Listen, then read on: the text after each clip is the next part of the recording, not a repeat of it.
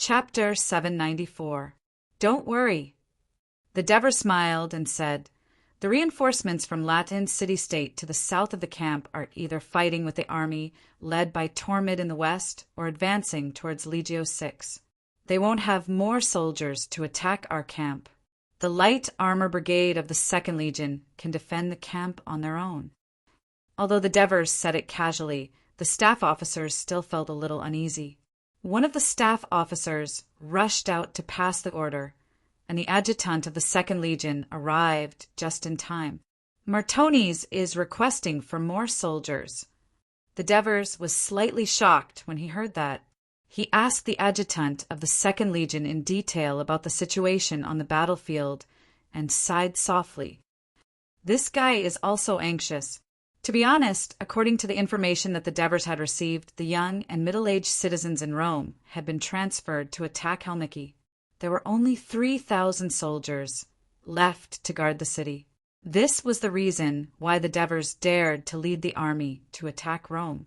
In his opinion, even if the people of Rome sent the elderly and women to defend the city, it would still be impossible for them to fight against more than 50,000 soldiers of the Legion of Dionysia, who had advanced siege equipment, strong bodies, and rich combat experience. However, he did not expect that the battle would last for so long, and the legions would not make any significant progress. Could it be that the people of Rome were so resilient? He secretly clenched his fists tightly. "Your Majesty, Your Majesty." Henoborus saw that the Devers were in a daze, and he quickly called out softly. The Devers immediately came back to his senses, and his face quickly regained its calmness. He said to the adjutant, "There are no more heavy infantry in the camp. Bring 300 light armor soldiers to support them immediately." "Yes." The adjutant respectfully saluted and turned to leave the tent. The Devers glanced at the slightly worried staff officers and said confidently, "I still have more than 200 palace guards. They are not inferior to the heavy infantry of the Legion. Together with the remaining light armor soldiers, there are a total of 1,000 people. You don't have to worry about the safety of the camp." As he spoke, he pointed to the front with a confident look on his face. "Moreover, even if the enemy destroys the campsite, it's not a big deal, because tonight we're going to camp in Rome." In fact, there was something else that he did not say. If the siege today failed, he would immediately lead the army back to Ostia, and this camp would be useless. "My army will conquer Rome today." Devers encouraged himself in his heart. At this moment, another report came in. North of Rome Bridge, 5 miles away, about 4,000 enemy troops are advancing rapidly towards the camp of Legio 3.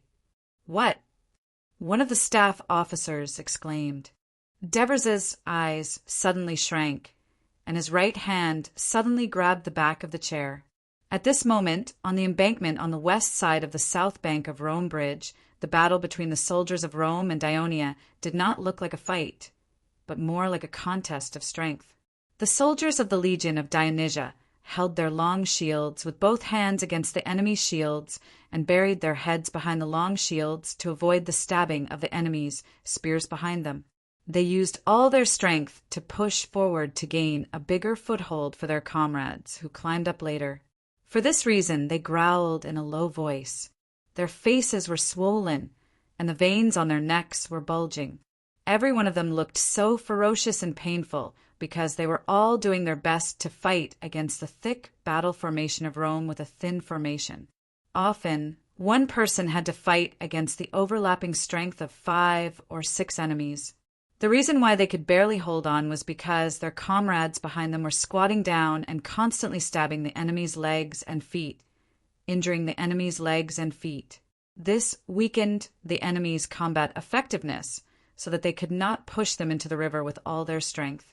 Even though the soldiers of Dionia fought so hard and caused a lot of casualties to the enemy, the battle line between the two sides was still close to the embankment, zigzagging and intermittent. Soldiers of Dionia were constantly pushed down the embankment and fell into the river. The soldiers of Rome who rushed to the embankment had to stop themselves, or they would fall into the river as well. At this time, the Dionia soldiers who were lying on the suspension bridge used their long shields to protect their heads and used their short swords to attack the enemy's legs. Their attacks were often effective, forcing the enemy to retreat again and stand on the embankment again. Therefore, this flat embankment had advantages and disadvantages for the soldiers of both sides. The soldiers of Dionia could not completely stand on the embankment and form a solid line of defense, while the soldiers of Rome could not destroy the suspension bridge and cut off the enemy's attack route. Because the defenders of Rome did not expect the soldiers of Dionia to use warships to build pontoon bridges, they did not prepare any kerosene at all. After the fierce battle between the two sides, the kerosene could not be transported to the embankment through the thick formation. Of course, there were Rome archers who shot the rockets into the river, but there were also sailors on the warships of Dionia who cleaned up the rockets in time. More sailors were patrolling on the deck. When they saw the soldiers who fell into the river, they immediately jumped into the river and rescued them. 20 pontoon bridges were equivalent to 20 life rafts. Even if the soldiers who fell into the river were unlucky and missed them, there were more than a dozen boats patrolling on the river downstream of these pontoon bridges. Therefore, although there were a lot of Dionia soldiers who fell into the river, most of them were still in good condition. After they were rescued, they could quickly return to the battle after a short rest on the warships. The soldiers of Rome seemed to have the upper hand, but there were soldiers who were constantly injured and had to withdraw from the battle, so the number of soldiers who could fight was slowly decreasing. On the other hand, the situation of the battle at the bridge of Rome was completely different. At the beginning of the battle, the soldiers of Rome blocked the enemy at the bridgehead in time, but they could not push the enemy into the river by relying on the strength of numbers like their comrades on the embankment. They could only face the enemy's attack head-on. The 1st Brigade of Dionia Legio III filled the entire bridge of Rome. The soldiers at the front used their long shields to block the enemy and stabbed with their short swords. The soldiers at the back used their bodies to push and stab with their bayonets. The soldiers at the back also threw javelins while pushing forward with all their might. At the beginning of the battle, the two sides were still in a stalemate. Half an hour later, the Rome soldiers, who were mainly composed of the old and the weak and supported by their strong belief in defending their homeland, gradually could not resist the impact of the Legio of Dionysia soldiers, who far surpassed them in physical strength, skills, and fighting spirit. They began to retreat little by little. Even when Cassius anxiously rushed over to supervise the battle, he still could not reverse the situation. More and more Dionia soldiers rushed across the bridge, expanding the attack area of the 1st Brigade. This increased the difficulty of the Rome soldiers' defense. If it were not for the timely arrival of more than 3,000 reinforcements, the Rome soldiers defending at the bridgehead would have been routed. But even with so many reinforcements, Cassius' frown still did not relax. This was because the citizens of Rome, old and young, had been receiving formal military training from Rome since childhood. Even if they were not strong enough or experienced enough, they could still rely on the whole to resist the attack of the Dionia soldiers. But these free people and slaves, even if they wore Rome-style armor and held long shields and bayonets, did not understand the tactics of Rome at all. Some slaves, especially, did not even know how to use shields and bayonets at all. Because of this, the ones who suffered the most were the team officers who were temporarily in charge of commanding them. They had no choice but to shout loudly, reminding the recruits under them what to do in the midst of the battlefield filled with the sounds of killing. Very quickly, all of their voices became hoarse, but the formation of the newly added reinforcements did not change much. It was still scattered and disorderly. Cassius was worried and began to blame in his heart. When the city of Rome was rebuilt, why didn't the Senate call on the people to build a wall on this embankment? Otherwise, with the protection of the wall, even if these recruits had no combat experience, they could play a greater role. At this moment, he vaguely heard the familiar sound of a bugle coming from the other side of the river. He suddenly became spirited. Are our reinforcements here? A few minutes ago, Lazzaro, the commander of Legio III, who was standing on the bridgehead on the other side of the river and watching the battle nervously, received news that Rome's reinforcements were coming. As there had been news of Rome's reinforcements gathering north of their camp, reported by the scouts, he was already prepared for this and did not appear to be panicking. There are only about 4,000 enemies. I think our troops guarding the camp can completely defeat them in the field. Lazaro said confidently. The commander of the Third Fleet, Middleades, said with some concern, the soldiers guarding the camp have all gone out to fight. If there are more enemies coming, Middleades, you have to believe in the ability of the scouts and mountain scouts of Legio III. Other than the Rome's reinforcements that are coming, they have not found any other enemies within 10 miles. After our soldiers defeat them, they have plenty of time to return to the camp. In order to dispel his concerns, Lazaro explained seriously, I asked the troops to take the initiative to attack, not because I like to fight, but because the camp we built is too big. If it's just a simple defense, the soldiers will be at a disadvantage. Middleades understood what he meant. Yesterday, Legio III and the Third Fleet built 2 camps on the north bank of the Tiber River. One was at the bridgehead, and the other was at the river on the west side of the bridgehead.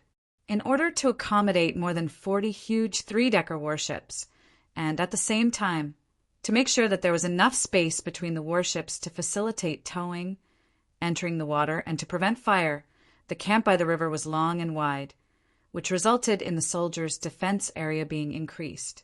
If they wanted to completely defend the camp, their military strength was slightly insufficient. The reason why Middleades had so many concerns was that the soldiers could still escape, regroup, and fight again if they were defeated. However, if they let the enemy rush into the camp by the river, his warships would be tied to the river and connected to each other, and they could easily be burned. By then, the Third Fleet would be completely finished. But after all, he had been on the battlefield for a long time. He knew that there was no room for hesitation at this critical moment, so he said decisively, I agree with your opinion, and I will temporarily hand over the command of the fleet infantry to you. Chapter 795. That's great. Lazaro hammered his fist on Middleades' chest and said sincerely, Thank you for your trust, Middleades. This is all for Dionia. Middleades replied with a straight face. Don't worry, I won't let the infantrymen of the fleet suffer great losses. Lazaro also made a promise, then said to the adjutant, Quick, get Eureza here. He planned to let Eureza take his place to command the entire Legio III to attack the south coast of Rome, while he himself would lead the 2 infantry battalions that stayed behind to guard the camp and 2,000 infantrymen of the Third Fleet to fight against the reinforcements from Rome. After all, with his identity as the commander of the legion, it would be easier for the infantrymen of the fleet to accept his command. Veii, a town built by the Etruscans, was located on the north coast of the middle reaches of the Tiber River, about 40 miles northeast of the city of Rome. It was one of the 12 allied cities of Etruria. Ever since the city of Rome was built, it had been a great enemy of the people of Rome. Both sides fought for the control of the land on both sides of the middle reaches of the Tiber River, and there had been many wars in the past 100 years. The people of Rome went from being passive in the beginning to winning and losing, to gaining the upper hand. Finally, more than 20 years ago, after a 10-year siege, the army led by Camillus broke through the city of Veii. Due to hatred and interests, the people of Rome killed all the people of Veii. Ai, who could resist, captured the women and children as slaves, and completely occupied the land of Veii. Ai, turning it into a colonial town of Rome. Not long after, due to the fierce conflict between the nobles of Rome and the civilians, most of the civilians left Rome in anger and settled in Veii. Then, the Celts invaded and occupied the city of Rome. Camillus gathered the Romans and the Latins to drive out the Celts. After that, the nobles and commoners of Rome reconciled and rebuilt the city of Rome. Many commoners of Rome who had settled in Venus also returned. In order to prevent Venus from once again becoming a refuge for the commoners of Rome and the nobles, thereby weakening the strength of Rome itself, the Senate passed a bill to designate the fertile land to the south of Venus, near the Tiber River, as the public land of Rome. Thus, this large Etruscan city, which had a population similar to that of Rome and was even more prosperous than Rome, became a medium-sized colonial city of Rome. Since the residents of Venus were all citizens of Rome, after they vigorously responded to the first call of enlistment from Rome, which was to follow Camillus in attacking the Hernici, they once again squeezed out more than 500 people to come to the rescue when they heard that the city of Rome was under attack. In addition to Venus sending troops to the rescue of Rome, there was also Caesarea, which was also one of the 12 Etruscan city-states. It was located on a hill about 14 miles from the sea, nearly 60 miles from the north bank of the Tiber River. Because of its iron mines and the production of high-quality pottery, it enjoyed a good reputation in central northern Italy, which made the city prosperous and wealthy. Moreover, this city-state was very good at getting along with other forces. When most of the Etruscan city-states had a tense relationship with Rome, it maintained a good relationship with Rome. When the Celts invaded and their own city was destroyed, the Caesar people sheltered many of the people of Rome who fled from the fall of Rome in various mountain villages in the territory. Therefore, when Rome recovered its strength and began to attack the Etruscan territories in the north, they were grateful for the kindness of the Caesar people and did not invade their territory. Instead, they invited Caesarea to join the Rome alliance. At the same time, the relationship between the Caesar people and the Greeks was also very good. It was one of the few non-Greek cities that had a sacred treasury in Delphi. Delphi generally did not allow non-Greek city-states to have a sacred treasury, which was very surprising. This time, in order to rescue their leader, Rome, Caesarea had also sent more than 500 soldiers. In addition, there were 2 reinforcements from the Etruscan alliance. They were Volch and Tarquina. They were also 2 city-states that were close to the coast, but built their cities on the mountains. They had very Etruscan characteristics. They were rich in mineral resources and also had a large port and prosperous sea trade. Volch, in particular, had become the sea trade center of the entire west coast of the Italian peninsula as early as 100 years ago. Its pottery, bronze, and wine were even exported as far as the eastern Mediterranean Sea. Not only was it once a maritime power, but it also controlled many Etruscan tribes and small towns around it on land. Tarquina, on the other hand, had a feud with Rome, just like Veii. As early as 100 years ago, it had supported the overthrown king of Rome, Tarquina, against Rome. However, these 2 powerful city-states had declined in the past few decades because of the continuous southern invasion of the Celts and the harassment of Rome. More than a decade ago, the Celts had invaded these 2 cities, causing them to suffer heavy losses. The city fell, and the people were plundered. Before they could recover from the war, Rome, who had driven away the Celts and received strong support from Carthage, once again invaded their territory. After suffering successive defeats in the battle, the people of these 2 cities had no choice but to surrender. Rome divided part of the territory of these 2 cities and established 2 colonial cities, Sutrium and Cosa, as strongholds for Rome to control the southern part of Etruria. At the same time, Rome also monitored the movements of these 2 cities. So this time, when Rome sent messengers to ask for help, the 2 cities also sent reinforcements. Of course, there were also reinforcements from Sutrium and Cosa, totaling more than 2,000 people. Including the soldiers sent by other Etruscan tribes and towns that had surrendered to Rome, there were more than 4,000 people in total. The reinforcements from Veii, Caesarea, Volchi, and other towns gathered one after another. There were still a few soldiers arriving later, but they received a report from their spies that Dionia was attacking Rome in a hurry. The situation did not allow them to wait here, especially when the citizens of Rome in Veii kept clamoring to rush to the rescue. So the leading generals from the colonial city of Rome and the city-state of Etruria quickly reached an agreement. They led their respective public militias and dragged their feet towards the bridge of Rome. When they were 2 to 3 miles away from the Dionia camp, they received another report from their spies. About 4,000 Ionia soldiers were marching quickly towards them. When the generals heard this, their reaction was the same as Paulus's. They were all taken aback. Weren't the people of Ionia attacking the city with all their might? Why are there still enough soldiers left to fight us in the field? But time was running out, and they did not have much time to think. They hurriedly began to set up the formation. More than 4,000 Rome reinforcements came from many Etruscan city-states, tribes, and the colonial city of Rome. It took a lot of effort just to determine the affiliation of each troop and arrange the positions of the formation. So before the entire formation of the army was spread out, the Dionysian army appeared in their sight. The army, led by Lazzaro, had 2,000 fleet infantrymen and a light armor brigade, so they moved relatively quickly. Only a heavy infantry brigade was slightly behind. When they arrived at the battlefield, Lazzaro found that the Rome reinforcements did not expect the Dionysian army to attack, so they were not prepared in advance. The whole army was still in a mess. How could he let go of such a good opportunity? Before the heavy infantry brigade arrived, he gave the order to attack. The fleet infantrymen would attack the left side of the enemy, and the light armor brigade would attack the right side of the enemy, leaving the front open for the heavy infantry brigade who arrived later.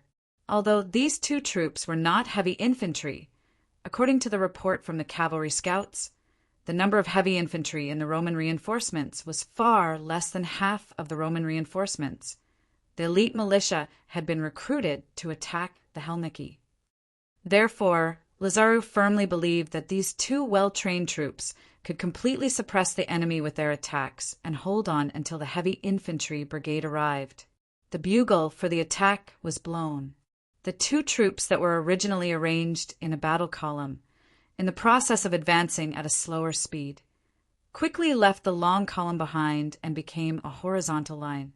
After that, they did not need to change their positions anymore and began to advance at a faster speed.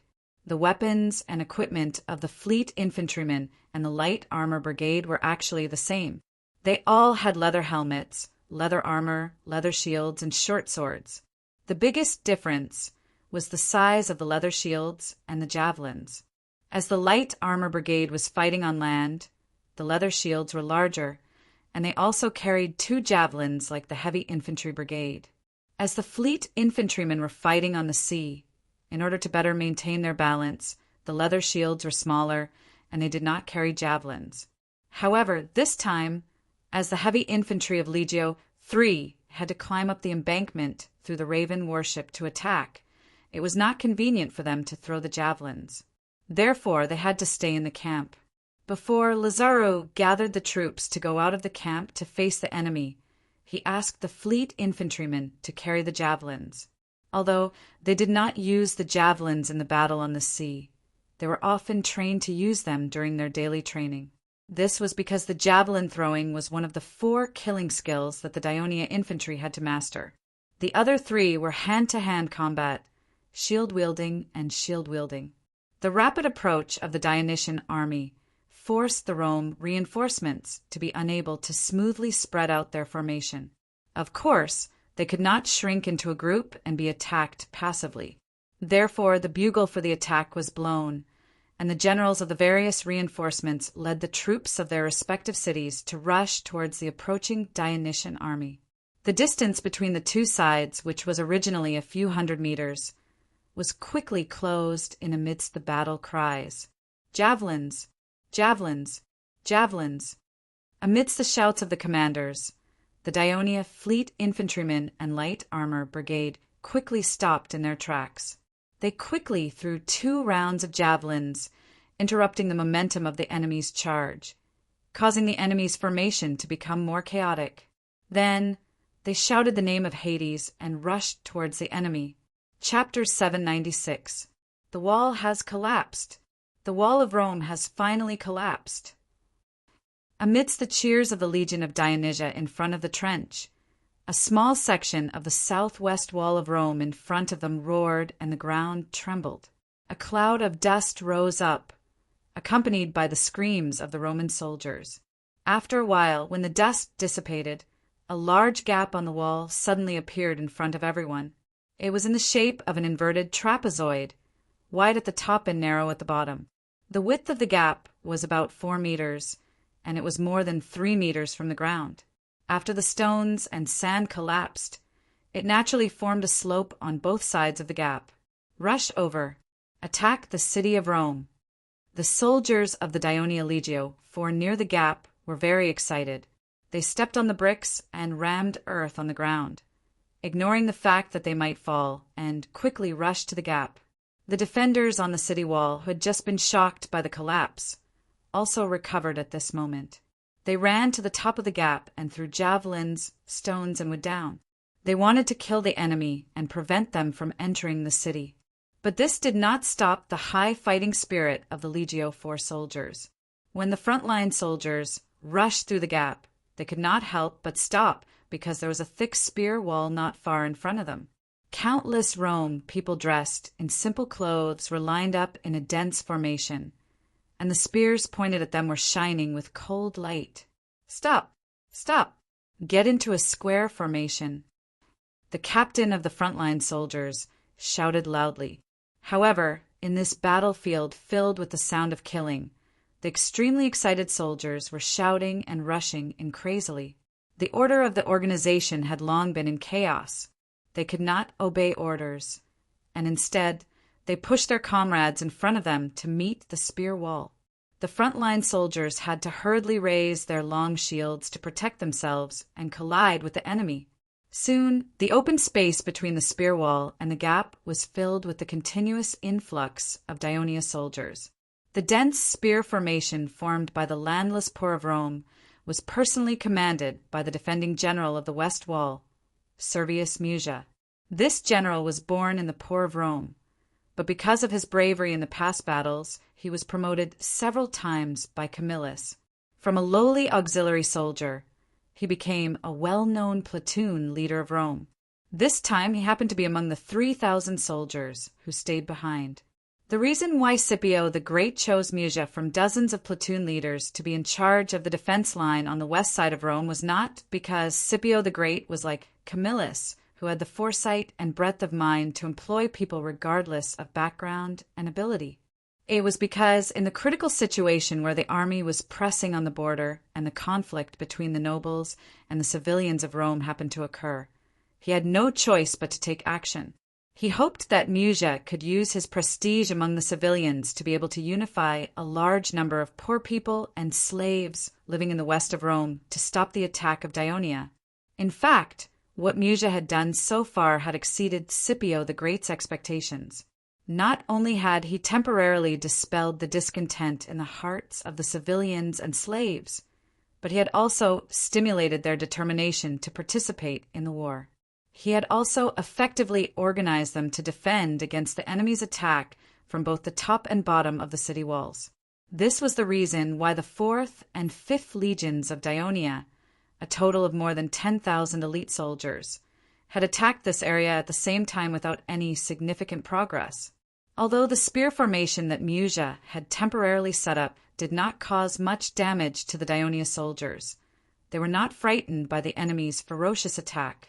Instead, they stubbornly blocked the enemy's breakthrough. The ones who caused the greatest damage to the Dionia soldiers who had rushed into the breach were the defenders at the top of the city walls.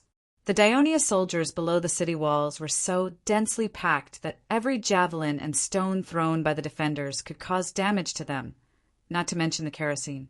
If the unfortunate Dionia soldiers were doused with kerosene, they would be a great threat to their comrades around them. Fortunately, tar and olive oil had been used in large quantities to burn down many of the siege weapons.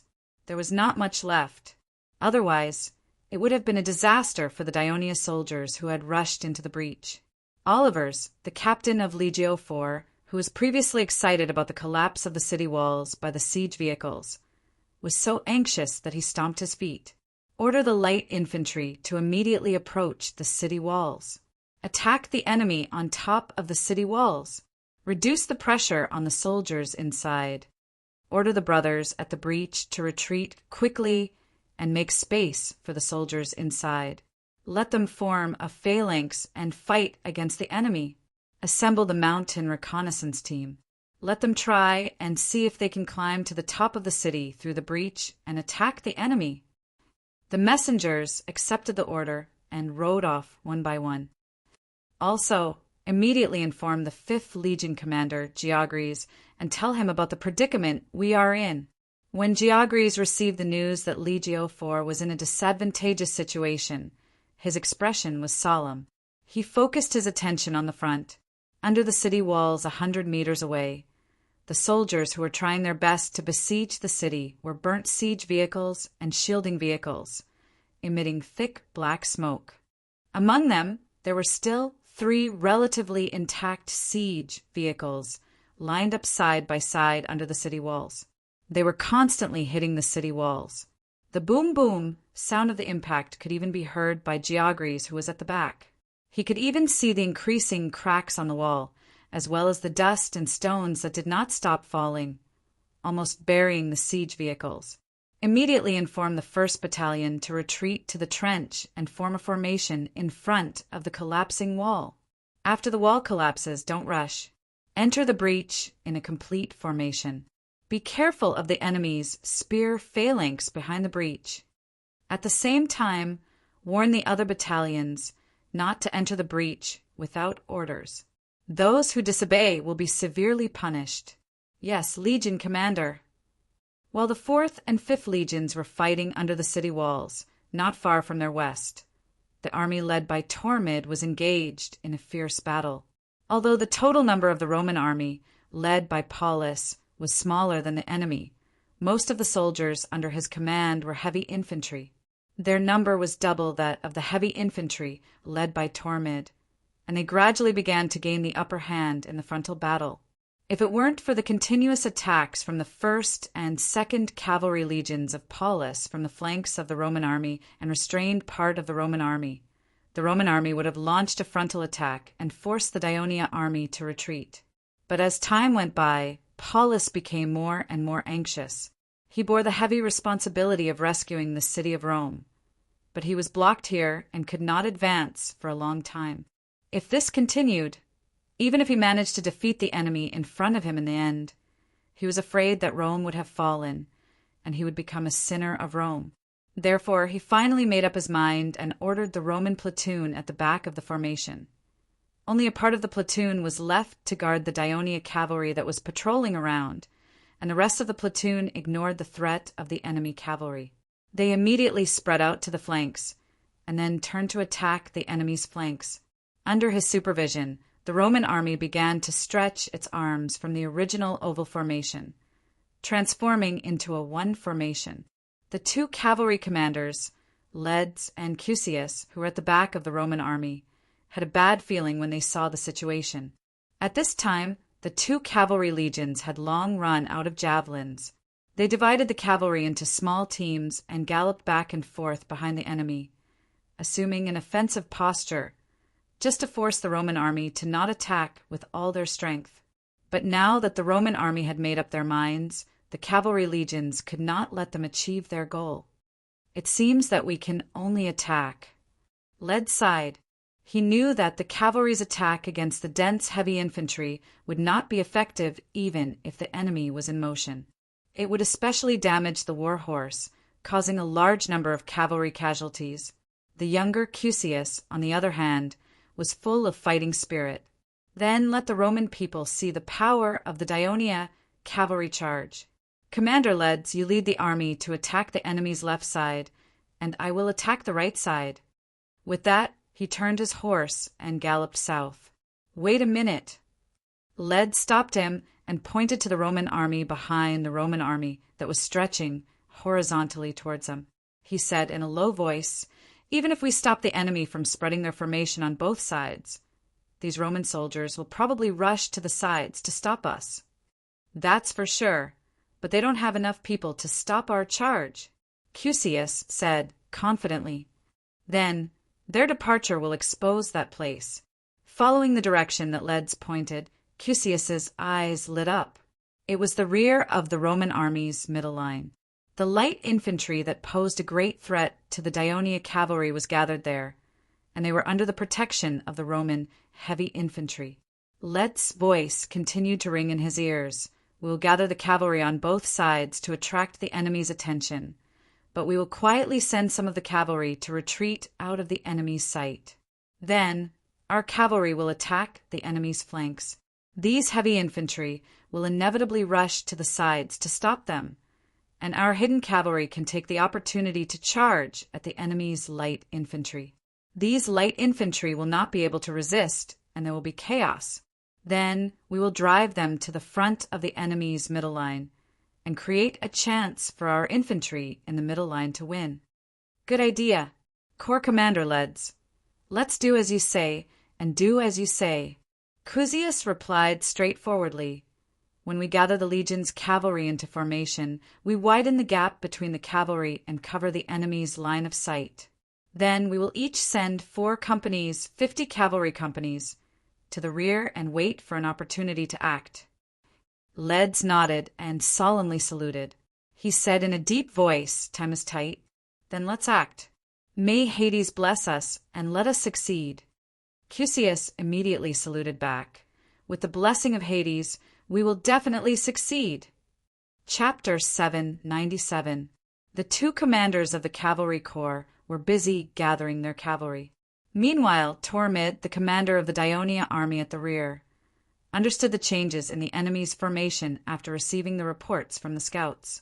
Of course, he had to respond accordingly. He pondered for a moment and issued an order.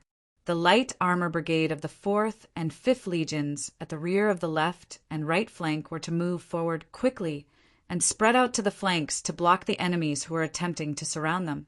Meanwhile, the light armor brigade of the 2nd Legion at the rear of the middle was to be divided into 2 groups, ready to support the flanks at any time. After all, it was very difficult for the light armor brigade to confront the enemy's heavy infantry head-on. Tormid had no choice but to do so. He just wanted to buy a little more time. As the order was issued, the troops began to move, stirring up a cloud of dust. Tormid, who had been in a state of anxiety, suddenly opened his eyes wide. What's going on? Through the gray dust, he saw Clodocatax and the 40 palace guards, who were resting quietly in front of him, suddenly moved to the right. My lord, no one gave his highness any additional orders. One of his men quickly explained. Go, send someone to tell his highness to obey the order and stay where he is. Tormid said anxiously. Clodocatax saw the messenger shouting at the rear of the formation. He immediately realized that there was a change in the situation, so he took the initiative to order the palace guards to follow the light armor brigade of the 5th Legion to move to the right flank. These palace guards initially stopped him on the grounds of his safety, but he was the temporary commander of the palace guards after all. Besides, which citizen of Dionia did not want to go to war and gain merit? These palace guards had been staying in the city of Turii for a long time, protecting the king of Devers. It was not easy for them to get the chance to go to war and kill the enemy. It was inevitable that they would be tempted, so they were easily persuaded by Clodocatax. When the messenger rushed over and asked Clodocatax to obey the order and stay where he is, Clodocatax replied angrily, Please tell His Highness Tormid that the army is now facing danger. The other soldiers are fighting a bloody battle, but he wants us to hide like cowards. Does he want us to become the laughingstock of the whole kingdom? Clodocatax's words immediately made the palace guards, who were a little shaken. They did not listen to the dissuasion and continued to follow Clodocatax. After Talmud got Clodocatax's answer from the messenger, he didn't know what to do even though he was good at coordinating and dealing with all kinds of complicated relationships. On one hand, as the young prince had said, if he were to stand aside and wait for the war to end, the prince would most likely become the laughingstock of the people when he returned to Turii. Not only would Clodocatax hate him, but the king of Devers and his consort Christoia would also be dissatisfied with him. But if he were to go to the front and fight the fierce enemy, he would also be blamed if he were to get injured. If he were to die in battle, then, just as he was hesitating, a scout galloped over. Report! His Highness Epicthenus has arrived at the battlefield. He's finally here. Talmud let out a long sigh of relief. His heart was finally at ease. He turned to his subordinates and said, "Immediately take a company from the 2 ND Division's Light Armor Battalion and follow the prince to the right flank." With Epicthenes' reinforcement, the defeat of Rome's reinforcements was imminent, and he no longer had to worry about Clotho-Catax's safety. Leading the army to Latinum and attacking Rome was regarded by Devers as his most important strategic plan so far. He knew how powerful Rome was in his previous life, so he would certainly go all out. So, not only did he send out the 1st, 2nd, 3rd, 4th, 5th, and 6th Infantry Legions, as well as the 1st and 2nd Cavalry Legions, he also sent Epicthenes, who had just stepped down as the governor and was unemployed at home, to Lucania. As Legio III stayed in Atlas at the request of the Campanians, the Ministry of Military Affairs later appointed Xanthoparis to form a new reserve legion in Lucania municipality to replace Legio III in defending the entire Lucania municipality. The soldiers of Legio III not only came from Lucania, but also Copsa and the coastal cities of Annona, Poseidonia, Elia, and Laos. Therefore, with such a rich source of soldiers, Xanthoparis quickly formed a complete new legion. Devers ordered Epicthenes to lead half of the new legion to Latinum on the 2nd day after the army landed and occupied Ostia, and then head to Ostia by ship. This was a backup plan that Devers had prepared. He would use this important flag depending on the development of the war. As the attention of the coastal city-states of Latinum was attracted by the Daionia army besieging Rome, they did not notice that another smaller Daionia army had entered the port of Ostia with a large fleet of supplies. When the Devers received the news yesterday evening that the defeated Roman army had regrouped and was marching east to rescue Rome, he immediately sent messengers to Ostia to inform Epicthenes to lead his army eastward today to help the main force defeat Rome's reinforcements and ensure the smooth progress of the siege. Epicthenes, who had been away from the army for several years, had always been known for being flexible and skillful in warfare. After he led his army out this morning, he did not rush his soldiers, but marched at a slow pace. At the same time, he sent out many scouts to the army's camp to learn about the deployment of the siege and the enemy's situation outside Rome. He wanted to keep abreast of the progress of the war so that he could find an opportunity. When he learned that his allies were blocking a large group of reinforcements from Rome on the west side of Rome, he immediately knew that this would be his first target. Only then did he order the army to speed up in the direction he had designated. Just as the army was about to reach the battlefield, Epicthenes met the 400 cavalrymen hidden behind the 2 cavalry commanders. After learning about Led's and Cusius' attack plan, he immediately said confidently, "Go tell your commander to stop wasting your war horse. Leave the next battle to me." After that, he ordered the troops to stop advancing and get into formation. He also ordered the soldiers to organize their equipment. Led's was relieved to hear that the reinforcements had arrived, but he was not ready to completely abandon his previous attack plan. He quickly reached an agreement with Cusius. The plan would be carried out as usual, but the attack on the flanks would be changed to a feint, while the ambush in the middle would remain the same. Woo! The bugle was blown. Led's clamped his legs on the horse's abdomen, and the war horse began to move forward. More than 1,000 cavalrymen followed behind him. It took them a long time to go from a slow walk to a slow jog. On the other side, more than 1,000 cavalrymen, led by Cusius, did the same. This gave the Roman army, who had been vigilant against the Daionia cavalry, a chance to react. Paulus, who was at the rear of the army, would certainly not allow the Daionia cavalry to disrupt the attack of the heavy infantry on the flanks. He immediately ordered the 12 Roman squadrons to rush to the flanks to stop the enemy cavalry's attack. When the Roman soldiers rushed to the flanks, the Daionia cavalry was still 100 meters away. Paulus breathed a sigh of relief for the time being. At this time, the Daionia cavalry had changed from a slow jog to a medium pace. Thousands of hooves on both sides of the army stomped on the ground, causing dust to fly and the earth to tremble. From afar, under the gray sky a mile apart, 2 black cavalrymen formed 2 huge arrowheads, surging forward like a black tide. There were some bright red flags flashing in the surging black tide.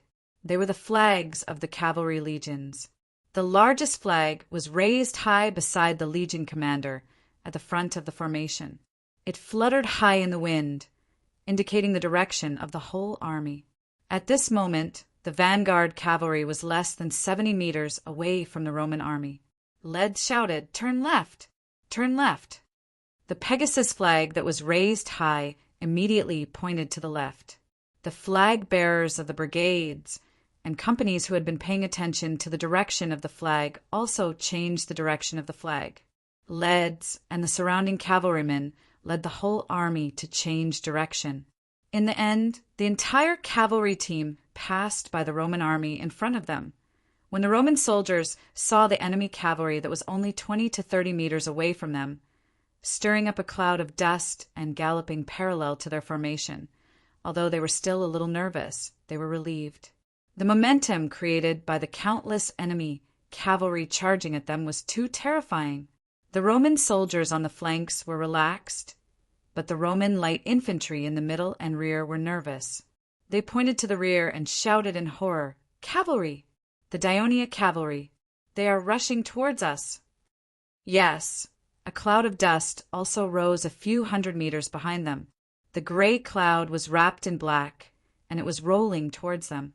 Paulus, who was behind the light infantry, turned around and saw this terrible scene. He was also panicking. "Damn it, I was tricked by the Daionia. Go, go.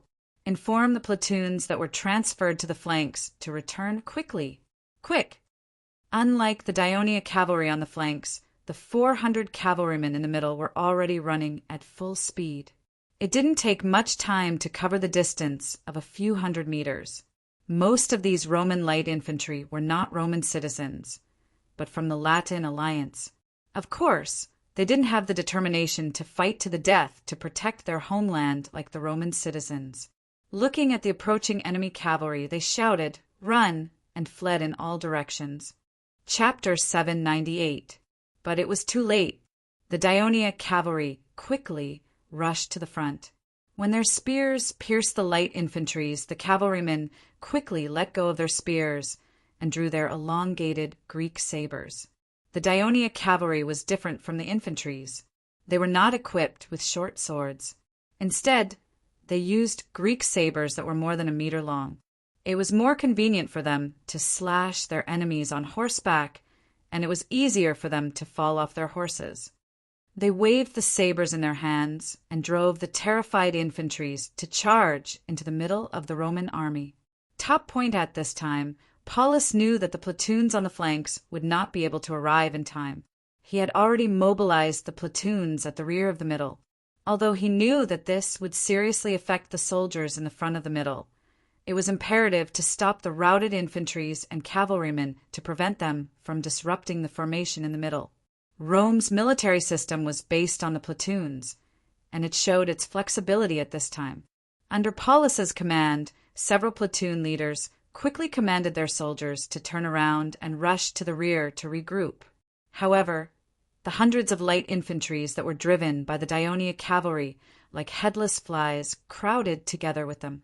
In order to escape, they even pushed down the Roman soldiers in front of them. The light infantries and Rome's heavy infantries were crowded together. The Daionia cavalry on the periphery waved their sabers and slashed at the light infantries, making the situation even more chaotic. "Kill these light infantries! Kill them!" Paulus shouted anxiously. He took the lead and stabbed the light infantries in front of him with a spear. The Roman heavy infantries had no choice but to follow suit. They stabbed the light infantries that fought side by side with them, but now they were in a difficult situation. However, the chaotic situation could not be solved immediately. Paulus stabbed the routed infantries while shouting for the army to regroup. At this moment, he heard the soldiers' panicked shouts, "Enemies! More enemies are coming!" Paulus's heart sank. He hurriedly took a few steps back and looked ahead. Through the gaps between the Daionia cavalry, he saw a black horizontal line appearing on the ground in the distance. Furthermore, it was moving forward rapidly. As it moved, the black line continued to lengthen and widen. Paulus, who had led his troops into battle many times, knew that this was an illusion caused by the dense infantry phalanx moving in the distance. Besides, the uniform, bright black color clearly indicated that this troop was definitely not Rome or Latin. It completely made Paulus feel that he was not lucky at all. At that moment, he panicked and felt that his heart was empty. His hands and feet had no support, and his body could fall at any time. At this moment, the subordinate beside him said anxiously, "General, the enemy's reinforcements are here. We're doomed. Why don't we retreat first?" "Yeah, let's retreat quickly. Any later and we won't be able to leave." The guards made up of his clansmen and diners also tried to persuade him. Leave. If Rome was gone, where else could they go? Paulus's face showed a pained expression. He remembered the miserable years when the Celts conquered Rome more than 10 years ago. A surge of strength rose from the bottom of his heart, and he replied firmly, "No, I want to be like the Fabius family in the past. I want to fight to the death with the enemies who invaded Rome here." He raised the spear in his hand and shouted sternly, "For Rome, fight to the death without retreating." Now that the heir of the patriarch had issued a call, according to the tradition of Rome, these clansmen and diners must pledge their lives to follow him. So the guards shouted one after another, "For Rome, fight to the death without retreating." Their shouts influenced the other heavy infantry. They also shouted, "For Rome, fight to the death without retreating." For a moment, the morale of the people of Rome was high. In front of them, the light infantry were still panicking, and the Diorians had begun to retreat to the flanks, making space for the soldiers of the Dionia Reserve Legion to attack from the rear. The newly arrived Dionysian army soon appeared in front of the soldiers of Rome. They lined up in a dense and neat phalanx, with their heads held high and their chests puffed out. They marched forward, obviously having good physical strength. The formation was about a mile long, which showed that there were many of them. Woo! The bugles sounded, and the soldiers of Dionia shouted the name of Hades and ran forward. Prepare for battle. Paulus, who was standing in front, clenched the spear in his hand and said in a deep voice. At this time, he had already disregarded life and death. But at this time, there was some confusion among the soldiers behind him. It turned out that the soldiers of Dionia who were fighting in the middle of the Roman army also heard the bugle and suddenly strengthened their attack. The middle of the Roman army had already been weakened, so the soldiers were forced to retreat. As a result, they collided with the soldiers at the rear who were preparing to defend. At this time, the reinforcements of Dionia were already within 30 meters of the Roman army. They quickly threw the javelins in their hands, took out their spears, and began the final charge. The Roman army was caught in a two-pronged attack. Paulus, his guards, and the soldiers around him wanted to fight to the death.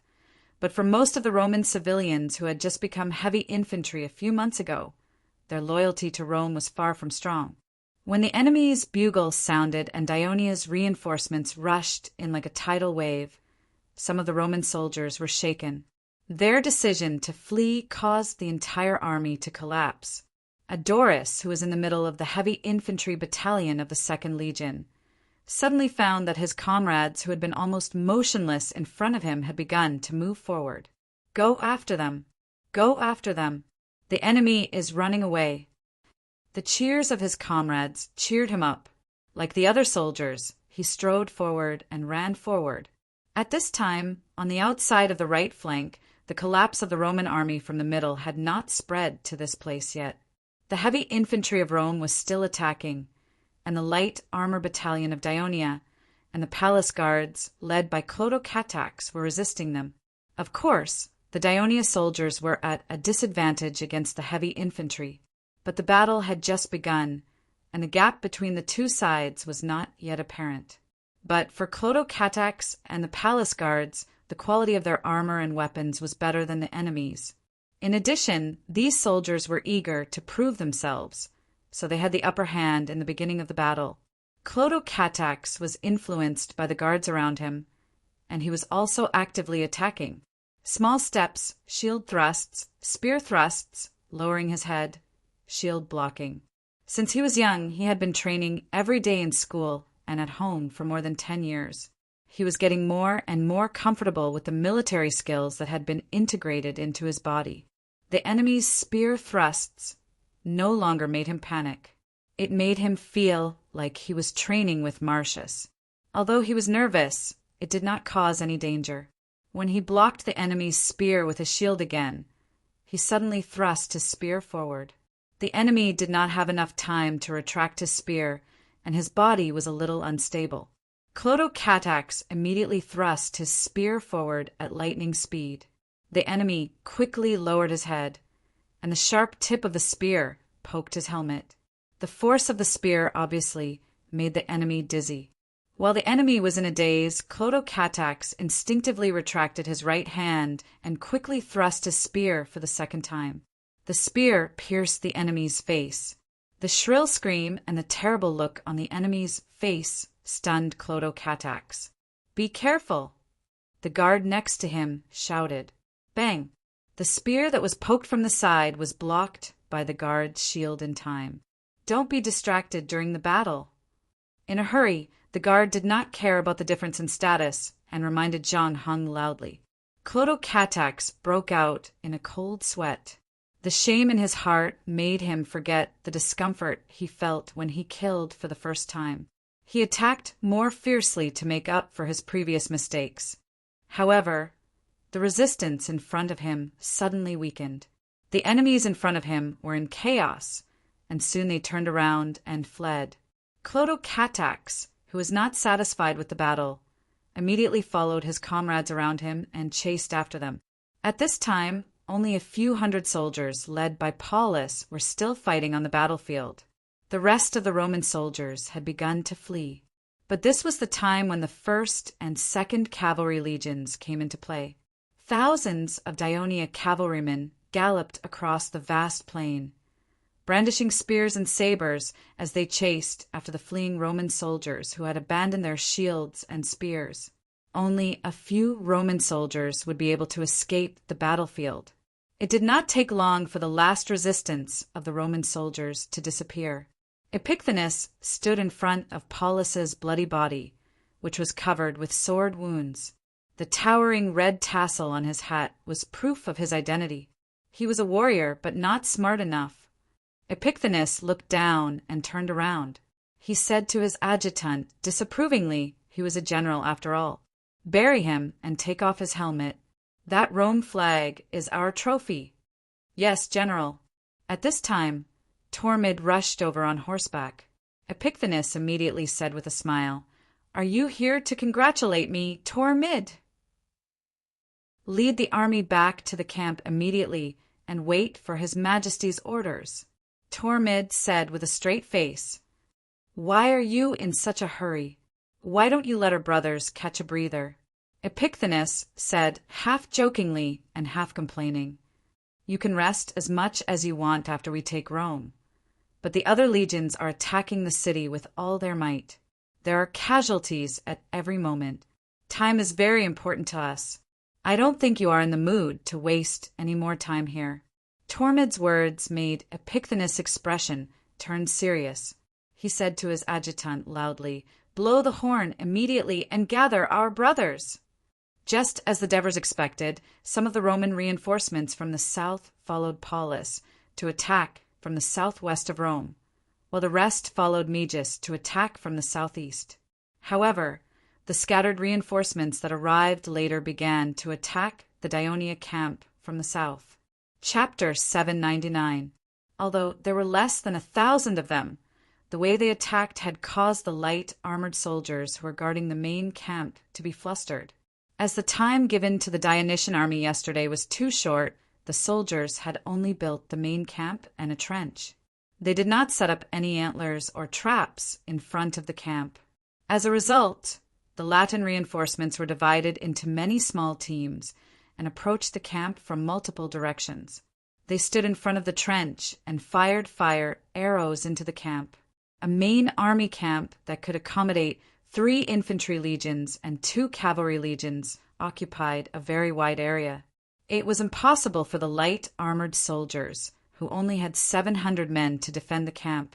Therefore, tents would be set on fire from time to time, forcing them to send people to and fro to put out the fire. Once the fire got bigger and part of the camp was set on fire, the soldiers who were attacking the city would see it, and it would definitely affect their fighting spirit. As a result, the manpower defending the camp became even more insufficient. The Devers urgently transferred a few hundred laborers from the supply camp to help put out the fire. At the same time, he also sent 100 palace guards to act as the mobile force for the defense of the camp. Only then did they manage to deal with the current situation. The siege had been going on for nearly 4 hours, but there was still no breakthrough. The Devers sat in the main tent and continued to watch the staff members draw on the map with a calm expression. Hannibal, who was taking notes at the side, seemed a little anxious at the moment. He was pacing back and forth in the tent. The Devers had no choice but to say, "Herney, hurry up and sit down. Don't walk around. It's making me dizzy." Hannibal said anxiously, "Your Majesty, the number of enemies attacking the camp is increasing. Even the enemy's reinforcements have appeared in the east of Rome, threatening the camp of the 1st Legion. Now, the enemy's reinforcements are all around us. There are no extra troops in the camp that can be mobilized. The legions are still blocked outside the city, and there are many casualties among the soldiers. If this stalemate continues, what if we can't take down Rome before nightfall? I'm worried." "I'm worried." Devers waited for him to vent his worries before slowly saying, "Apart from Turiae, Rome can be said to be the largest city on this peninsula. Even if its main force is not here, it will not be easy to capture it. It's not like our legions haven't made any progress. You've heard it just now. The 2nd Legion has used siege towers, and more than 100 soldiers have attacked the top of the city wall and gained a firm foothold. Legio III has also occupied the southern bridgehead of the Bridge of Rome and is expanding its attack range. Legio IV has used siege vehicles to destroy the city wall. Their soldiers have broken through the gap and are temporarily blocked under the city. We are in a tug-of-war with the people of Rome. The people of Rome are doing their best to keep us in a stalemate. However, this kind of explosive power will not last long. We are increasing our strength to pull the red rope over bit by bit until we completely overwhelm the strength of the people of Rome. By then, they will definitely collapse." Devers clenched his right fist and waved it with force. He said confidently, "As for the reinforcements of Rome, Your Majesty, good news! Sir Epitines has arrived on the battlefield with 4,000 soldiers and cooperated with Sir Tormid to completely defeat the reinforcements of Rome in the southwest. The 1st and 2nd Cavalry Legions are chasing after the defeated soldiers. Sir Tormid and Sir Epitines are leading the army here." "That's great." Hannibal, who was originally worried, was now filled with joy. The advisors in the tent also applauded in celebration. Devers also had a smile on his face. "Inform Tormid and Epitines immediately. Ask them to send a heavy infantry battalion to defend the camp. The rest of the troops, gather at the rear of the 2nd Legion and wait for my orders." "Yes, Your Majesty." Aeneas quickly went out of the tent to inform the orderly. He quickly returned and said excitedly, "Your Majesty, the scouts have reported that Legio VI and part of the 1st Legion have attacked the top of the city wall." On the surface, the 1st Legion and Legio VI were using conventional siege methods, but Devers had suggested that they try climbing the city wall with rope hooks. Climbing the city wall with rope hooks was one of the first siege methods invented by Devers. It was this method that was first used to capture Amendola and gain a foothold for the mercenaries in Greece. As Dionia grew stronger, various siege weapons were manufactured one after another, and the siege methods became more and more perfect. This simple rope hook, which was a great help to the mercenaries, had long been forgotten. However, Devers did not forget. considering that there might be a lot of siege battles after the army arrived in Ladin. They specially sent people to take out dozens of sets of hooks that were already covered in dust from the corner of the armory. They polished and equipped them with ropes, just in case. Amyntas had always advocated offense and liked to take risks, so he did not hesitate to accept the Devers' suggestion. Trotyres, the captain of Legio VI, was also a member of the mercenary expedition in Persia. He came to Thurii with the Devers and grew from an ordinary soldier to a legion commander. His combat experience was rich, and his achievements were outstanding. Of course, he would not allow his legion to perform mediocre in this important siege battle. Both of them knew very well that in order to succeed, they had to deceive the enemy and carry out a surprise attack. Otherwise, once they were discovered, there would be a lot of casualties. So both of them unanimously decided to use the rope hook to climb the city wall at the southeast corner of Rome. Like the southwest corner, the city wall protruded outwards, but unlike the southwest corner, it was bent a few times and eventually formed a small, sharp corner. It happened to be relatively far from several gates of Rome, and the zigzagging city wall was convenient to block the enemy's line of sight, making it difficult to be discovered.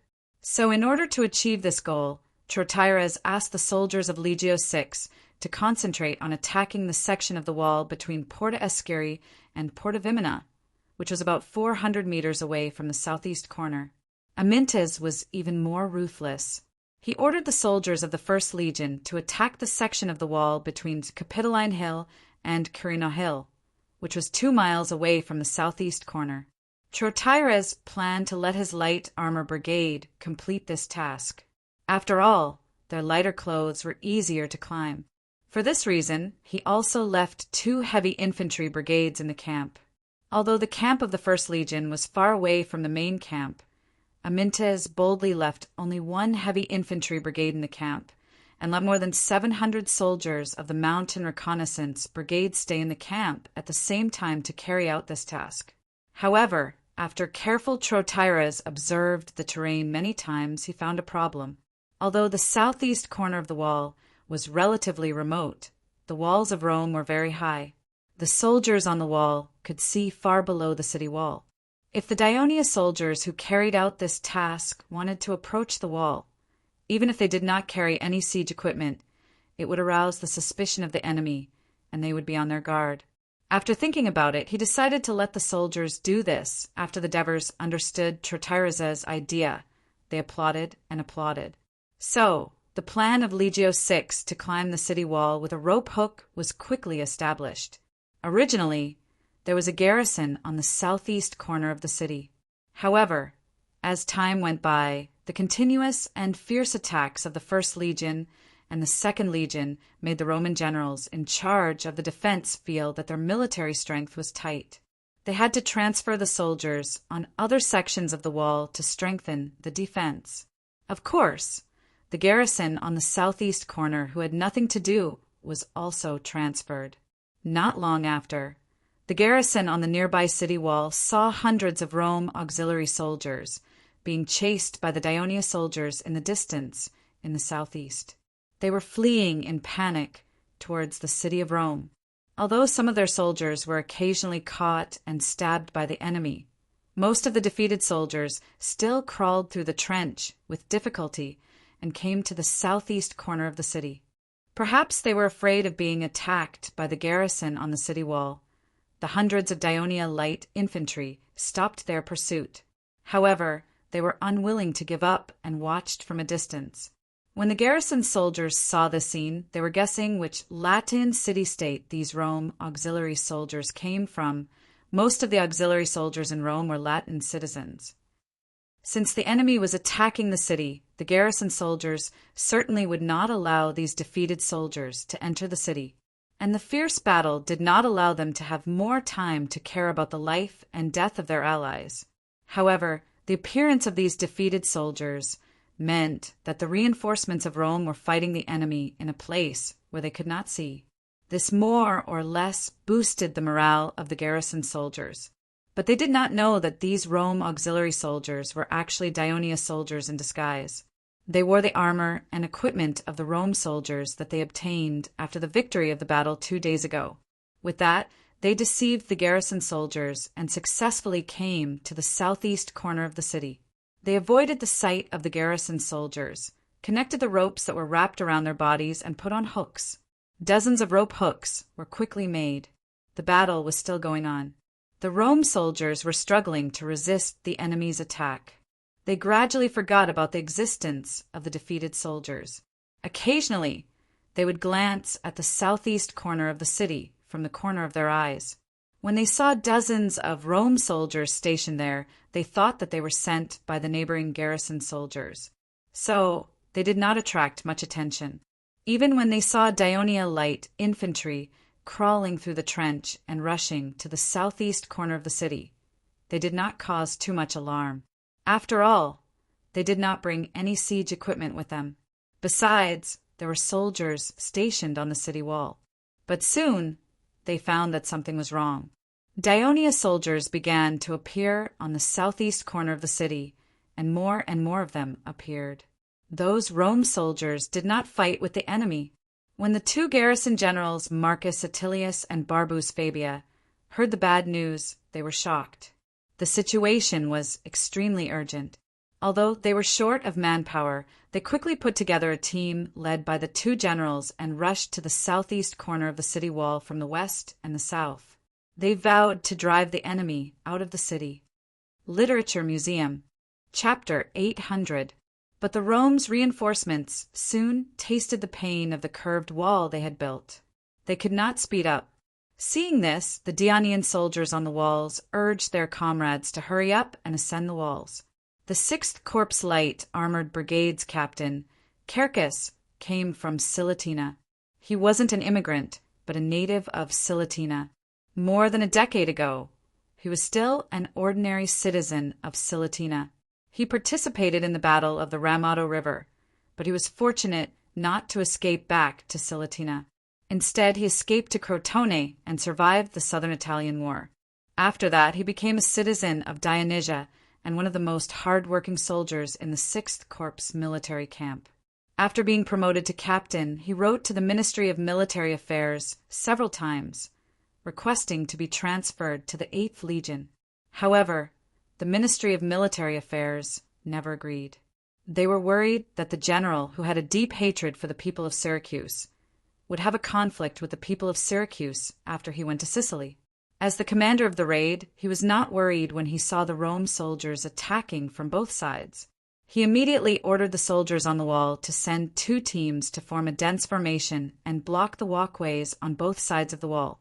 The walkways on the wall of Rome were not wide, so Scipio the Great was able to successfully block the Daionia soldiers who passed through the siege tower and went up to the top of the wall. Now, Cercus was also using this method to buy time for the follow-up troops to go up the wall. It was really an eye for an eye. Even if more than 1,000 soldiers from the Light Armor Brigade and the Mountain Reconnaissance Brigade came up, Cercus was not going to attack from the wall. The walkways were narrow and long, and it would take a long time to break through the enemy's defense line. He had a better choice because there was a stone staircase in front of him that led to the city. It was precisely because the southeast corner was remote that Rome built a ramp here to make it convenient for the soldiers to arrive quickly. However, they did not expect that it would become a fatal weakness for the enemy. Marcus and Barbus quickly realized this problem, but the 1st Legion and Legio VI's attacks had become more urgent during this period. It was obvious that they were cooperating with the sneak attack of this unit, so they had no more troops to send. Barbus had no choice but to send someone to Scipio the Great for help. At this time, the exhausted Rome soldiers who had been fighting for a long time were motivated by the belief of protecting their homeland. They walked along the wall and headed towards the southeast corner in an aggressive manner. But the Daionia soldiers, who were arranged in a dense formation and had been conserving their strength, were like 2 boulders blocking their way. The other Daionia soldiers went up the wall very quickly, not only because of the 30 rope hooks, but also because the soldiers brought more ropes. After going up the wall, they untied the ropes from their bodies, tied them to the battlements, or pulled them with their hands and hung them under the wall. Nearly 100 soldiers climbed up the wall at a time, and soon the southeast corner was filled with the densely packed Daionia soldiers. Under Cherkis's order, 1,000 light armored soldiers and scouts quickly stepped down the stone stairs and finally entered the city of Rome. There were 3 routes of attack in front of them. The first route was to go north along the northeast wall, close to Monte Cassino, to support the First Legion or to attack the center of Rome, the Senate. However, this route was long and narrow, and it was easy to be intercepted. The second route was to go northwest through the road between Monte Cassino and Monte Vermina and go straight to the center of Rome.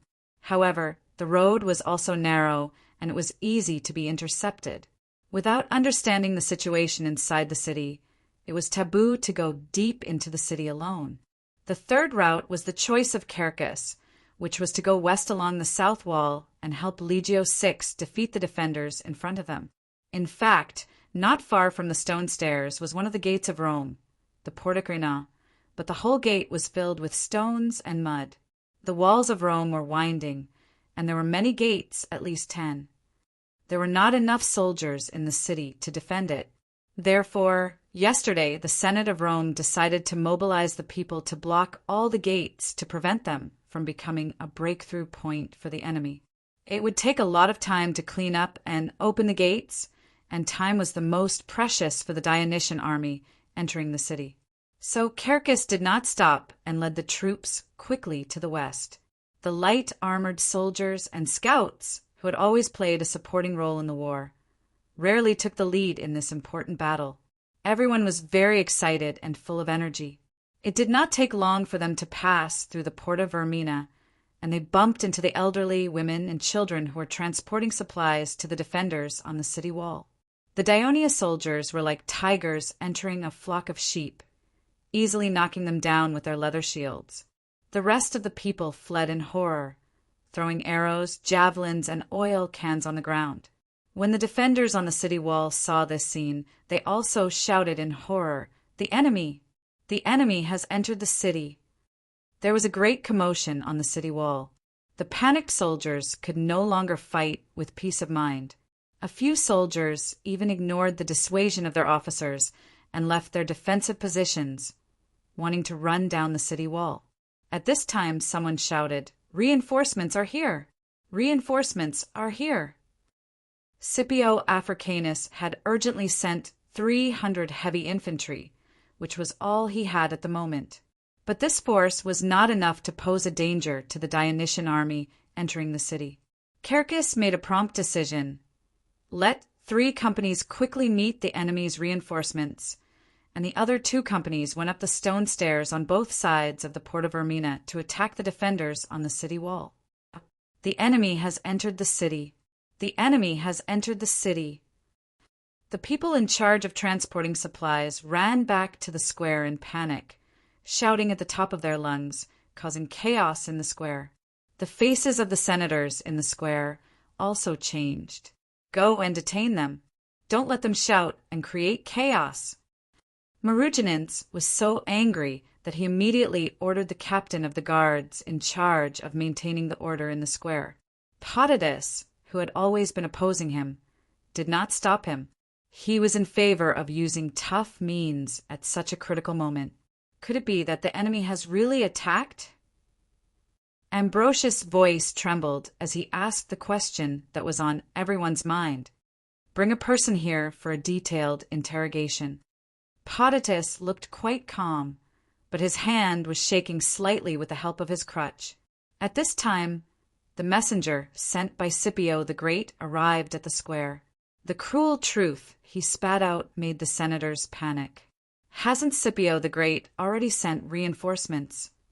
These brave citizens will definitely be able to kill all the enemies who are lucky enough to rush into the city. Plinius shouted loudly. He wanted to dispel the fear in his and his colleagues' hearts, but his tone was so unconfident. If Scipio the Great was confident that he could defeat the enemy, he wouldn't have sent a messenger to tell us. Marugenins sighed. He and Scipio the Great were from the same clan, and he had been working hard to guide this outstanding clansman, so he naturally knew him better. And we don't have any extra soldiers. In fact, the senators had been constantly receiving reports from the defenders on the city wall. They knew very well that the situation was very serious. Marujanint's words only tore apart the last bit of hope in their hearts, causing them to fall into a terrible silence. Go to Capitoline. Potidus no longer panicked. He said in a firm tone, "Don't worry, everyone. Just like when the Celts invaded, the Daionia may be able to occupy Rome, but they definitely won't be able to take down our holy land. Compared to the last time, the situation this time is more favorable. Camillus is about to lead the army back, and this time the number of troops is far greater than a decade ago, and they are also better trained. The Daionia will be driven out faster, and victory will ultimately belong to Rome." Potidus' words of reassurance made the elders less panicky. The people of Rome in the square received instructions from the senators and rushed back to their homes in a panic. They hurriedly packed up their belongings and food, preparing to escape to Capitoline Mountain to take refuge. When the people living near the embankment rushed back to the street, they saw a horrifying scene. The stone slabs on the street that were used to cover the sewers were lifted up, revealing the dark and smelly sewers. On the street, hundreds of soldiers wearing black leather armor, holding black shields and short swords were lined up with their backs facing them and facing the Tiber River. "It's the enemy! They're coming in!" The people of Rome screamed in horror. Some women even fainted from fear. Lazzaro heard the noise behind him. He did not care about the elderly, women, and children at all. He did not even look back. Instead, he pointed the short sword in his hand to the front and shouted in a passionate voice, "Brave warriors of the Mountain Brigade, it's time to make a great contribution. Follow me and kill our way in." After that, he was the first to rush to the bridgehead of the Rome Bridge, and the soldiers followed closely behind. Their shouts of Hades alarmed the Rome soldiers, who were engaged in a bitter battle. The fierce attack of the 1st Battalion of the Daionia Legio III was already too much for them to handle. Seeing many soldiers in the same black helmets and armor charging at them aggressively, the morale of these Rome reinforcements, who were mainly made up of slaves, immediately dropped to the bottom. They completely ignored Cassius' order to turn around and defend, and in an instant they scattered and fled. Their escape also shook the morale of the Rome soldiers, who had been fighting so hard until now. At the bridgehead, the Daionia soldiers, who were already very tired because of the continuous attacks, heard the shouts of Hades coming from the opposite side. All of them were reinvigorated, and their numb arms seemed to be re-injected with strength. Their attacks regained their fierce momentum again. This was the last straw that broke the camel's back. Literature Museum. Chapter 801. Rome's defense line on the embankment had collapsed. It was impossible for Cassius to fight to the death even if he wanted to. He was dragged into the city by the routed soldiers, but as the general of the garrison, his attire was too conspicuous. He was soon intercepted by the Mountain Brigade. Tarentus roared, and the dagger in his right hand easily pierced Cassius's chest. When he fell, Cassius still thought that the city of Rome had fallen. These enemies were coming from other cities, and he was the last one standing. He never thought that these enemies had been hiding underground, not far from them. The Legio III soldiers who rushed across the bridge and up the embankment soon met up with the Mountain Brigade. Together, they chased after the routed soldiers and rushed into the city of Rome. In the eastern section of the southern wall, while Caracas's mixed troops intercepted the reinforcements of Scipio the Great, another group of soldiers passed through the stone staircase and went up the wall, causing chaos among the defenders. The Legio VI soldiers who were attacking the city took the opportunity to go up the wall. At this time, 500 follow-up troops who climbed up the southeast corner of the wall through rope hooks arrived. They bypassed the frontal battle and attacked the flank of the reinforcements of Scipio the Great. The reinforcements of Rome were quickly defeated.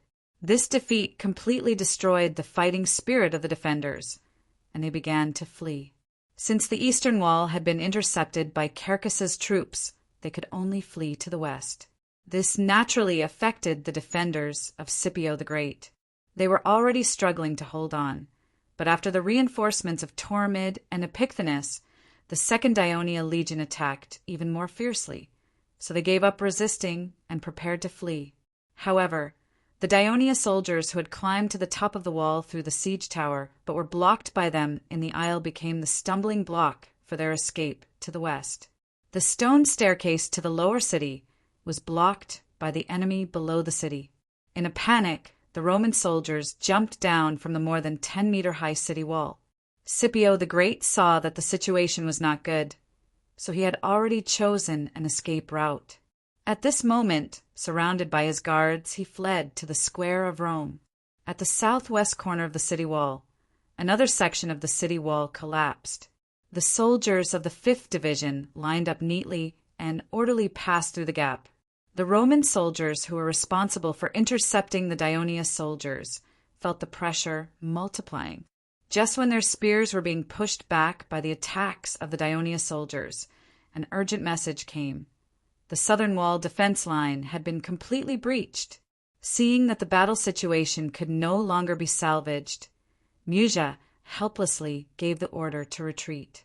If they continued to fight, the enemy who had broken into the city from the east would attack from the west, and it would be very easy for his troops to be completely surrounded in the southwest corner. When the west, south, and north sides of Rome were breached, only the defenders in the northeast were still holding on because they were close to the Capitoline Hill, the holy land of the Romans. At this moment, Amyntas was very anxious. When the scout reported to him that there were more than 1,000 Rome reinforcements approaching the campsite from the east, he replied angrily, "Report to me after the enemy has breached the campsite."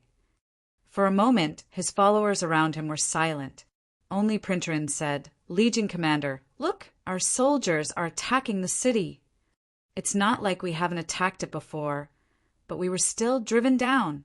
Amyntas said angrily, "But the defenders at the top of the city wall are in chaos." The careful Printos stared ahead and said in a deep voice, "The defenders at the top of the city wall were indeed in chaos. This was because the bridge and embankment of Rome were not far from Capitoline Hill. Most of the defeated soldiers in the north ran in the direction of the square, close to Capitoline Hill. The soldiers of Legio III followed closely and rushed into the Square of Rome. At this time in the Square of Rome, there were wounded soldiers in urgent need of rescue, people with their families, and a pack carrying food. The whole square was overcrowded. They were all fleeing towards Capitoline Hill in panic. The soldiers of Legio III were like tigers entering a flock of sheep. They killed their way into the sea of people and immediately caused chaos in the square. Cries and shouts shook the sky. When the defenders at the top of the city wall in the northeast looked back, they could see the enemies in black helmets and armor not far from the city, cutting off the road to Capitoline Hill. Then, like herding cattle and sheep, they chased the people until they fled. The defenders, who were worried about their families, did not have the mood to fight anymore. They turned and fled. Good news came one after another. The main tent of the Central Army camp was still filled with cheers. The Devers quietly walked out of the tent and looked at the city wall in the distance. They were in a daze. The flag of Ionia was already fluttering there, and they could vaguely hear the cries coming from the city. "Your Majesty, we have taken down this big city, but you don't seem to be very happy." Henoboris came to his side and said in a relaxed tone. He was the only one who could speak to Divers in such a tone. "Of course I'm happy," Henoboris said faintly. Divers said calmly. It was not a lie. The stone that had been pressing on his chest had been shattered. He felt an inexplicable sense of relief, but he still tried his best to suppress the excitement. But now is not the time to celebrate. There are still 70,000 Roman soldiers outside the city, and they are rushing towards us. Their homeland has been occupied. Do they still have the mood to fight us? Henoboris was not surprised. "Henoboris, go all out in the war at all times. Don't rely on luck," the Devers said seriously. "Thank you, Your Majesty. I will remember this." Henoboris picked up the wooden board and began to record. The Devers smiled helplessly. He turned to Aeneas beside him and asked, "Have Epthanes and Tormid set off with their troops?" "Your Majesty, they have set off for about 10 minutes. As an advisor, the most important thing was to be as accurate as possible. That was why Aeneas specially ran back to the big tent to check the funnel timer before rushing back to answer." After receiving the news that the city was breached, the Devers immediately ordered Epthanes to lead 1,500 soldiers and 200 cavalrymen to the east to assist the intercepting troops and defeat Rome's reinforcements. Then he ordered Tormid to lead 2,000 soldiers from the river port to the other side of the river. They would circle around the back of the Roman reinforcements coming from the north and annihilate them. The Devers nodded and asked with concern, "Has the medical camp started to treat the wounded soldiers outside the city?" "Yes, Your Majesty." The Devers looked up at the sky and said, "Inform the supply camps to pull out of the camps, load the supplies, and get ready to enter the city." "Yes, Your Majesty." 2 hours later, the sky was close to dusk. The sounds of fighting and crying in the city had subsided. The soldiers of Dionia cleaned up the stones and dust in the Sirio Gate, which faced the square of Rome.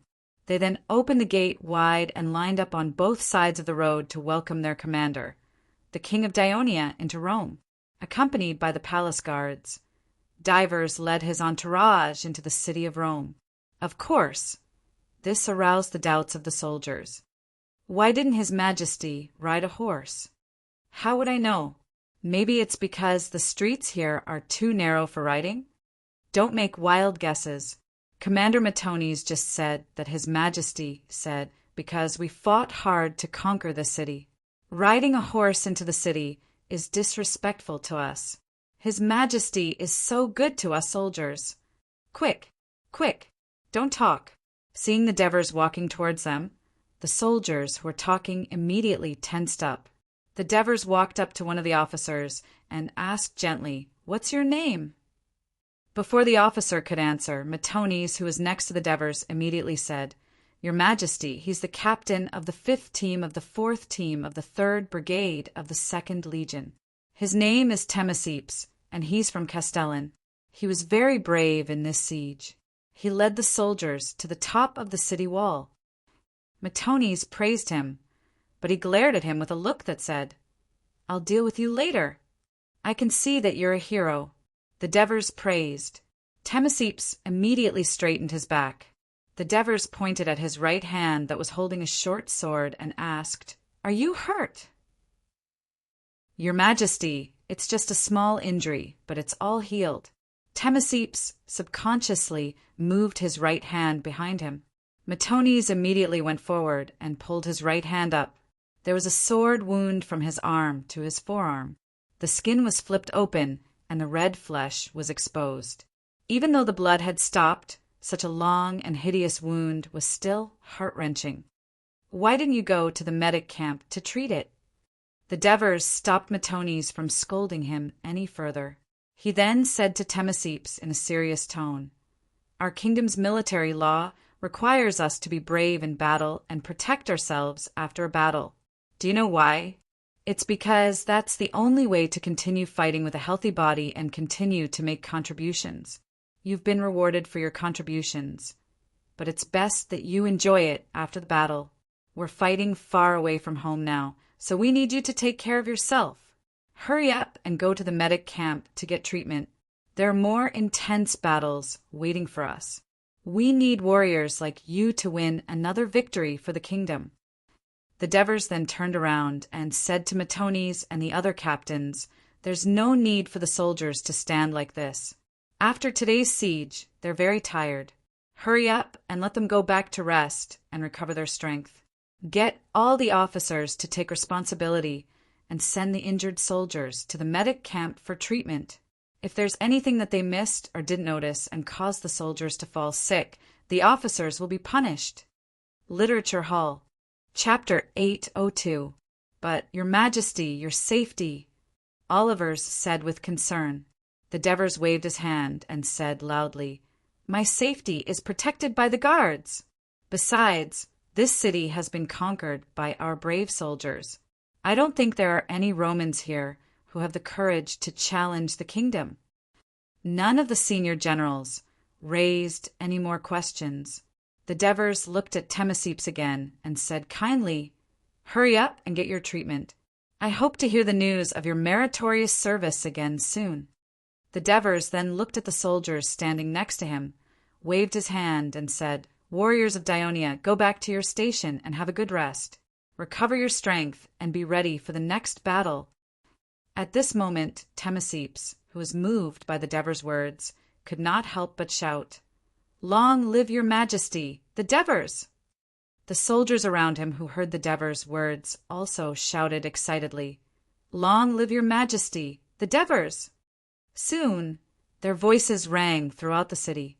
The people of Rome who were hiding in their houses were a little frightened when they heard the deafening shouts.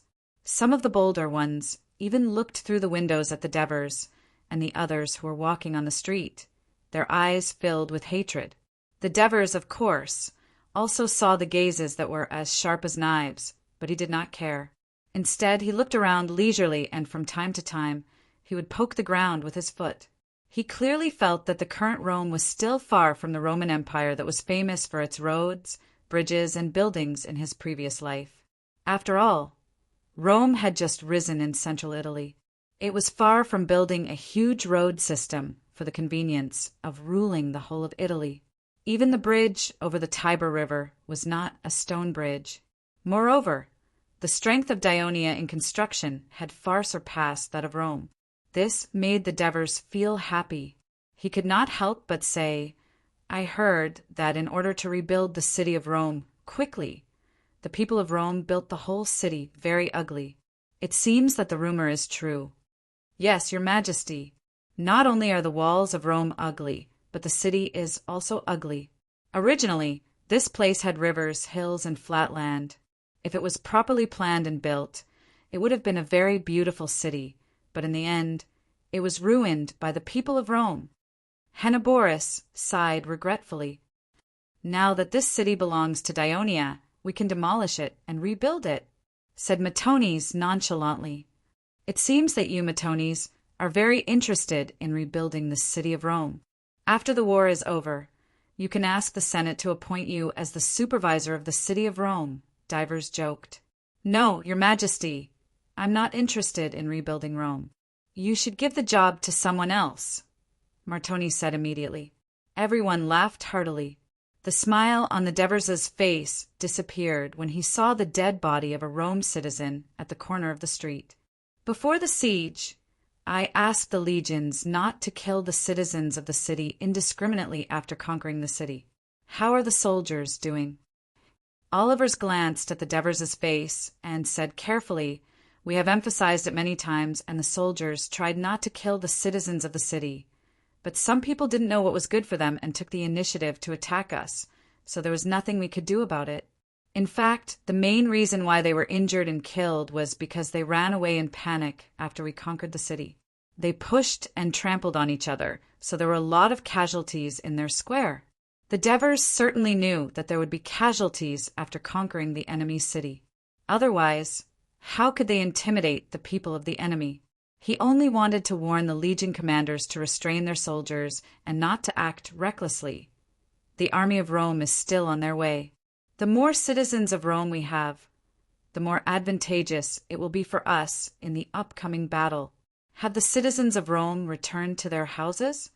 "Yes, your majesty. Some of them are unwilling to leave and are staying in the square. We have no choice but to take some forceful measures," Matones said. Daves nodded. At this time, he had already stepped into the Roman square. The wide and flat field, which was originally paved with white stone slabs, was now almost red. Pools of blood constantly reflected in Dave's eyes. He frowned as he watched the soldiers cleaning up the square and dragging away the corpses. He then asked, "What are you going to do with these corpses?" Matones pointed to the front and said indifferently, "Drag them to the square outside the eastern part of the city and cremate them." The Devers pondered for a moment and said, Bring some people from Rome with you when you cremate them. Let them confirm the identity of the deceased and bring the ashes to the relatives of the deceased. Matones was stunned. He felt that the matter was a little troublesome.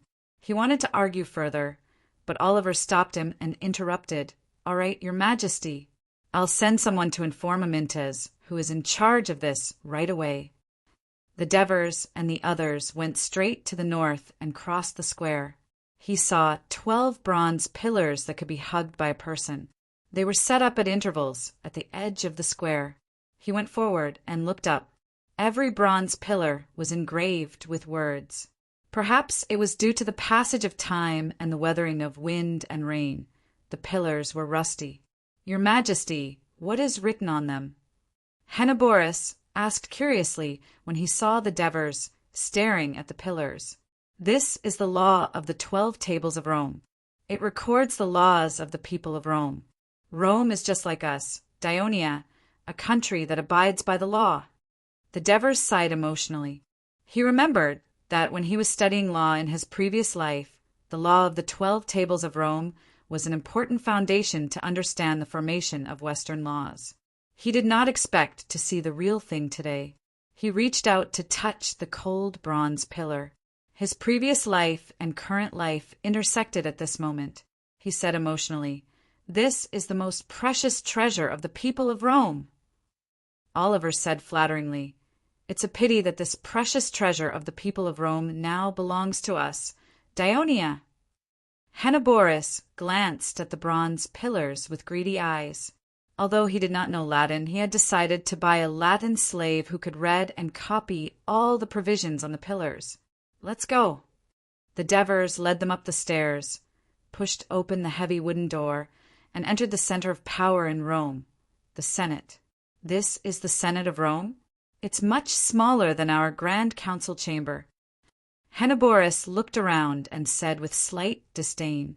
The Devers did not speak, but he was also carefully looking at the building that frequently appeared in literature, history, and movies in his previous life.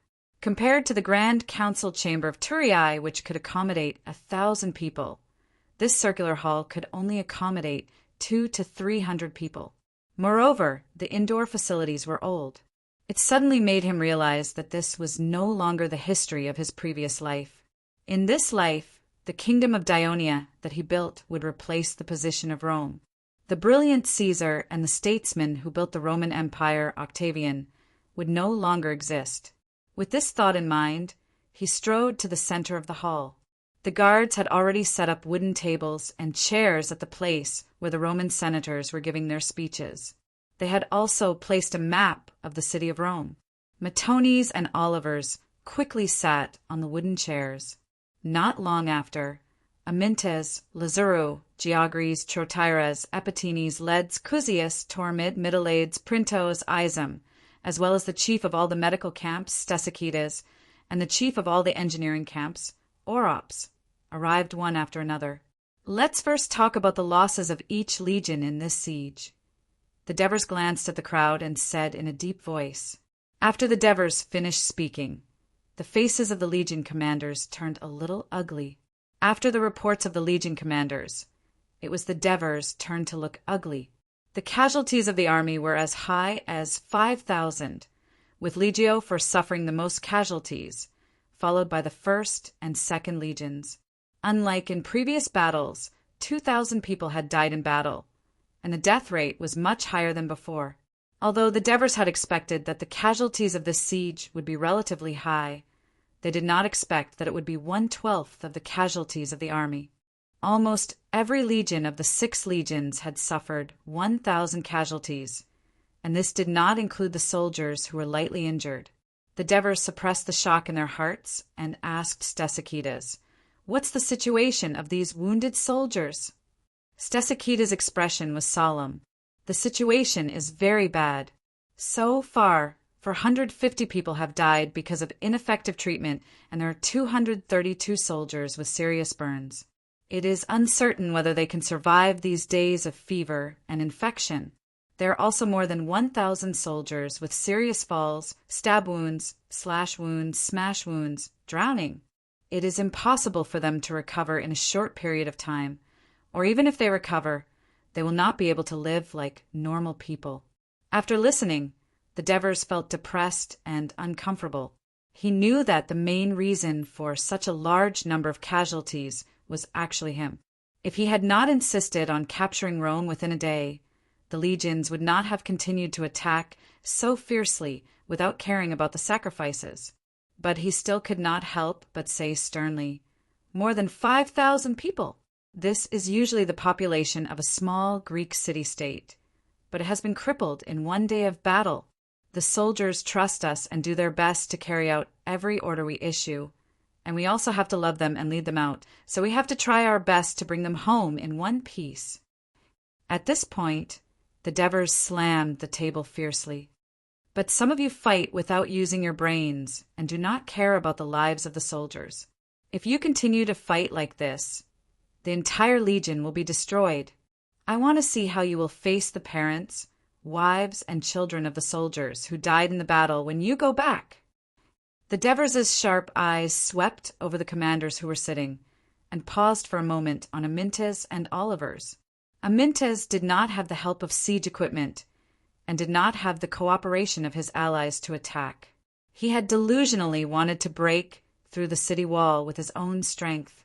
He had actually invested almost all of his troops and continuously launched fierce attacks on the defenders at the top of the city wall, causing the strongest legion to suffer a lot of losses. Chapter 803. After Oliver's Legio IV destroyed the city wall, he did not think carefully, did not investigate, and did not control the soldiers under his command. He allowed them to rush into the gap, and as a result, they were trapped under the city, causing many to be burned and injured, and the casualties were extremely heavy. As for Matones' Second Legion, as the Devers were right behind him, they almost watched the whole process of the battle with their own eyes.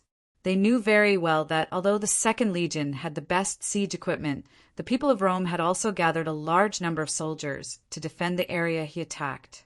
So, the Devers did not have much resentment towards Matones. In the past few years of war, the Devers had rarely said such harsh words. The legion commanders all lowered their heads in shame. The Devers did not look at them anymore. He softened his tone and said to Stesichides, "What difficulties do you have in treating the soldiers? There are too many injured soldiers, and we do not have enough people to take care of them. Tormid, you are responsible for transferring soldiers from each legion. Let them listen to Stesichides' command and assist the medical camp to save their comrades." "Yes, Your Majesty." "Your Majesty, we also need a lot of spacious and clean rooms for the injured soldiers to rest and recover." "That is easy to do." The Devers thought for a moment and said, "I heard that many nobles of Rome escaped to Capitoline Mountain. Trotires, you are responsible for leading the soldiers to vacate their houses and let the medical camp use them." "Yes, Your Majesty." Stesichides hesitated for a moment and said, "And, Your Majesty, I hope to be able to treat the injured people of Rome." A doctor had the heart of a parent. Although both sides were enemies, in the eyes of a doctor, there were only patients. The Devers smiled and said with relief, "Even if you did not mention this, I would have asked you to do so." The Devers once again looked at the legion commanders. "Now, let us clarify the stations of each legion in the city of Rome." When the legion commanders heard this, they immediately leaned forward and looked at the map of the city of Rome on the wooden table. The first and second legions are camping in the square. The Devers pointed at the map and said Legio IV is camping in the arena, Legio VI is camping in the southeast corner of the city, Legio V is camping in the southwest corner of the city, and Legio III. The Devers paused and looked at Lazaro. "You will still be living in the original camp. Also, you have to include the original riverbank where the Third Fleet parked their warships. Continue to improve the camp's defense. Compared to the other legions, you will have a harder time, but you have to understand that you are guarding the transportation base of the entire army. It is very important. You must guard it carefully. Don't let anything go wrong. Leave it to us, Your Majesty. Don't worry. Lazaro said loudly. Davis nodded and looked around at the army commanders. Everyone should know the location of your army's encampment. If you have any difficulties, feel free to ask. The deaf the map, but they all had no objections. Only one opinion. The Deers. The Devers saw this and immediately said, Geogres, tell me if you have any difficulties. Geogres said carefully, Your Majesty, the southwest corner of the city is full of messy houses. There is not enough space for the Legio V to camp. Also, garbage is everywhere and the smell is terrible. It is not conducive for the soldiers to rest. There is quite a lot of empty space near the arena. Do you think I can let the Legio V camp here? When the Devers heard this, he quickly looked at the map. The map did not mark the slums in the southwest corner of the city of Rome, but he believed Geogres' words. After all, they were the ones who were close to the front line. Sure. The Devers immediately agreed to Geogres' suggestion and asked the Legio 6 commander, Trateres, is there any difficulty for the Legio 6 to camp in the southeast corner? Your Majesty, I have observed when I came to the city. There is enough empty space there. There is no problem for us to camp. After talking about the infantry legion, the Devers looked at the cavalry legion commander again. The 2 cavalry legions will camp on the north side of Mount Sirio, south of the square. There is a large market there, which the people of Rome don't need now. When I entered the city, I saw some corrals and stables in the market, which are suitable for your cavalry. Leds and Cusius had no objections. Now that the camps of the legions have been determined, let's clarify your defense area. The Devers pointed at the map and continued, the section of the wall that each legion attacked will be the section of the wall that you will patrol.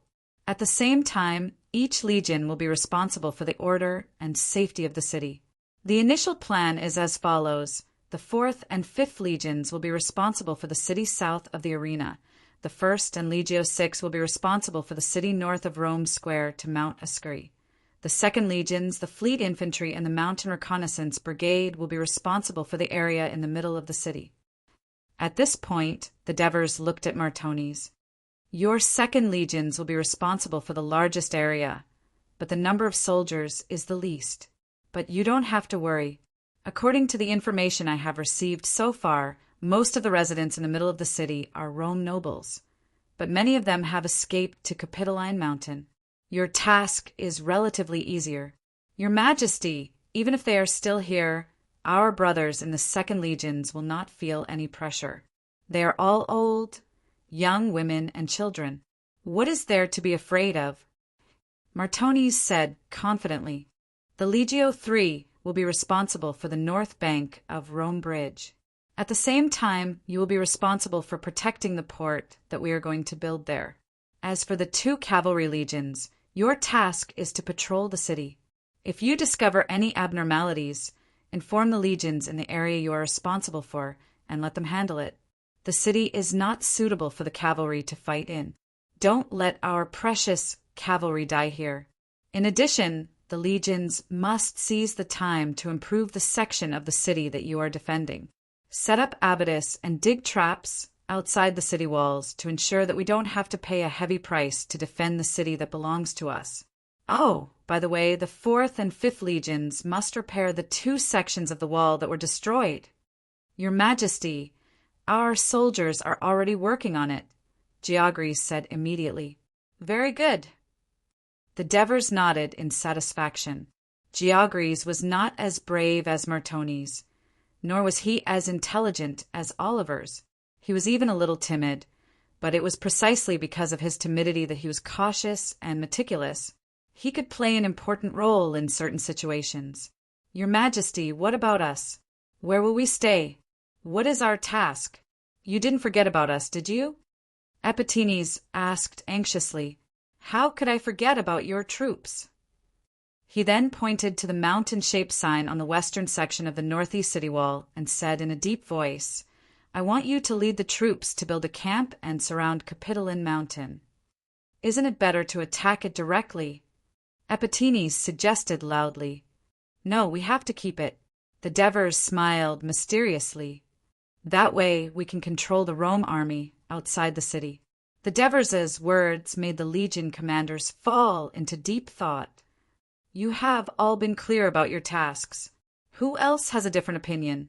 No, the commanders replied in unison. How many captives have we captured? The Devers turned to ask Tormid. Preliminary statistics show that there are more than 21,300. That's a lot of people. Many of them are the elderly, women, children, and slaves, Tormid reminded them. Release all the captives above the age of 55 and below the age of 15. The rest will be escorted by your corps to be laborers. Wait, Divers suddenly thought of something and changed his words. First, separate the nobles and commoners among these captives. Also, make sure that the nobles and the commoners are clear as well. Do not release the nobles and commoners, regardless of their age. We are not familiar with the situation in Rome. I'm afraid we can't do it in a short period of time. Tormid looked troubled. You bring Valkyries, the slave from Rome who has just submitted to us. Let him do the initial identification. You will be in charge of supervising him. The Devers knew that his men were good at war, but they had no experience in handling other government affairs. He was eager to meet the senators and administrators in Ostia. Understood. Tormid accepted the order. Araps, the engineering team you organized, has built many siege machines in a short period of time. They have contributed greatly to our conquest of Rome. The Devers was generous with his compliments. He told the military judge to record the contributions of the engineers and carpenters as an important basis for the distribution of land after the war. Then he made another request. I need you to lead all the engineers and build a simple dock at the riverbank where the Third Fleet docked their warships. That way, our cargo ships can dock and load and unload supplies. Araps was surprised. Your Majesty, isn't there a riverbank here? Why do you want to build another one? The Devers knew that although Araps was a mercenary, he had been obsessed with research and manufacturing machines for the past few years. He did not understand the current situation well, so he patiently explained to him, The army of Rome is coming soon. I'm afraid there are about 70,000 of them. With the current situation of our army, it is not suitable for us to fight them head-on. We can only defend Rome for the time being. The riverbank is outside Rome, and there are no strong walls to protect it. If we want to defend it, we will have to pay a high price. It is not necessary at all, so we can only rely on you. Tomorrow, a large number of personnel and cargo ships will arrive in Rome. I hope you can speed up the construction of the dock. We will do our best, Araps replied in a deep voice. Although he felt a certain amount of pressure, he was still confident that he could build the dock tomorrow. After all, he had more than 1,000 experienced and skilled engineers and craftsmen, including the engineering battalions of the various legions, and he had enough wood. Chapter 804. Your Majesty. At this moment, Middle-Age said worriedly, When the Roman army arrives and we defend the city of Rome, then both sides of the Tiber River to Ostia will be controlled by the Romans. The slaves will not be able to pull the fiber for our ships. Without the trackers, the ships will not be able to travel from Ostia to Rome unless there is a strong east wind. In this way, Rome will be cut off from the outside world, and it will become an isolated city. Middle-Age's words shocked the generals. Devers smiled and said, I have also considered this problem, but don't worry. We can let the trackers pull the fiber from the north bank of the Tiber River. North bank? According to the previous information, the section of the Tiber River from Rome to Ostia is deep and wide. It is completely impossible to cross, and on such a long section of the river, the Romans only built 2 bridges. One is the Spine Bridge, guarded by Legio III, and the other is a wooden bridge built on the island in the middle of the river. In fact, there were 2 bridges, but the Romans have destroyed it themselves. I guess the reason why there are so few bridges is because the Romans and the Etruscans were enemies in the past. to prevent them from easily crossing the Tiber River and invading Rome's territory. And the coast here is controlled by our fleet. The Roman army cannot easily reach the north bank and threaten the trackers that pull the boats for us. As for the Roman colonies and the Etruscan allies on the north bank of the Tiber River, their reinforcements have been defeated by us, and many of them have been captured. Devers looked at Lazzaro with approval and said, "Next, we will take some action against the cities on the north bank to wipe out Rome's forces on the north bank of the Tiber River and ensure the safety of the waterway." The generals were a little excited. After all, no general liked to be beaten. Devers' words seemed to imply that they were going to take some military action on the north bank of the Tiber River. "Your Majesty, I've read the information about the Latin region. It seems that there's a pontoon bridge connecting the two sides of the Tiber River in the city of Ferdini," Printos reminded him softly. Hearing this, the Devers nodded approvingly. "Yes, there is a pontoon bridge in Phaedon, but it is too narrow for a large army to pass through. I have already ordered the scouts to monitor the movements of the Phaedini pontoon bridge day and night.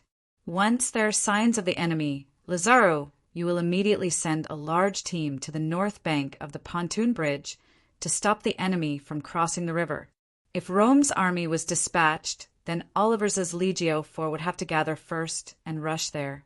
But I don't think Camillus would make such a stupid mistake and let his army gather on the narrow pontoon bridge for us to slaughter." "Understood, Your Majesty," Lazzaro and Oliver's replied in unison. Middleades was relieved and immediately said, "Your Majesty, when can the Third Fleet leave Rome and return to the sea?" The warships that dominated the sea were like dragons swimming in shallow water in the middle of the river. They were useless. As the commander of the navy, Middleades did not want the fleet to become a subsidiary of the army and only play a supporting role in the whole battle. The Devers obviously understood his thoughts and said, "The crew of the fleet also contributed greatly in today's battle. They must be very tired. Rest well in the camp tonight and recover your strength. Tomorrow morning, you can lead the fleet to leave Rome and ensure the safety of the army at sea. But leave 5 fast ships and 2,000 infantrymen behind." "Yes, Your Majesty," Middleades replied without hesitation. The Devers then asked him, "It will take 3 to 4 days to get from Ostia to Trine, right?" "If the wind is favorable, it will take 1 to 2 days.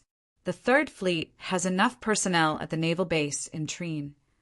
The Devers looked at him and said in a low voice, "I allow the Third Fleet to recruit another 2,000 infantrymen to participate in the war against Rome and Carthage."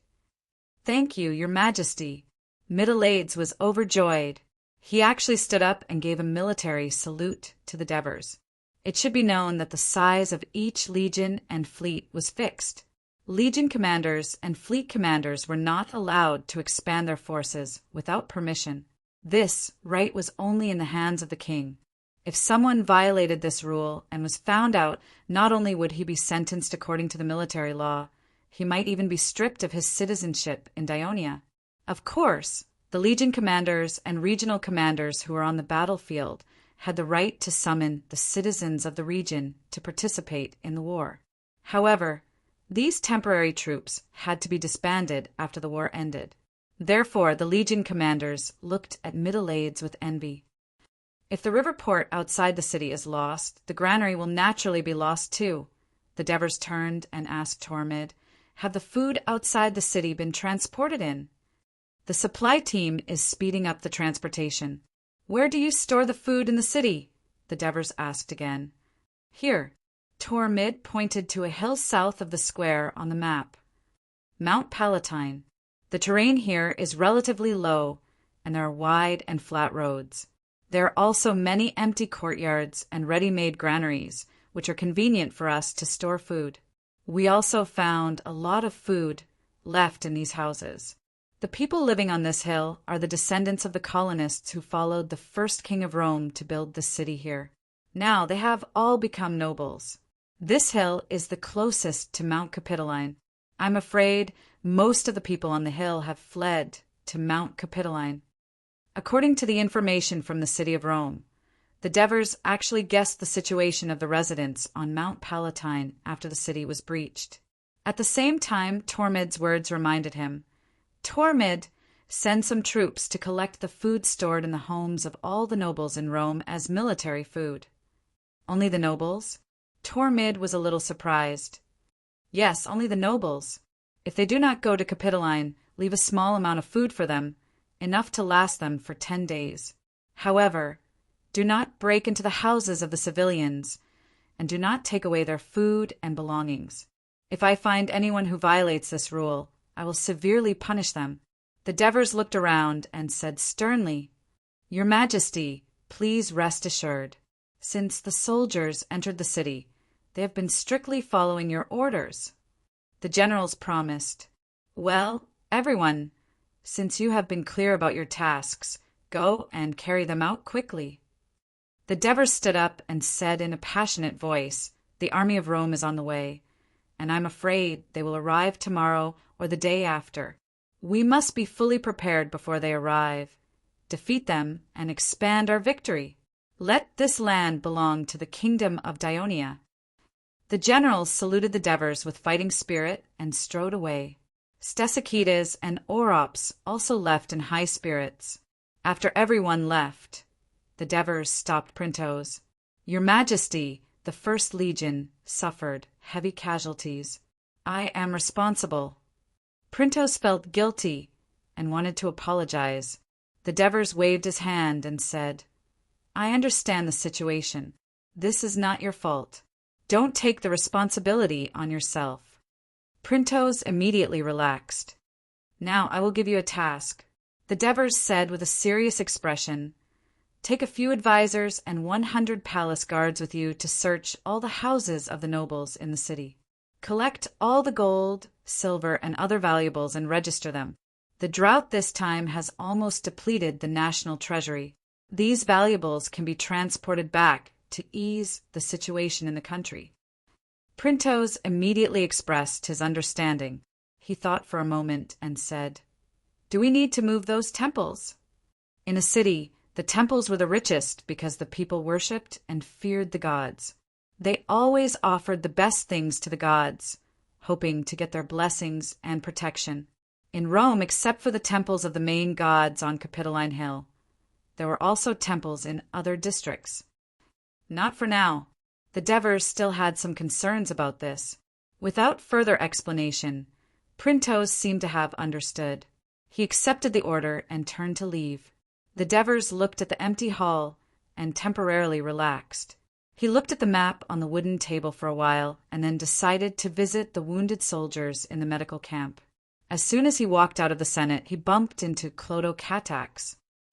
"Father." Although Clotocatax looked tired, he was a little excited. Of course, the Devers knew the reason. In the later stages of the battle to stop Rome's reinforcements, his son had cut down 2 enemies and overcome the discomfort of killing for the first time. Then he followed the army to break through the city of Rome and chased after the defeated defenders. Then, together with other soldiers, he cleaned up the wounded, bloodstained, and messy square. The Devers was satisfied with his son's performance on the battlefield for the first time. But now he was obviously in a state of excitement like a child who got a new toy and needed to cool down at the right time. So the Devers said calmly, "Go out with me." "Where are we going?" Henneborus, who was following behind, said with some interest, "The casualty camp." Quintus and Frius each led 3,000 soldiers and began to speed up their return to Rome at dusk yesterday. However, they lacked the experience of marching at night due to their lack of preparation. Soon, they encountered some difficulties, such as soldiers falling and getting separated. As the night deepened, the situation became more and more difficult to control. Quintus and Frius did not dare to continue on their journey. They could only let the soldiers rest in the barracks along the river. In the early morning of the next day, the army set off early again. But not long after, they encountered trouble again. Although they did not encounter the attacks of the indigenous people, the road along the river was either destroyed or blocked by wood and stones. So the army had to stop and clear the road. They walked and stopped, and finally, at dusk, they walked out of the Toller's Valley and arrived at the city of Prinister. Chapter 805. Quintus and Frius were so tired that they did not even have time to catch their breath before they met Meges. "What did you say?" "Rome has fallen." The two generals felt as though they were hit by a head-on blow. They staggered and almost fell. How is that possible? The walls of Rome are so tall, and there are so many people in the city. They could not even hold on for a day. Frius couldn't believe what he was seeing. Quintus grabbed Meges' clothes and asked angrily, "What are the Senate doing?" "What are you doing?" "Did you not do anything?" "Did you just watch the enemy attack our city?" "I did. Of course we did. We did our best, gathered reinforcements, and attacked the enemy recklessly, trying to relieve the pressure on the defenders in the city. For this, our army was defeated. Even Paulus died in the battle," Meges explained with a pained expression. But the 5-year-old man cried helplessly like a child. "But the Daionia made a lot of siege weapons that we have never seen before. They even used warships to build dozens of pontoons on the Tiber River. And their soldiers are very elite. But what about us? We, not only Rome, even the elite citizens of the surrounding allies were brought to Helniki. How could we win?" Meges' rebuttal left Quintus and Frius speechless and guilt-ridden. "Let's go. Let's take back Rome immediately." Quintus suddenly roared and stormed out. Frius was stunned for a moment. Then he followed him. Meges immediately stopped them and advised, "I understand your feelings, but your army is less than 10,000 people, and you are attacking the Daionia. It is too risky. Let's wait for the dictator, Lord Camillus, to arrive with his army before attacking. Although we only have 6,000 people, the enemy has just occupied the city of Rome. They must have suffered great losses, and the order in the city must be in chaos. They will not be on guard against us, just like when Camillus ambushed Prinister. We might succeed." Quintus retorted loudly, "The people of Daionia are different from the people of Volsci and Marsi. They are more disciplined and would not make such a mistake. Besides, there are still dozens of miles from here to Rome. You must be very tired after the long journey. Do you still have the strength to fight when you reach Rome?" Despite Mesias's persuasion, Quintus refused to listen and even called him a coward who's afraid of death. Under his insistence, Frius, who was a little shaken, naturally joined him. "Damn Clodius's stupid ass." Mesias stomped his feet and cursed. It was said that the people of the Claudius clan were stubborn, and he had finally seen it for himself today.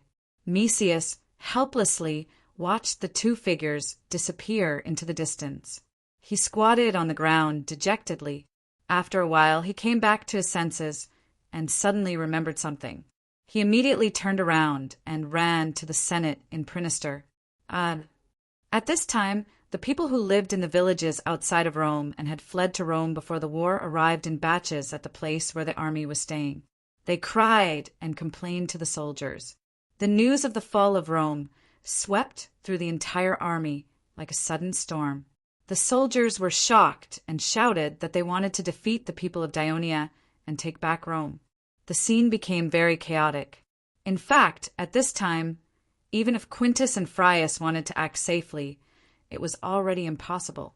The entire army was almost out of control. But this was in line with Quintus's requirements. He stood on a high place, waved his fists, and shouted at the soldiers, "Citizens of Rome, our home is being trampled by the enemy. Our loved ones are being bullied. Do you hear them? They are shouting for help. You are the only ones who can save them now. Pick up your weapons and continue to move forward. Drive away the enemy and save Rome. You will be the heroes of the people." As soon as he finished speaking, the soldiers waved their spears and shouted angrily, "Save Rome! Save Rome! Save Rome!" The thunderous roar reverberated outside Prinister, raising the morale of the soldiers. They forgot their fatigue and, under the leadership of Quintus and Frius, they rushed towards Rome. After consoling the medical camp, Clotocatax no longer had an excited smile on his face. Instead, his mood was a little heavy. Devers saw this and felt that it was a good thing, but he didn't say much. Everything depended on Clotocatax to experience and comprehend it himself. After returning to the Senate of Rome, which had temporarily become the command center of the Dionysian army, he immediately summoned Topyrus. Because Topyrus had been on a diplomatic mission to Rome, Devers did not leave him in Ostia. Instead, he followed the army to Rome and was ready to consult him at any time. "Congratulations on capturing the great city of Rome, Your Majesty." Topyrus immediately congratulated the Devers respectfully when he saw him. Capturing the city of Rome is indeed worthy of celebration, but indulging too much in this victory may put our army in a difficult position later on, Devers said faintly, then pointed to the wooden chair next to him. "Sit down, Topyrus. Can you tell me what kind of enemies we're going to face here?" Topyrus said calmly, then pointed at the wooden chair next to him. "Sit down, Topyrus." Upon hearing the question raised by Devers, although Topyrus did not understand why the wise king suddenly asked this question, it was obviously related to calling him here. His mind raced, and he said in a low voice, "The army of Rome that is returning, the Latin city-states around Rome, and the Etruscan allies in Rome." Devers did not give an immediate response. Instead, he continued to ask, "How much do you know about Etruria?" Etruria. Topyrus roughly understood what Devers wanted him to do. As an official of the Ministry of Foreign Affairs, his department had a lot of information about the surrounding areas of Rome. Some of it was even confidential. Most of it was collected by the intelligence department led by Aristides, so that diplomats could learn and understand it, so that when they went on diplomatic missions, they could have a clear target. Topyrus immediately said humbly, "Your Majesty, I know a little about it. The Etruscans are a major force in central and northern Italy. They are an Etruscan alliance formed by 12 important city-states. They used to be the enemy of Rome for a long time, but the invasion of the Celts greatly weakened the Etruscans a dozen years ago, causing the Etruscan city-states north of the Tiber River to be conquered by Rome." Devers nodded, leaned back, and said seriously, "Although we have conquered the city of Rome, the real elite army of Rome is coming soon. We must do our best to deal with their attack. However, if the Etruscans on the north bank of the Tiber River respond to the request of Rome again and attack again, we will be in a dilemma of fighting on two sides. But the Etruscans were once very glorious, even Rome was ruled by them for a long time. Now, the people of Rome want to be their master and want them to listen to the summons and obey the orders of Rome. I think these Etruscan city-states that have been conquered by Rome will not be satisfied. So I need a diplomat to go to Casrella, Volci, and Tarzona to bring them the goodwill of Dionia. We are willing to form an alliance with them and help them regain the land that Rome has taken away. However, we have never had any formal dealings with the Etruscans before, so I can't guess what kind of attitude they will take towards the messenger we send. So this mission is more risky." Topyrus immediately stood up and made an impassioned plea to the Devers. "Your Majesty, the first day I entered the Ministry of Foreign Affairs, I knew that being a diplomat was a dangerous job. For the success of this expedition, for Your Majesty, I am willing to go to the Etruscan city-states and do my best to complete the mission." The Devers looked at him with approval, and after a moment he said in a clear voice, "I am very lucky to have bought you and given you freedom. You will definitely become an example for all slaves of Dionia to liberate." Topyrus' heart was beating wildly, and he immediately responded sincerely, "Your Majesty, it is my greatest honor to be your slave." "Good, good." The Devers smiled and nodded, then said, "In this battle we have captured some Etruscans. You can choose some of them, and when you go to the Etruscan city-states, release them to show our sincerity." Topyrus' eyes lit up, and he quickly said, "Your Majesty, can I see these captives now?" I can find out more about the Etruscan city-states that I will be going to. Of course. The Devers was happy for his subordinate's diligence. After Topyrus left, Henoborus smiled and said, "Your Majesty, your ability to liberate slaves is very strong. I think this Topyrus will not be any worse than a Lytocrat in the future." A Lytocrat is now a new senator. The Devers glanced at him and said calmly, "Hurry up and bring that senator of Rome, Indiana." Publius Manlius was brought into the Senate of Rome. Seeing that the center of power in Rome had now become the enemy's office, with wooden tables and chairs in the center of the hall, surrounded by enemy soldiers in shining armor, his face twitched a few times. He walked straight over, pulled a wooden chair, and sat down. The Devers sized him up, and he stared back at the Devers without showing any weakness. "This is the king of the powerful kingdom of Dionia, Devers. People of Rome, please show your respect immediately." Henoborus shouted loudly. Chapter 806. At the same time, the guards roared in unison. In the face of the murderous aura, Publius Manlius did not feel nervous at all.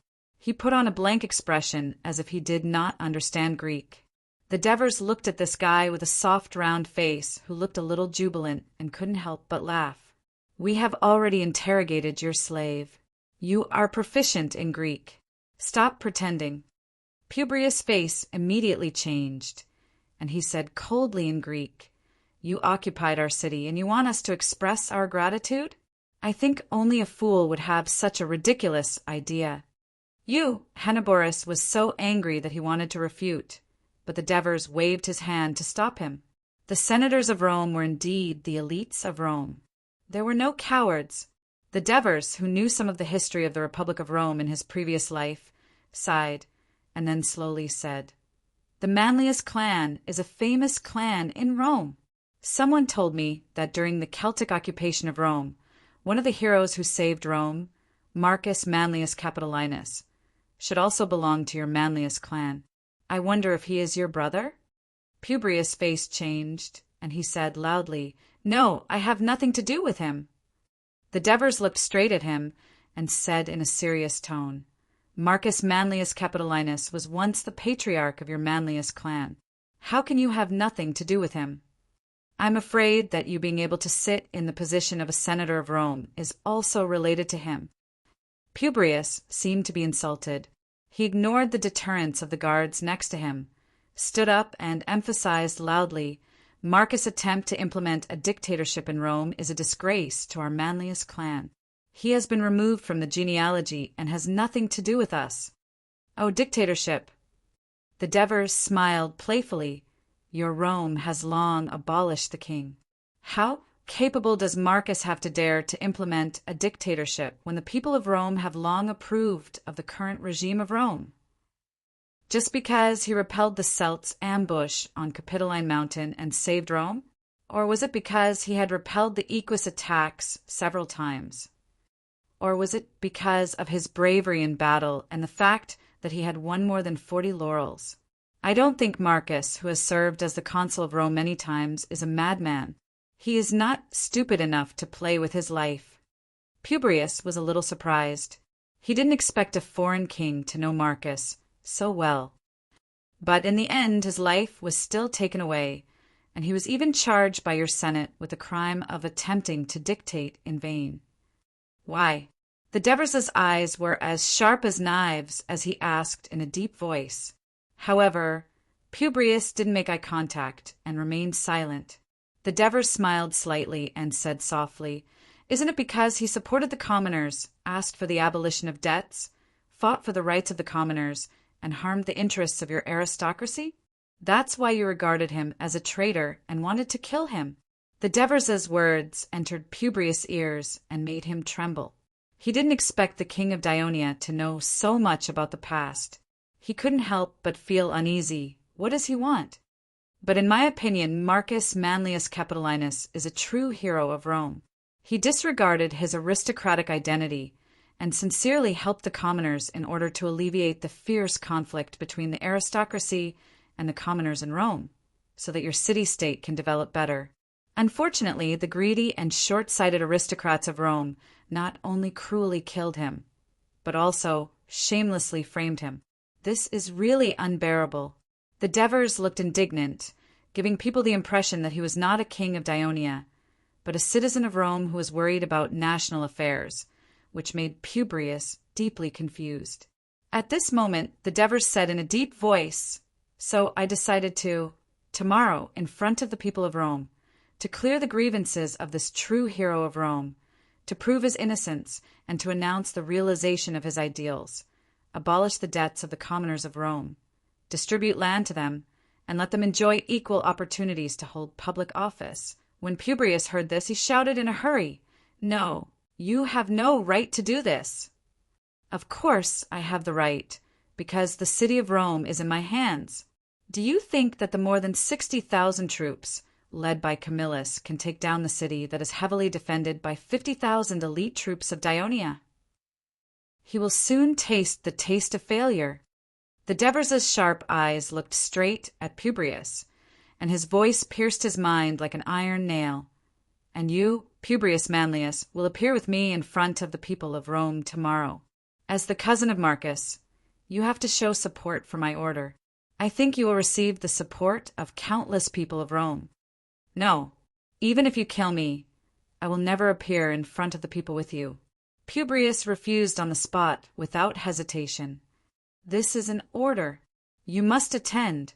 Otherwise—" The Devers' eyebrows rose and his tone was firm. He reached out to the guard for a dagger, and then suddenly swung it down. With a bang, a corner of the wooden table was completely cut off. The triangular table corner bounced a few times on the ground, making a clang sound, which made Publius feel frightened. What made him even more frightened was the cold voice of the Devers. "You and your family will all be executed. Anyway, I still have a few captives of the Manlius clan in my hands. There will always be someone who will agree. I will give you some time to think about it. Publius Manlius, the current patriarch." At the end of the sentence, the Devers smiled at him. This smile was as terrible as a demon in the eyes of Publius. When he was escorted out by the guards, his legs almost went soft, but he kept cursing in his heart, "Marcus, isn't it enough that you have harmed our Manlius clan? Now you want to drag us down with you. If it weren't for you, how could I have kept a low profile in the Senate all these years? And because the other senators alienated our clan, they forgot to inform us in advance to evacuate. When we packed our luggage and wanted to go to Capitoline Mountain, the entire square was blocked by civilians. Marcus, your Majesty, will he agree?" Henoborus asked curiously. "If he doesn't agree, there are other Manlius. Even if all the Manlius don't agree, it won't have much of an impact on our plan."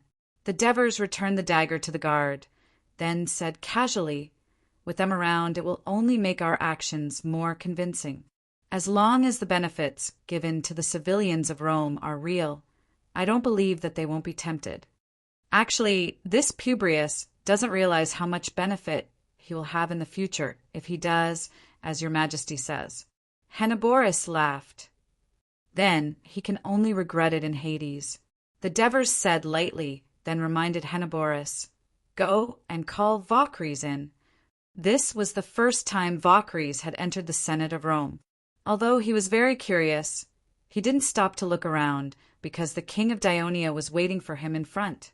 If he had chosen to help the outsiders of Dionia against his former mother state for the sake of revenge and getting out of trouble, now he was truly in awe of Dionia. They had conquered Rome, the largest city in Latin, in a single day. What a powerful military force! Could the other factions here really fight against such a powerful kingdom? Vocres was very doubtful, so he walked up to the king of Devers anxiously. The Devers said to him amiably, "I remember your name is Vocres, right? Don't be nervous. Take a seat first." Yes. Vocres replied repeatedly, but he still stood there cautiously. Seeing him like this, the Devers said in a gentle tone, "This time we were able to conquer Rome because of your great contribution. In order to commend your contribution, I will grant you the citizenship of Dionia in advance." Thank you, your majesty," Vaucres hurriedly said. The Devers smiled, also.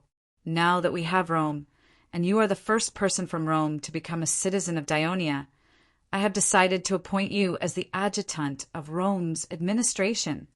Adjutant of Rome. Vaucres was confused by the meaning of this unfamiliar term. It's similar to the magistrates of Rome, but in reality they're more powerful than the magistrates, Henepolis, who had done some research on Rome's political system, explained. The magistrates of Rome, as the name suggested, were in charge of the administrative affairs of Rome. However, in reality, Rome was a country and all the decisions, big and small, were made by the Senate. The administrative affairs of Rome were handled by the two magistrates, and the most important legal affairs of Rome were handled by the magistrates. The magistrates were actually one of the subordinates of the magistrates, and were responsible for some insignificant affairs of Rome. Therefore, it was only a middle-level official position in Rome. However, the adjutant of Dionia was different. As the magistrate of a city was the highest manager of a city in Dionia, as long as it did not violate the laws of Dionia, he could make plans and decisions on the management and development of the city according to his own ideas. As the assistant of the magistrate, the adjutant of the magistrate was responsible for the specific affairs of a certain aspect of the city, and had the decisive right to speak and execute in this aspect. Although it was only a middle-level official position in Dionia, it was in the process of transitioning to a senior official position. Moreover, the officials of Dionia who had been promoted to senator in the past 10 years had all served as the adjutant of the magistrate before, so the position of adjutant of the magistrate became the wind vane for the promotion to senator. Literature Hall. Chapter 807. Of course, Vaucres didn't understand how precious this position was, but he couldn't believe what he was hearing. Just 2 days ago he had been a lowly slave, but in the blink of an eye he had become a mid-level official that the commoners of Rome envied. This sudden pie that fell from the sky made him dizzy, and he began to panic. Your Majesty, I've never held a public office before. I'm worried that I won't be able to do it, the Devers comforted him gently. Don't worry, no one is born to do things. I'll send someone to help you, but of course, you'll have to work hard yourself. Vaucres nodded repeatedly. Can you read? The Devers asked. Vaucres shook his head a little ashamed. That's not a problem. The Devers encouraged him. There are many slaves in Dionia who didn't have the chance to read before they were liberated, but they used their time and opportunities to study hard. Not only did they become literate, but they also passed the examinations and became officials of the kingdom. I'm sure you can do the same. When you have enough knowledge and understand the laws of Dionia, you'll be able to make more contributions to Dionia. You might even be elected to the Senate of Dionia. Become a senator. Vaucres' breathing quickened. This was something he hadn't even dared to dream of. Hence, when he left, he felt as if he was walking on clouds, and his whole body floated in the air. Seeing Vaucres in such a state, Henoborus couldn't help but ask worriedly, Your Majesty, will he be able to do well? I don't expect him to do well as the adjutant of Rome's governor, but he will be a role model. His deeds will tell all the commoners of Rome that Dionia can give them the rights that they couldn't obtain from the Senate of Rome, even if they had to sacrifice their lives. That's enough. The Devers smiled, and then said seriously, Also, Henoborus, don't underestimate these people of lowly birth. Once they are freed from their shackles and given a chance, their determination to change their fate will burst forth with unimaginable power. I'll pay attention to his performance. I hope he won't let you down, Your Majesty. Henoborus said seriously. At this time, Devers rubbed his stomach. It's time for dinner. I'm a little hungry. Henepolis hastily sent for the servants to prepare dinner. When the Devers sat down at the table, he noticed that one person was missing. Where's Clotho? Oh, Your Majesty. Marcius, who was at the side, quickly replied, His Highness has gone to the plaza to have a meal with the soldiers of the 2nd Army Division. I asked the guards who fought with him to accompany him. Devers was taken aback for a moment, then smiled in relief. It seems that this child has begun to adapt to the battlefield. Just as the Devers took a bite of the bread and took a sip of the watered wine, a guard hurried in. "Your Majesty, scouts have come to report that there are less than 10,000 Roman troops marching towards Rome from the southeast of Rome." Hearing this news, the Devers looked calm. After thinking for a moment, he said, "Southeast? We've just defeated the reinforcements of Latin City during the day. The army that has appeared now can only be the vanguard of the army led by the dictator of Rome, Camillus. It's a distance of hundreds of kilometers from Helsinki to here. It's really not easy for this army to arrive in just over a day. Inform the commanders to hold the city walls. Wait until the enemy's morale is depleted before we eat them up." After giving the order, the Devers took a big bite of the crispy bread. The Capitoline Hill, one of the 7 hills of Rome, became a holy land for the people of Rome because of the Temple of Jupiter, the patron saint of Rome, the Temple of Juno, and the Temple of Janus, another god of war worshipped by the people of Rome. The temple of this god with 2 heads had 2 gates. The gate would always be open during times of war and closed during times of peace. But since the second king of Rome, Numa, the gate of the temple had almost never been closed. The Capitoline Hill was the highest of the 7 hills of Rome. Although it was only more than 50 meters high, 3 of its sides were steep cliffs. The narrower side was slightly flatter, and there was a road up the hill. Because the area at the top of the hill was too small, no one chose it as a place to live when Rome was first built. Later on, only a few people lived on it, including the Manlius clan. It was not until Marcus Manlius Capitolinus was executed for attempting to be a dictator that the Senate of Rome issued a new resolution. No one is allowed to live on the Capitoline Hill. For this reason, the Manlius clan had to move. More than a decade ago, when the Celts invaded, the senators of Rome retreated to the Capitoline Hill with some of their citizens. They held on for more than half a year, preventing the entire city of Rome from completely falling into the enemy's hands. It also encouraged the people of Rome to fight back. In the end, Camillus led the army to drive away the Celts. This made the Capitoline Hill even more sacred in the hearts of the people of Rome. This time, the people of Rome were confident that they could hold on until Camillus led the army back to Rome. However, as the battle reports came in, the ferocious and strange way the Dionia attacked the city made the defenders feel that the situation was not good. These nobles of Rome who had lived for hundreds of years naturally had the experience of avoiding disaster. They secretly began to ask their people, relatives, and friends to prepare in advance.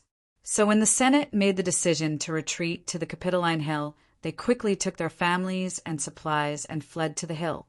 The Capitoline Hill, which was usually bustling except for festivals and ceremonies, suddenly became crowded and noisy. After the high priest Ulysses prayed to Jupiter and Juno for forgiveness, the people were allowed to enter the temple to take refuge. As a result, the courtyard of the temple was filled with frightened people. Even the main hall, which was usually off-limits to people, had become the temporary residence and meeting place of the senators. Ambutus and Scipio the Great walked into the hall quickly. The senators who were discussing nervously immediately looked at them. Potitus asked, "Have you counted the number of people who went up the mountain?" "A total of 5,642 people," Ambutus replied. "This is several times more than the number of people on the mountain last time." The old senator, Lucretius, sighed.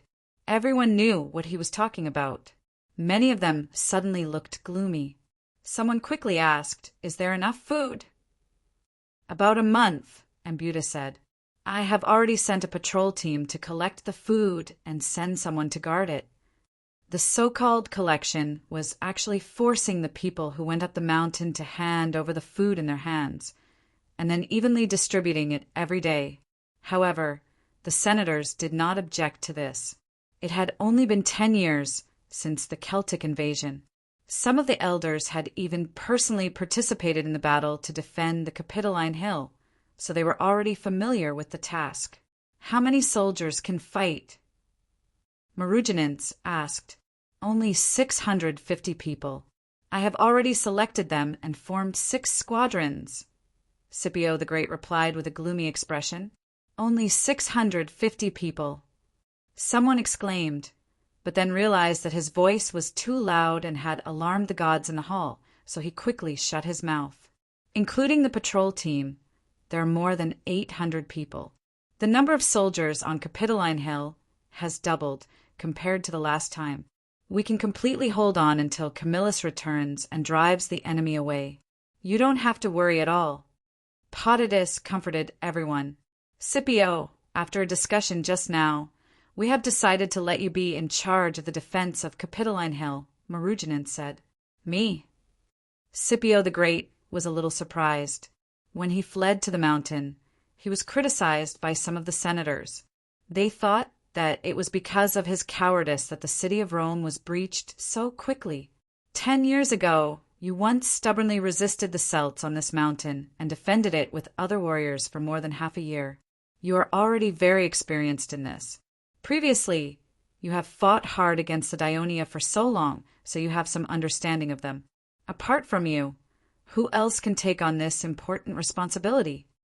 At this point, Marugenins glanced at the crowd and said in a serious tone, The fall of Rome has nothing to do with you.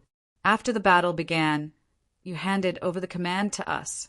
Oh, we did not expect the Dionia to be so strong in attacking the city. The main reason is that the young and strong citizens in the city of Rome are not there. Pleonius said loudly. Obviously, he wanted to blame the fall of the city on Camillus.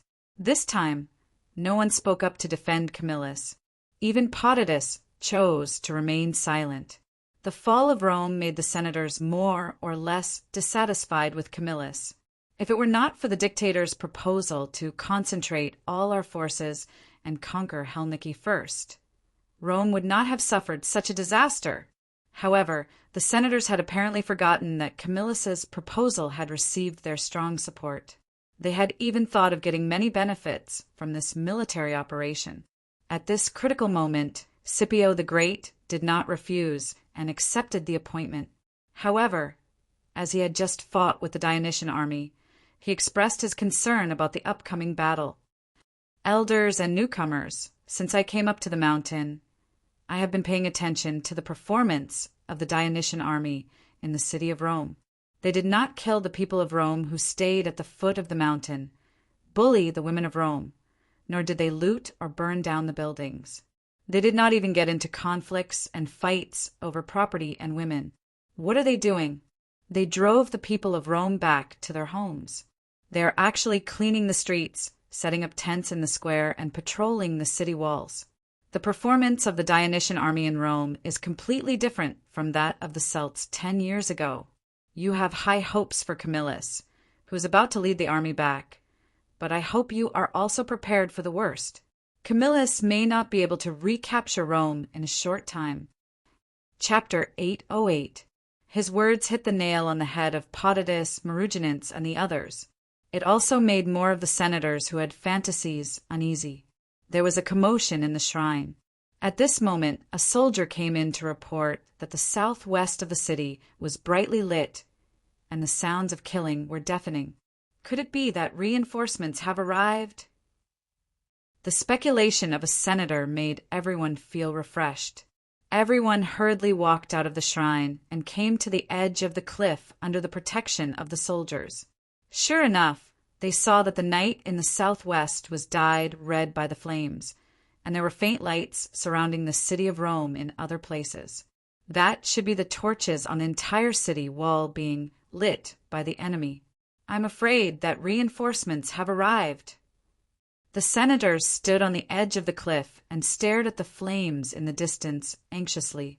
Under the leadership of the high priest, the people on the top of the mountain prayed excitedly and devoutly to God Jupiter. The attackers were the 6,000 Roman soldiers, led by Quintus and Frius. They did not prepare any other siege machinery. They only carried a dozen or so thick logs from Prinister and raised their torches high as they charged straight at the Roman army. Perhaps in the impression of the Roman soldiers, The Dionia had just captured the city of Rome and were looting the city's belongings and women. It was the time when the city gate was wide open and the defense was weak. Just like the Aquis and the Hernici who broke through the city of Prinister last year, or the Celts who broke through the city of Rome and other Latin city-states 10 years ago. Their sudden attack could catch the enemy off guard. Unexpectedly, when they arrived outside the city of Rome, they found that the city of Rome was quiet. The city gates of Rome were closed, torches were lit on the city walls, and the enemy soldiers were fully armed and ready for battle. The reality was different from what they had imagined. Quintus and Frius were a little nervous, but they still ordered the soldiers to make a tentative attack. As a result, the Roman soldiers carried the logs and struggled to crawl through the trenches. When they arrived in front of the city gate, they suffered many casualties under the long-range attacks of the defenders. They soon found that hitting the city gate with the logs was not very effective. It turned out that when the people of Rome were defending the city, they sealed all the gates with wood and stones because they lacked manpower.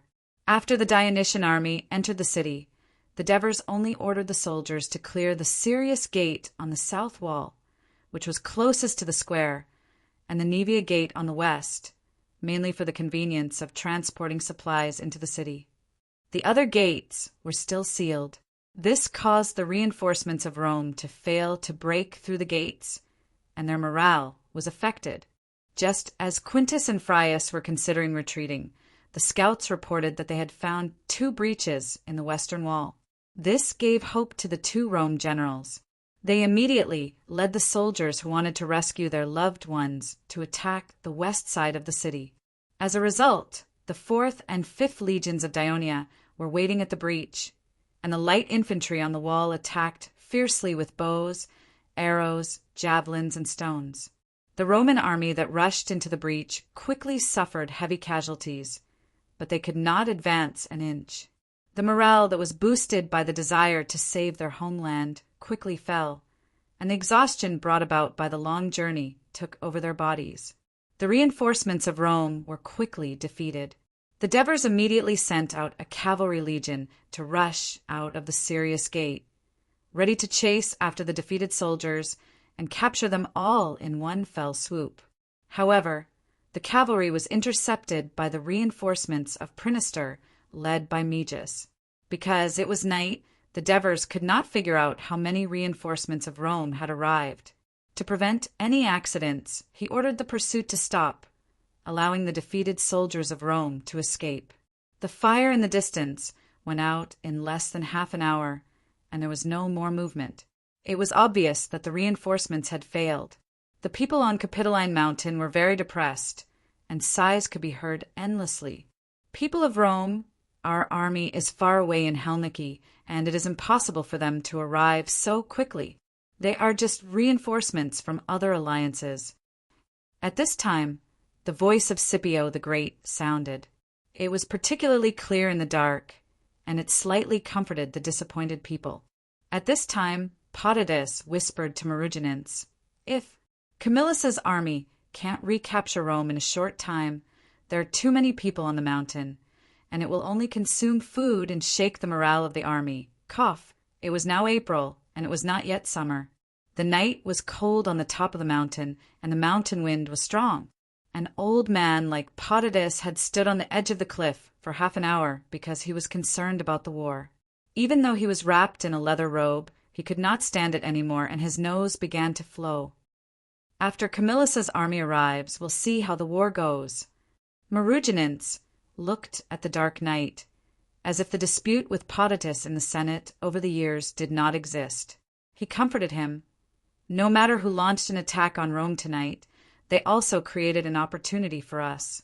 The people we sent should be able to escape from the city during the chaos, find Camillus, and tell him the situation in the city so that they can prepare. Early the next morning, the soldiers of the 1st and 2nd legions of Dionia began to pack up the tents and clean up the square. In the morning, the people in the city of Rome were driven to the square by the Dionia soldiers. The square was surrounded by heavily armed Dionia soldiers, which made the people panic, especially the people from the slums.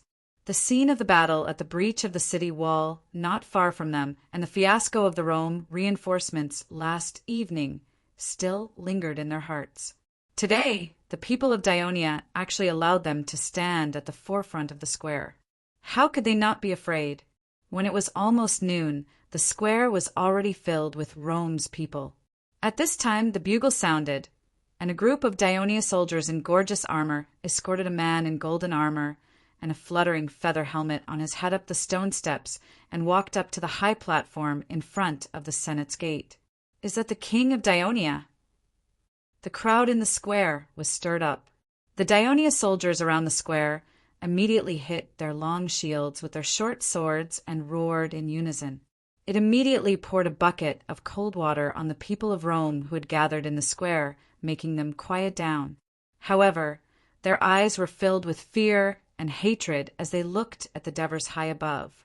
The Devers completely ignored the anger in their eyes and said loudly, "People of Rome, I am the king of Dionia Devers, the new master of this city. I was going to take you to the foot of the Capitoline Mountain, where a hero of Rome whom I admire died, Marcus Manlius Capitolinus.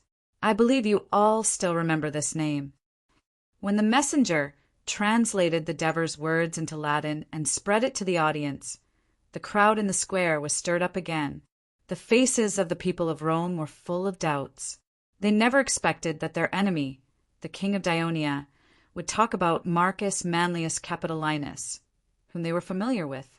Therefore, they focused their attention on the Devers, and there was a hint of curiosity in their eyes.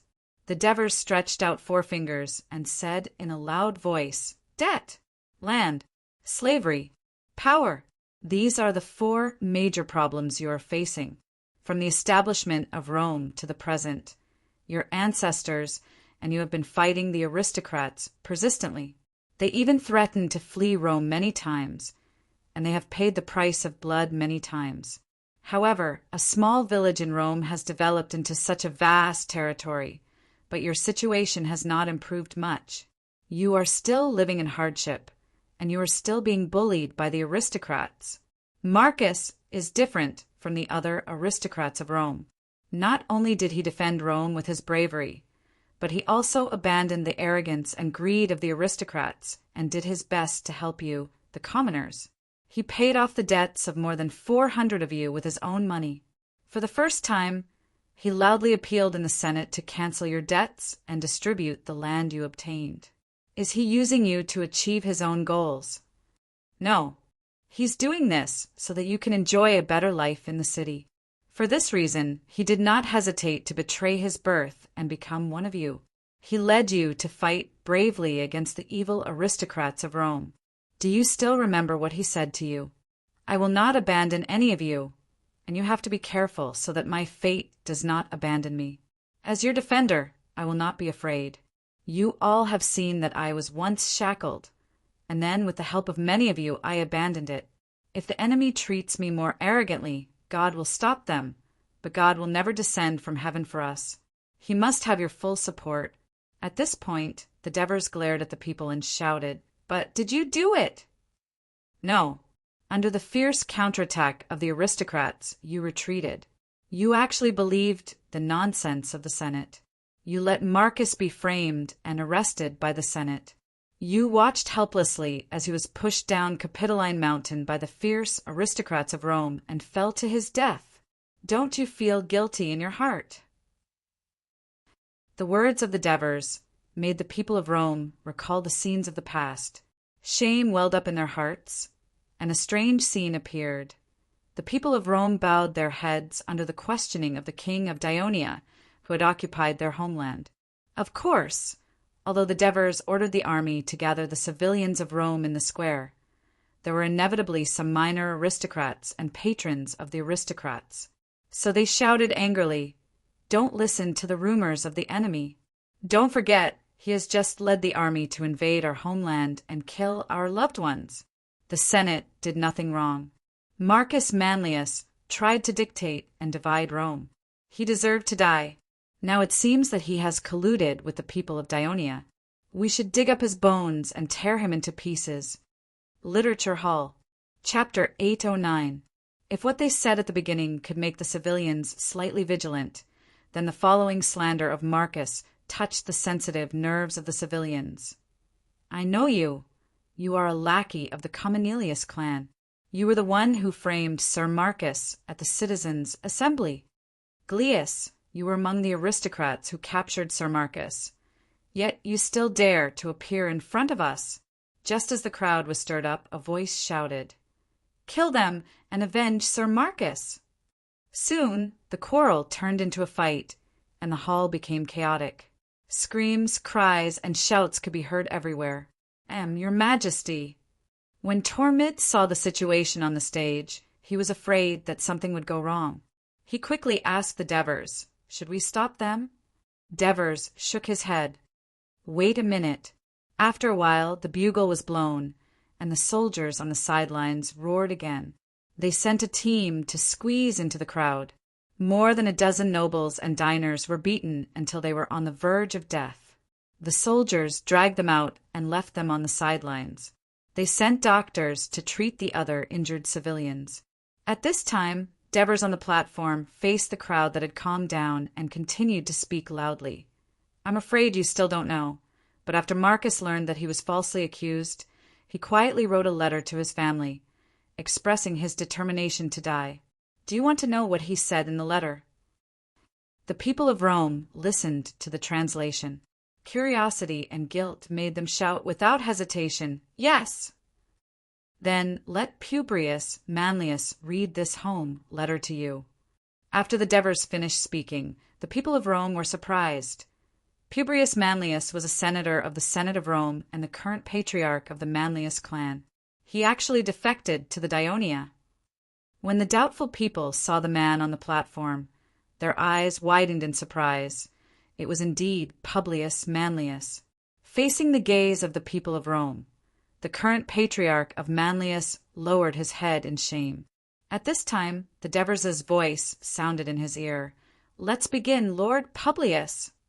He trembled all over, and the image of the fierce Dionia soldiers beheading a dozen familiar Rome aristocrats in front of him last night appeared in his mind. The blood and heads on the ground shattered the fragile resistance in his heart. For the survival of his family, he chose to yield, just like when Marcus was executed by the Senate. He quickly decided to yield to the senators and no longer use the family name Capitolinus. Under the gaze of the Devers with a smile, his hands trembled slightly as he took out the letter that he had written imitating Marcus's notes under the dictation of the Devers. "Pooh! Publius, my brother, you don't have to persuade me anymore. I know very well the despicable tricks of the Senate. They slandered me for wanting to restore the monarchy. They are trying to kill me. I have been fighting bravely all my life and have never yielded to anyone, so I will never kneel to them and beg for mercy. Even if they use great crimes to slander my reputation, usurp my honor, and let the civilians who follow me in disputes doubt me, I am not afraid. My only regret is that I have made a promise to help those who believe in me and follow me to fight against the Senate. I will help them get rid of their heavy debts and let each of them have their own land so that their cattle and sheep can graze on the public land of Rome. In fact, I have another promise in my heart that I have not told them, which is to let them have the opportunity to run for senior official positions in Rome, become senators and serve as consuls. Unfortunately, all of this can no longer be realized. Now I finally understand that it is almost impossible to fight for power for the civilians through words. If the gods can give me another chance, I will definitely arm the people and use sharp spears and the anger in my heart to overthrow the terrible and greedy rule of the Rome aristocrats. I will establish a good regime like the kingdom of Dioria to the south of Rome that I have often told you about. There will be no distinction between aristocrats and civilians, and every citizen will enjoy equal rights. At this point, Publius Manlius raised his head and glanced at the Devers not far away. The real writer of this letter was listening carefully, as if the letter really existed. When he turned his gaze to the audience below the platform, he was surprised to see that many people were already sobbing. He was stunned for a moment, then subconsciously increased his volume and continued to read. "Publius, my brother in the future, I will have to rely on you to take care of the affairs of the family. If possible, try to help a group of civilians who are in trouble. I am very unwilling to die with the crime of being a dictator. The gods above will definitely punish me for my injustice. Those who benefit from my death should not be happy too early. Signed, Marcus Manlius Capitolinus. By the time Publius finished reading the letter, the square was already filled with crying. Most of the people did not doubt the authenticity of the letter. They were moved by Marcus' dedication to fighting for their rights even before his death. They were ashamed that they had not been firm enough to save such a great and noble leader. Amid the cries, someone shouted excitedly, "Marcus!" Countless people responded loudly, "Marcus! Marcus! Marcus!" The people in the square shouted his name in unison with great excitement. The shouts echoed over the city of Rome, causing the senators and nobles on Capitoline Mountain to stare at the square. They saw the crowd gathered in the square and thought that the people of Rome were fighting against the people of Dionia.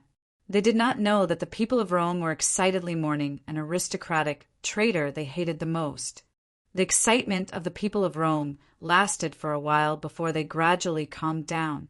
At this time, the Devers said loudly, "A year after Marcus was killed, there was a plague in Rome." This was not a warning from the gods to Marcus, who wanted to be a dictator, as the priest said, but a punishment from the gods to those who framed a great hero of Rome. Today, we, the people of Dionia, have come to Rome in response to Marcus' curse. We have come to overthrow the high and mighty nobles of Rome who have cruelly oppressed you, and together with you, build a new Rome like what Marcus said in his letter. As the Devers spoke passionately, Publius Manlius kept nodding at the side. Although the people of Rome were still full of vigilance and suspicion, there was less anger in their eyes when they looked at the Devers.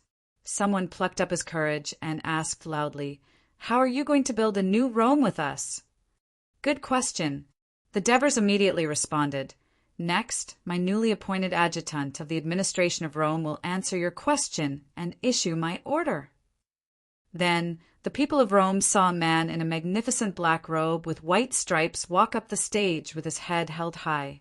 After he bowed respectfully to the king of Devers, he turned to face the people below the stage, among the people who lived in the slums of Rome. Standing at the front, some of them widened their eyes in surprise. "Isn't this Valsers?" Someone could not help but shout, "Valsers, is that you?" Valsers held his head high and said proudly, "I am now the adjutant of the administration of Rome appointed by His Majesty the King. My position is higher than the magistrates you are familiar with. Please show some respect when you speak to me next time." As soon as he finished speaking, the people below the stage were in an uproar. They whispered to each other, and soon the news spread throughout the audience. A commoner of Rome who was once a slave like them had become a high official of the kingdom of Dionia, standing on the stage and lecturing them. The Devers calmly looked at the uproar below the stage. He was very satisfied with the huge impact Valsers had on the commoners of Rome. He knew very well that in Italy and the Western Mediterranean, there would occasionally be citizens of a city-state who would leave their original city-state for another city-state, or even an enemy city-state. However, they would not be put in important positions, and they would not enter the inner circle of the city-state. Instead, they would become commoners. This was one of the most important sources of commoners in Rome. Of course, there would also be clans from other city-states who brought hundreds of people with them to seek refuge in Rome, and they would be accepted by the clans in Rome. They would share power, but they would become nobles. Persia's open-mindedness to accept foreign fugitives, even enemies, and put them in an important position was, after all, a rare thing in the whole of the Mediterranean Sea. As a result, although the Greeks and the Persians were mortal enemies, once they were expelled from their own country, they would often seek refuge with the Persians. Now, how would the commoners of Rome react when they suddenly saw the huge change in Valsers' social status? The Devers looked forward to it. The uniform roars of the Dionia soldiers restored peace to the square once more. Valsers cleared his throat and took a few deep breaths. He recalled the content he had memorized yesterday and said loudly, His Majesty the Devers has announced to the people of Rome that from the moment Dionia takes over Rome, all debts owed by the commoners of Rome to the nobles shall be cancelled. All slaves of the nobles of Rome and the nobles of Rome shall become free citizens. As soon as Valsers finished speaking, the slaves at the back of the square cheered. In comparison, the commoners of Rome were relatively calm. Rome had been occupied by the foreigners, and most of the senators and nobles had fled to Capitoline Mountain. Of course, it was impossible for them to collect their debts from the commoners. However, the commoners relaxed their brows. They knew that as long as the nobles were unable to defeat the people of Dionia, their debts would be written off forever. Chapter 810. Facing the hopeful gazes of the Rome citizens, Valkyrie suddenly forgot what he wanted to say next, and immediately became nervous. At this moment, his assistant, Adrius, immediately went up to him and whispered, "Become a citizen, land." Valkyrie suddenly remembered after being reminded by Adrius and gave him a grateful look. Adrius despised Valkyrie's stupidity in his heart, but he also envied Valkyrie's luck. He secretly complained to himself, "Although I'm a Latin, why wasn't I a citizen of Rome?" However, he firmly believed that this was a great opportunity for him to help Valkyries. As long as he performed well, he believed that he would soon be promoted. At this moment, Valkyries hurriedly said, as if afraid that he had forgotten, "His Majesty the Devers has also issued an order. The land of the former citizens of Rome will not be recognized and will be redistributed. Any citizen of Rome who applies to become a citizen of Dionia will first be given 5 acres of land. The earlier you apply, the better and more fertile the land will be. In the future, as you join the Dionysian army, gain merits or make other contributions, you will be rewarded with land. Also, the citizens of Rome who become citizens of Dionia can come to the square in the future to apply for public office, and after passing the examination, they will be able to take office. Also, the citizens of Rome who become citizens of Dionia can also get a low-interest loan of only 5% from the banks of Dionia. Also, your children can study in the schools of Dionia, and they will be taught by excellent teachers. You only need to pay 1 drachma every year." Valkyries was afraid that he would forget again, and he kept talking as he tried to recall the memories in his mind. But he did not notice that the citizens in the square had become restless again. The commoners who had no land were excited. The commoners who originally owned land were angry at the reduction of their land, but they were moved by the conditions. The slaves, on the other hand, were ecstatic that they could get rid of their lowly status and possibly become citizens. Of course, the few Rome nobles hidden in the crowd looked gloomy, but they did not dare to make a sound, afraid that they would be beaten up like before. The discussion grew louder and louder. Suddenly someone shouted, "Can we also become founding elders?" Then some people shouted in agreement, "Yes. Can people like us become senators in Dionia?" The commotion in the square suddenly died down, and everyone eagerly awaited Valkyrie's reply. However, this sudden question left Valkyrie stunned. Even he didn't know the answer to it. At this time, the Devers stepped forward after listening to the voice transmitter's translation and loudly said, "Of course! Not only can you become senators of Dionia, but you can also serve as governors of the kingdom in the future, managing 4 or 5 large cities like Rome. He could also become a war zone commander, commanding several legions and tens of thousands of soldiers to fight against the enemy. You may not know this, but more than half of the senators in the Senate of Dionia come from humble origins. Some of them were mercenaries, and some were even slaves. Moreover, many of the senators of Dionia are not Greeks, but Brutty, Lucanians, Messapians. They are all races that live in this land, just like you. Therefore, in our kingdom of Dionia, becoming a senator is not based on your background, nor is it based on your race, but on whether you have made enough contributions to the kingdom, and whether you have the ability to take on this responsibility. It didn't matter if you were poor, rich, commoner, noble, Greek, or any other race. Dionia placed equal opportunities in front of every citizen. Whether you could become an elder or a high-ranking official of the kingdom depended on your own hard work. When the voice transmitter's words spread throughout the square, the people of Rome became even more restless. Some even shouted, "Good!" Obviously, the Devers' words of regardless of background, only ability, were like a rallying cry for the commoners of Rome, who had been oppressed for decades and had been working hard to break the monopoly of power of the nobles. The discussion in the square grew even louder. After being reminded by Adrius, Vocres hurriedly shouted from the stage, "Quiet! Quiet! Please listen to me. There is another great thing." After a while, the square finally quieted down a little.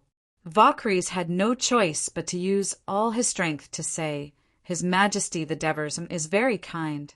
Seeing that the houses you are living in are too small and crude, he has decided that anyone who applies to become a citizen of Rome of Dionia will be allocated new houses in the city of Rome. These new houses were once owned by the nobles of Rome. You will definitely live very comfortably." As the discussion below the stage rose again, the Devers noticed a hint of a sneer on their faces.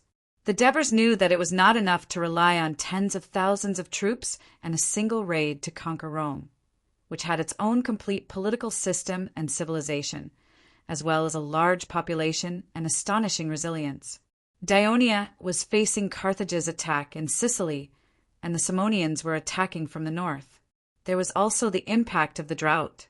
They could not mobilize a large army to completely crush Rome, nor could they waste time to slowly assimilate it. Therefore, in order to quickly expand their advantage after conquering Rome, so that the resistance of the people of Rome could not be shaken, the Devers thought about it several times, and the solution they adopted was to support a group of people to defeat another group of people. This was because ever since the city of Rome was built, there had always been conflicts between the nobles and the commoners, and as time passed, the conflicts had only deepened. After a long period of research on Rome, the Devers discovered that the nobles of Rome were actually clans and communes, just like the ancient patriarchal society in China. These groups were firmly connected by blood and interests. Everyone in the group was contributing to the clan, and at the same time, they enjoyed the help that the clan gave them. The land and wealth owned by the clan members would only belong to the clan even after their death, and would not be lost to the outside world. This was a closed circle that naturally excluded outsiders and operated according to their own traditional customs and systems. Unlike the loose tribal system of the Brути, Lucania, and other races that Dionia once conquered, it required a lot of time and energy for the Devers to break it up and assimilate it. However, under the current situation, the Devers obviously did not have the patience to do so, so they turned their attention to the commoners of Rome. The commoners of Rome, who had always been excluded from the clans of Rome and suppressed by the nobles for a long time, were the easiest targets for Dionia to absorb and assimilate.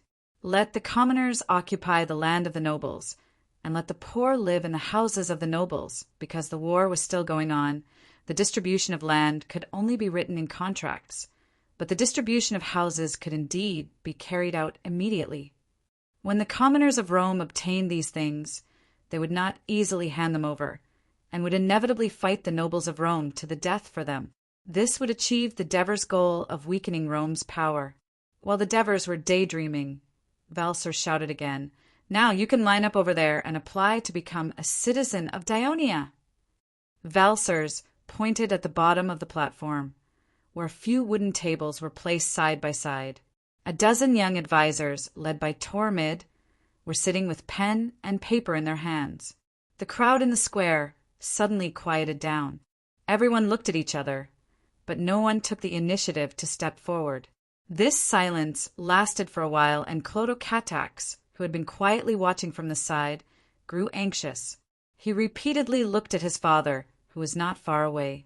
The Devers sensed his gaze and waved their hands slightly, indicating that he should not be anxious.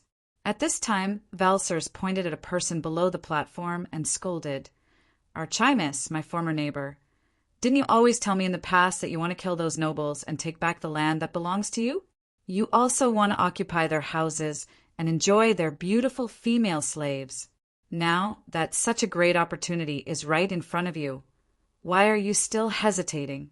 Are you just a coward who only knows how to talk big? The thin, middle-aged man in linen clothes that had been washed so many times that he immediately scolded. Valsers, don't think that you can order me around just because you're lucky enough to become some municipal official. Just wait and see how I deal with you when I become a senator. Damn it, I'm alone anyway, and I have nothing to fear. Fine, I'll apply to become a citizen of Dionia. As he spoke, he walked towards the registration area. What about you, Lucius? What are you hesitating for?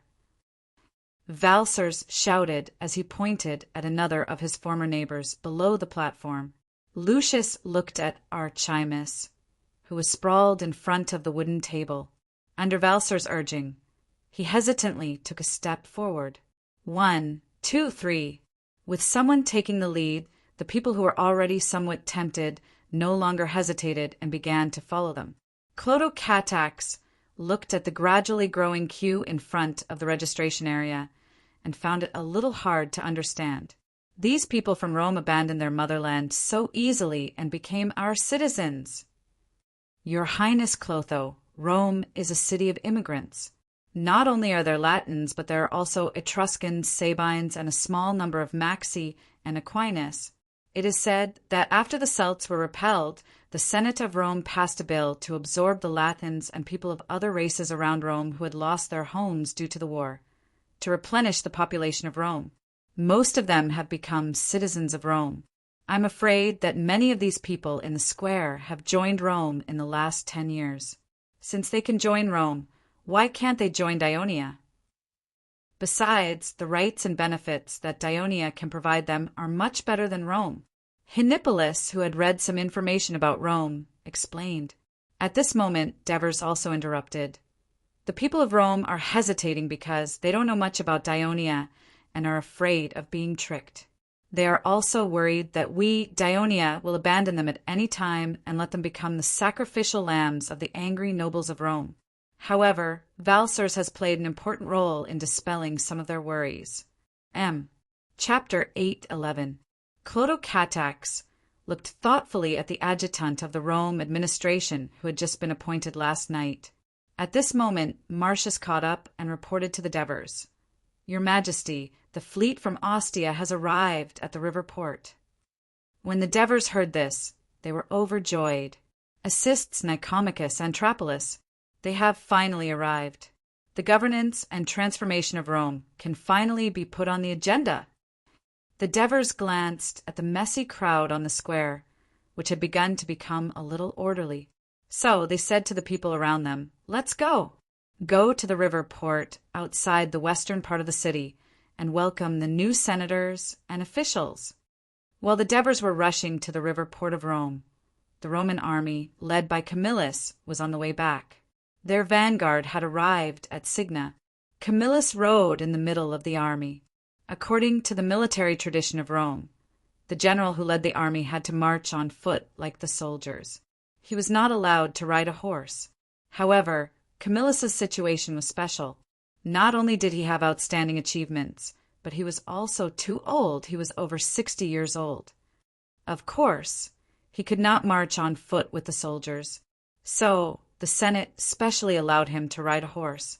Even though he was riding a horse, the 2 consecutive days of rapid marching were a little too much for his old body. He looked at the equally tired soldiers around him and made up his mind. When they arrived at Praenest, he would let the army camp and rest to ensure that the soldiers would be full of fighting spirit and energy to fight the Dionia who attacked Rome tomorrow. Just as Camillus was thinking about all the possibilities of a battle between the army and the Dionia, a messenger from Rome came galloping from the north to the south. Looking at the anxious eyes of the messenger, Camillus took the urgent letter from Mesius and felt a little uneasy. He then scanned the contents of the letter, and the words "the fall of Rome" immediately made his heartbeat and breathing stop in an instant. Regret, sadness, self-blame, exhaustion, all kinds of negative emotions surged into his heart at the same time. In an instant, he felt dizzy and fell off the horse. "Father! Sir Camillus! Lord Dictator!" The anxious shouts brought Camillus back to his senses. Looking at the guards and soldiers gathered around him, he subconsciously clenched his right hand. The letter was still in his hand. He quickly said, "Don't worry, I'm fine. Maybe it's because I'm too tired. Sir, it seems like you need a good rest." The guard captain said with concern, "Yes, I do need to rest for a while." Camillus went with the flow and said, "Lucius, let the soldiers continue to march. I'll rest for a while, and I'll catch up soon." Lucius looked at his father lying on the grass, and then at the messenger who stood by the side in silence. He was very puzzled, but he did not ask and obeyed the order. The soldiers returned to the team under the supervision of Lucius. Under the protection of the guards, Camillus closed his eyes to rest, but no one knew that at this moment his heart was in turmoil. The Dionia had broken through the city of Rome. What was the situation of the people in the city? What kind of siege method did the Dionia use to occupy the sturdy city of Rome so quickly? The rescue operation of Quintus and Frius was easily repelled by the Dionia. Did the Dionia stabilize in Rome so quickly? If the soldiers learned that their homeland was occupied by the Dionia, how would they react? Countless thoughts emerged in Camillus's mind at the same time, squeezing his already dizzy brain. He had to force himself to calm down and try his best to sort out the chaotic thoughts in his mind. After a long time, he opened his eyes and called Lucius with a determined look. He asked him to inform the troops to stop advancing when they reached Signia and wait for his next order. Then he sent someone to inform the senior generals to come immediately for a meeting. Not long after, Publius Licinius, Titus Quinctius Cincinnatus, Aulus Cornelius, Servius Sulpius, and Minucius Cornelius, who delivered the order for the Senate, arrived one after another. Camillus glanced at each of the generals solemnly and said in a deep voice, "Before I tell you an important news, you must promise me that you must remain calm. You must not show any obvious panic, anger, or shouting. Can you do that?" The generals looked at each other. They did not know what was going on, but they could clearly feel that the situation was not good. Titus hurriedly asked, "Sir Dictator, could it be that Rome?" Camillus did not respond. Instead, he asked again in a deep voice, "Can you do that?" At this time, Camillus was completely unlike the old man who always had a smile on his face and loved to discuss military affairs with them peacefully. Instead, he was like a beast ready to devour people at any time. Everyone's heart skipped a beat, and they immediately responded in unison, "Yes." Camillus glanced at them again and said in a deep voice, "I just received a battle report. Yesterday, Rome fell. It was occupied by the Dionia." Although the generals present were mentally prepared, they still clenched their fists at this moment. Shock, doubt, pain, anger. All kinds of extreme emotions were expressed from their distorted faces, widened eyes, and rapid breathing. "Sir Dictator, is this news true?" Licinius asked in a trembling voice. The messenger sent by Megis brought an urgent letter written by him in his own handwriting. The letter also said that the troops led by Quintus and Frius had also failed in the rescue attempt. Now the defeated soldiers are gathered in Prinister, and a large number of people who were lucky enough to escape from Rome are stranded in the area between Gabii and Prinister. "We must retake Rome immediately." Servius tried his best to lower his voice, so much so that his fists were bleeding. "Of course we must retake Rome. But first of all, we must prevent the soldiers from falling into chaos after receiving the news. We must stabilize the army." Camillus voiced his proposal. After a round of discussion, the generals hurried back to their troops with heavy hearts. Father, mother, and sister, Lucius, who was full of worry, stopped halfway through his sentence. Sigh. Camillus sighed heavily and did not say anything else. He staggered towards the war horse that was being led by the guards not far away. Lucius hurriedly stepped forward and supported his elderly father. When they arrived at Signia, Camillus once again saw the messenger sent by Megis. Most of the elders and some of the people had retreated to Capitoline Mountain. This news made Amyllus feel pleasantly surprised, and he felt a little more confident. That afternoon, the generals of Rome and nearly 60,000 Roman soldiers gathered between the city of Signia and the Tullarus River. Dictator Camillus stood at the top of the city of Signia. The mountain wind blew his white hair into a mess, but his elderly body stood straight. Facing the dense and endless troops below the city, he said loudly, "Citizens of Rome, warriors of the Alliance, you have not fully enjoyed the victory of conquering the Hernici, but you are rushing back because your mother state, the center of Latin, Rome, has been attacked by the enemy. But unfortunately, before you could arrive to help, Rome has been occupied by the Daionia yesterday." Hundreds of messengers who had been solemnly instructed by Camillus in advance lined up along the formation of the army and spread Camillus's words to the entire army. Suddenly, a huge wave was set off in the army, like a gust of wind. "Oh my God, the city of Rome has been breached. My wife and children are still in the city. It wasn't easy for me to save up the money to buy cattle and sheep. It must have been robbed by those damned enemies. What should I do? Jupiter, what did we do wrong? Why are you punishing us so cruelly? This is the second time that Rome has been occupied. What should we do? Rome has been occupied. Why are we still standing here like idiots? Hurry to Rome. Drive away those enemies and take back our home." Licinius, Titus, and the other generals had told the platoon jarls about the fall of Rome in advance and asked them to do their best to stabilize the emotions of their soldiers.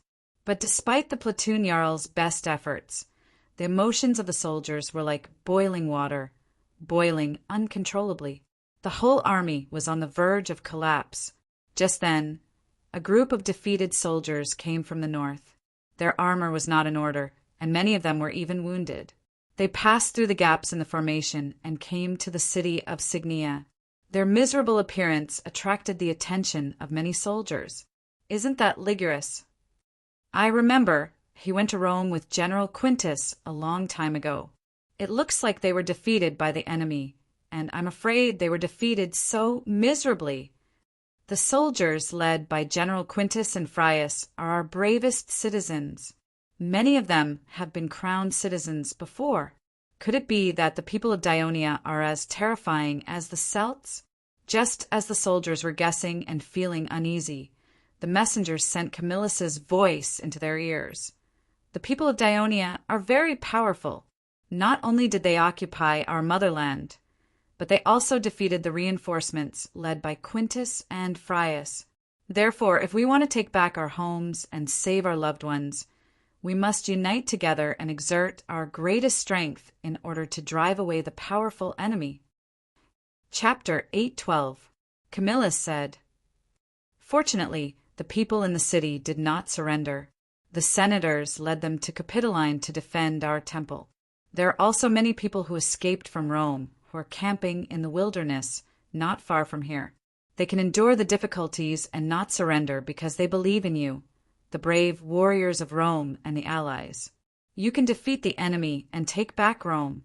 But if you can't unite, can't strictly enforce the military discipline, don't listen to orders, and act recklessly like a plate of loose sand, we can't defeat the powerful enemy of Daionia. By that time, we can't take back Rome, and your loved ones will become slaves, never to see each other again. You will either die in battle or become homeless stray dogs, slaves captured by the aliens at will. Are you willing to do that?" No. The generals and platoon leaders were the first to raise their arms and shout. The soldiers were also shocked by the tragic future described by Camillus, and they followed suit. When the shouts gradually converged into a torrent of voices, Camillus knelt down on the city wall, raised his hands high, looked up to the sky, and shouted piously, "Jupiter will defeat the Daionia just like we defeated the Celts. We will never let the aliens defile your temple. So please protect us." Not long after he finished shouting, a loud rumble came from the cliff behind Signia City. A huge rock rolled down the hillside with gravel and finally hit the empty space on the side of Signia City with a loud bang. The generals were the first to shout excitedly, "It's a divine sign! Jupiter has responded." Then the soldiers also reacted, and the gloominess on their faces was swept away with joy. They hurriedly lowered their heads and prayed to Jupiter. Jupiter's miracle shocked the Roman soldiers, who were at a loss and at a loss. They quickly came to a consensus and began to shout the slogan, "Defeat the enemy, take back Rome." So Camillus led them to march quickly to Praeneste in a pitiful manner. At dusk, when the army arrived at Praeneste, the situation became a little chaotic. The generals were busy setting up the camp and arranging for the soldiers to rest. The people of Rome who had been stranded there rushed over, and so did the soldiers. Both sides were eagerly looking for their loved ones in the crowd. Those who saw their loved ones felt very lucky and thanked Jupiter for his protection. Those who did not see their loved ones were secretly sad.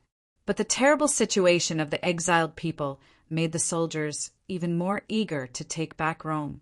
The dictator Camillus first went to meet the higher-ups of Praeneste to thank them for the great help they had given to Rome. Then he quickly summoned Megis, Quintus, and Frius, and asked them about the details of the Dionysian army breaking the city. When the Devers welcomed the arrival of the kingdom's administrators, they also received war reports and proposals about Sicily sent to him by the Senate and the Ministry of Military Affairs. He never expected that the huge Sicilian fleet would be destroyed by a storm. This made the naval advantage of Dionia in Sicily less strong, and it also made the war between Dionia and Carthage change. For this reason, the Devers first held an emergency military meeting. Attending the meeting were Tormid of the General Staff, Printos, and the commander of the Third Fleet, Middleades. The Devers looked at the three of them sternly and then said, "You have all read the war report. What do you think?" Tormid coughed and said, "Your Majesty, this storm destroyed more than half of the kingdom's warships, but it also destroyed almost all of Carthage's warships. Judging from the results, it's not too bad. We still have the advantage in the sea. Moreover, the Ministry of Military Affairs proposed to transfer the Fourth Fleet of Brindisi to Sicily. In addition to the dozens of warships left in the Sicilian fleet, we have a greater naval advantage in Sicily than before. It will become more difficult for Carthage to send reinforcements and supplies to Sicily, and our victory in Sicily will become more stable." The Devers tapped his fingers on the table and said in a low voice, "Will the transfer of the Fourth Fleet from the east coast of Greece give Sparta and the remnants of the former Pacheti and Messapi forces who escaped to Greece an opportunity to take advantage of them? According to the intelligence, after the Thebes rioted and got rid of Sparta's control, another war will break out in central Greece. How many city-states will participate in this war, and how long will it last? We can't make an accurate judgment now, but Sparta obviously won't be able to get out of this war in a short period of time. They won't have the spare strength to attack the kingdom. As for the enemies who escaped to Greece, their numbers are too small, and the political situation in Apulia is stable. They won't be able to cause any big trouble," Tormid said confidently. The Devers thought for a while and nodded. Middleades interrupted. "Although Lord Tormid's words make sense, transferring the Fourth Fleet will still bring trouble to Apulia. Moreover, Commander Alexis is now leading all the troops in Apulia to defend against the Simonians. If there's any trouble at this time, it will be more troublesome. Why don't we transfer some of the warships of the Third Fleet to Sicily?" The Devers looked at him and said seriously after a while, "In the military plan to attack Rome and Latin region, the Third Fleet is very important. It must cooperate with the main army and not be easily separated. Although the Third Fleet is only responsible for guarding the main army, it may play a bigger role in the future. Middleades, don't get distracted. However, if you personally want to go to Sicily, I can approve it at my discretion." The Devers' words made Middleades break out in a cold sweat. He hurriedly said, "Your Majesty, I will lead the third fleet to ensure the safety of the army at sea. Please rest assured." The Devers' expression softened a little. He turned to Tormid and said, "I agree with the Ministry of Military Affairs. Let's transfer the fourth fleet to Sicily. However, we have to remind Alexis to strengthen the defense of the east coast of Apulia to prevent other enemies from taking advantage of the situation." At this point, he said with a heavy expression, "Also, inform Prosos to increase the search for Thurkian and Frelios. If they are alive, I want to see them. If they are dead, I want to see their bodies. Even if they are really dead, we must not let the bodies of the two high-ranking generals and heroes of the kingdom be left in the wild. They can only go to the Hall of Martyrs and the Temple of Death. As for the candidate for the commander of the newly integrated Sicilian fleet, first it should be Thurkian. If he is not here, then it should be Frelios. If Frelios is also not here, let Miltias of the fourth fleet take the position." "Yes, your majesty," replied Tormid as he used a pen to record on a wooden board that he carried with him. The Devers let out a long sigh. What pained me the most about this disaster was not the warships, but the dead crew members. How many people died in this battle? Tormid immediately replied, "Based on the preliminary statistics, there are more than 10,000 dead crew members." After hearing this, the Devers' expression became even heavier. More than 10,000. They were all experienced sailors who were familiar with Dionia's naval tactics. Tens of thousands of families lost their loved ones in a storm. The Ministry of Military Affairs will send people to the military port of Tarentum, Castellan, and Catania to offer condolences to the families of these dead sailors and comfort their grief. We will also start discussing their post-war pensions now. Understood, Your Majesty. I will immediately write a letter to the Ministry of Military Affairs and get you to sign it, replied Tormid. The Devers thought of something and asked again, "What is the name of the admiral who led the warships in time to break into the port of Selinus and finally helped Prosos to seize the city?" "Stephakes. Stephakes." The Devers repeated the name and said approvingly, "To be able to preserve the fleet at such a critical moment and obtain military merits. It seems that he is a decisive and quick-witted admiral." When the people present heard this, they immediately felt envious of Stephakes, to be mentioned by the Devers, and remembered, his future must be bright. The Devers turned their eyes to Printos, who had not yet spoken, and asked, "What do you think of the war in Sicily?" "Your Majesty." Printos reminded, "Although our navy now has the advantage in the Sicilian Sea, Carthage has been a maritime power in the western Mediterranean for 100 years. Their shipbuilding ability is stronger than that of the kingdom. According to intelligence, there are 4 large shipyards in the port of Carthage, and dozens of Phoenician coastal city-states affiliated with them also have strong shipbuilding abilities. Once they are allowed to build warships with all their might, I'm afraid that in a few months they will have a warship that will not lose to our fleet." "You're right." The Devers nodded and said seriously, "This is indeed a problem that we should pay attention to. We must also speed up the progress, vigorously build new warships, restore and strengthen our naval fleet in order to deal with the challenges that Carthage will continue to face at sea and completely obtain the maritime supremacy of the western Mediterranean Sea. I will immediately write to the Senate and ask them to organize and mobilize the coastal cities of southern Italy to start building warships. But you don't have to worry too much. Maybe Carthage has accumulated more shipbuilding technology and the number of shipwrights than us, but it has 2 fatal shortcomings that are destined to be unable to defeat the kingdom's navy." The Devers' words attracted the attention of the 3 of them. He stretched out 2 fingers and slowly said, "The first is wood. There are no tall trees on the land of Africa. The source of wood they can obtain for shipbuilding is the Iberian Peninsula, but its developed shipbuilding industry is concentrated in Carthage and the surrounding Phoenician city-states. This determines that they must first transport wood from Iberia to Carthage before they can start building ships. This is not only time-consuming, but it is also easy to be cut off and get into trouble. In our territory, there are continuous mountain ridges and abundant timber resources. Furthermore, they are beside the coastal cities of southern Italy. This time, I will ask the Senate to temporarily lift the ban on logging trees and provide enough wood for the shipyards free of charge.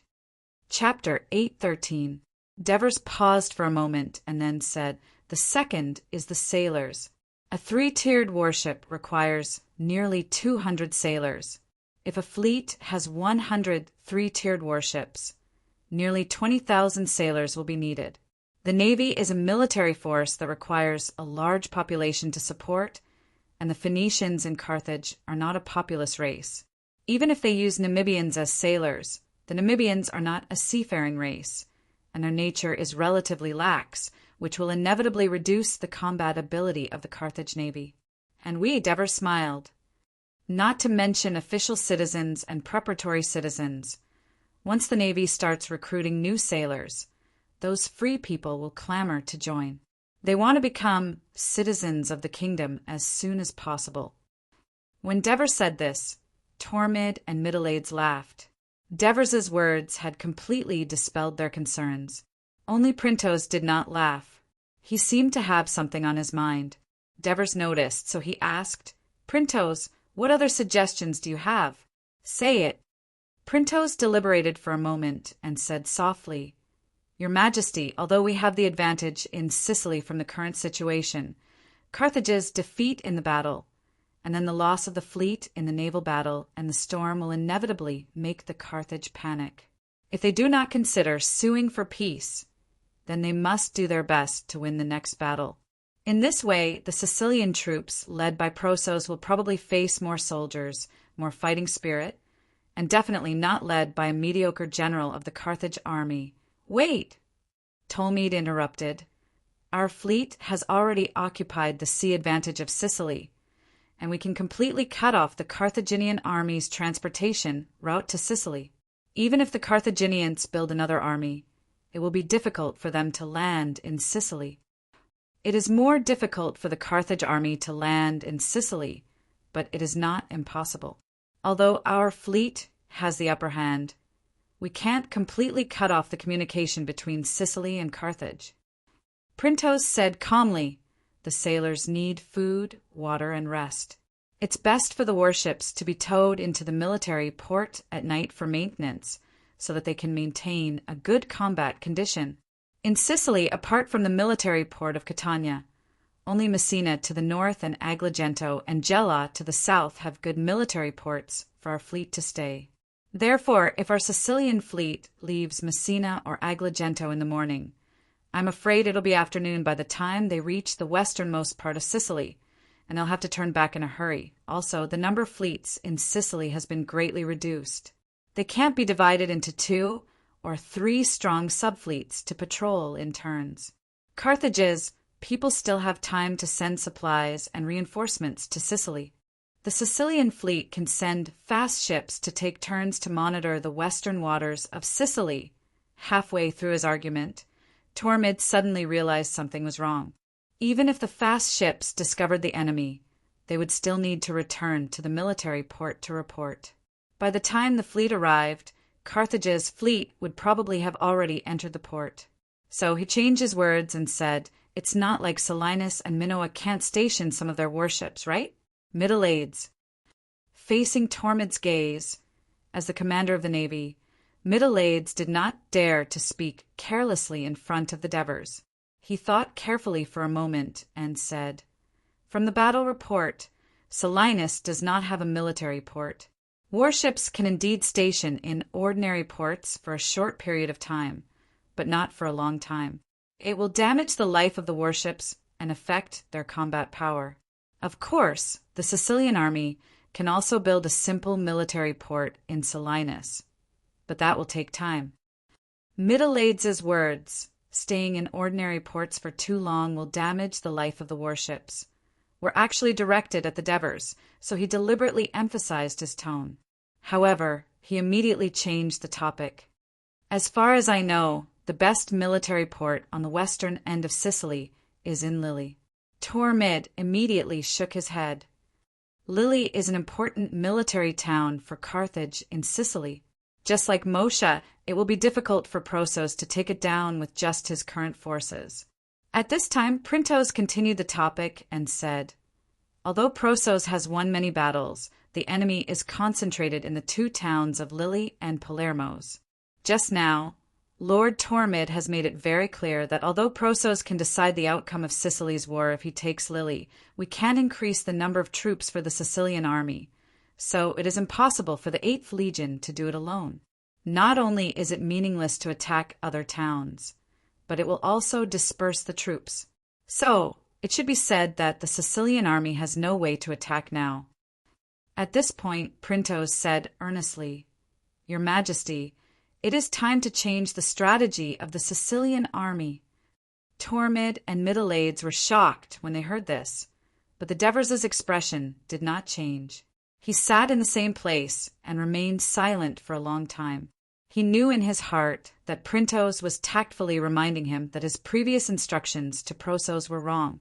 At the beginning of the war with Carthage, because the focus of the attack was to be concentrated on Rome, the Devers was still cautious about the situation of the war in Sicily. So, at the beginning, he ordered Prosos to defend the territory of the Kingdom of Sicily. However, the 8th Legion defeated Carthage's army in the Battle of Minoa, and the navy won the battle on the Sea of Serodium. This made him realize that Carthage was only outwardly strong, but inwardly weak. So he changed his strategy.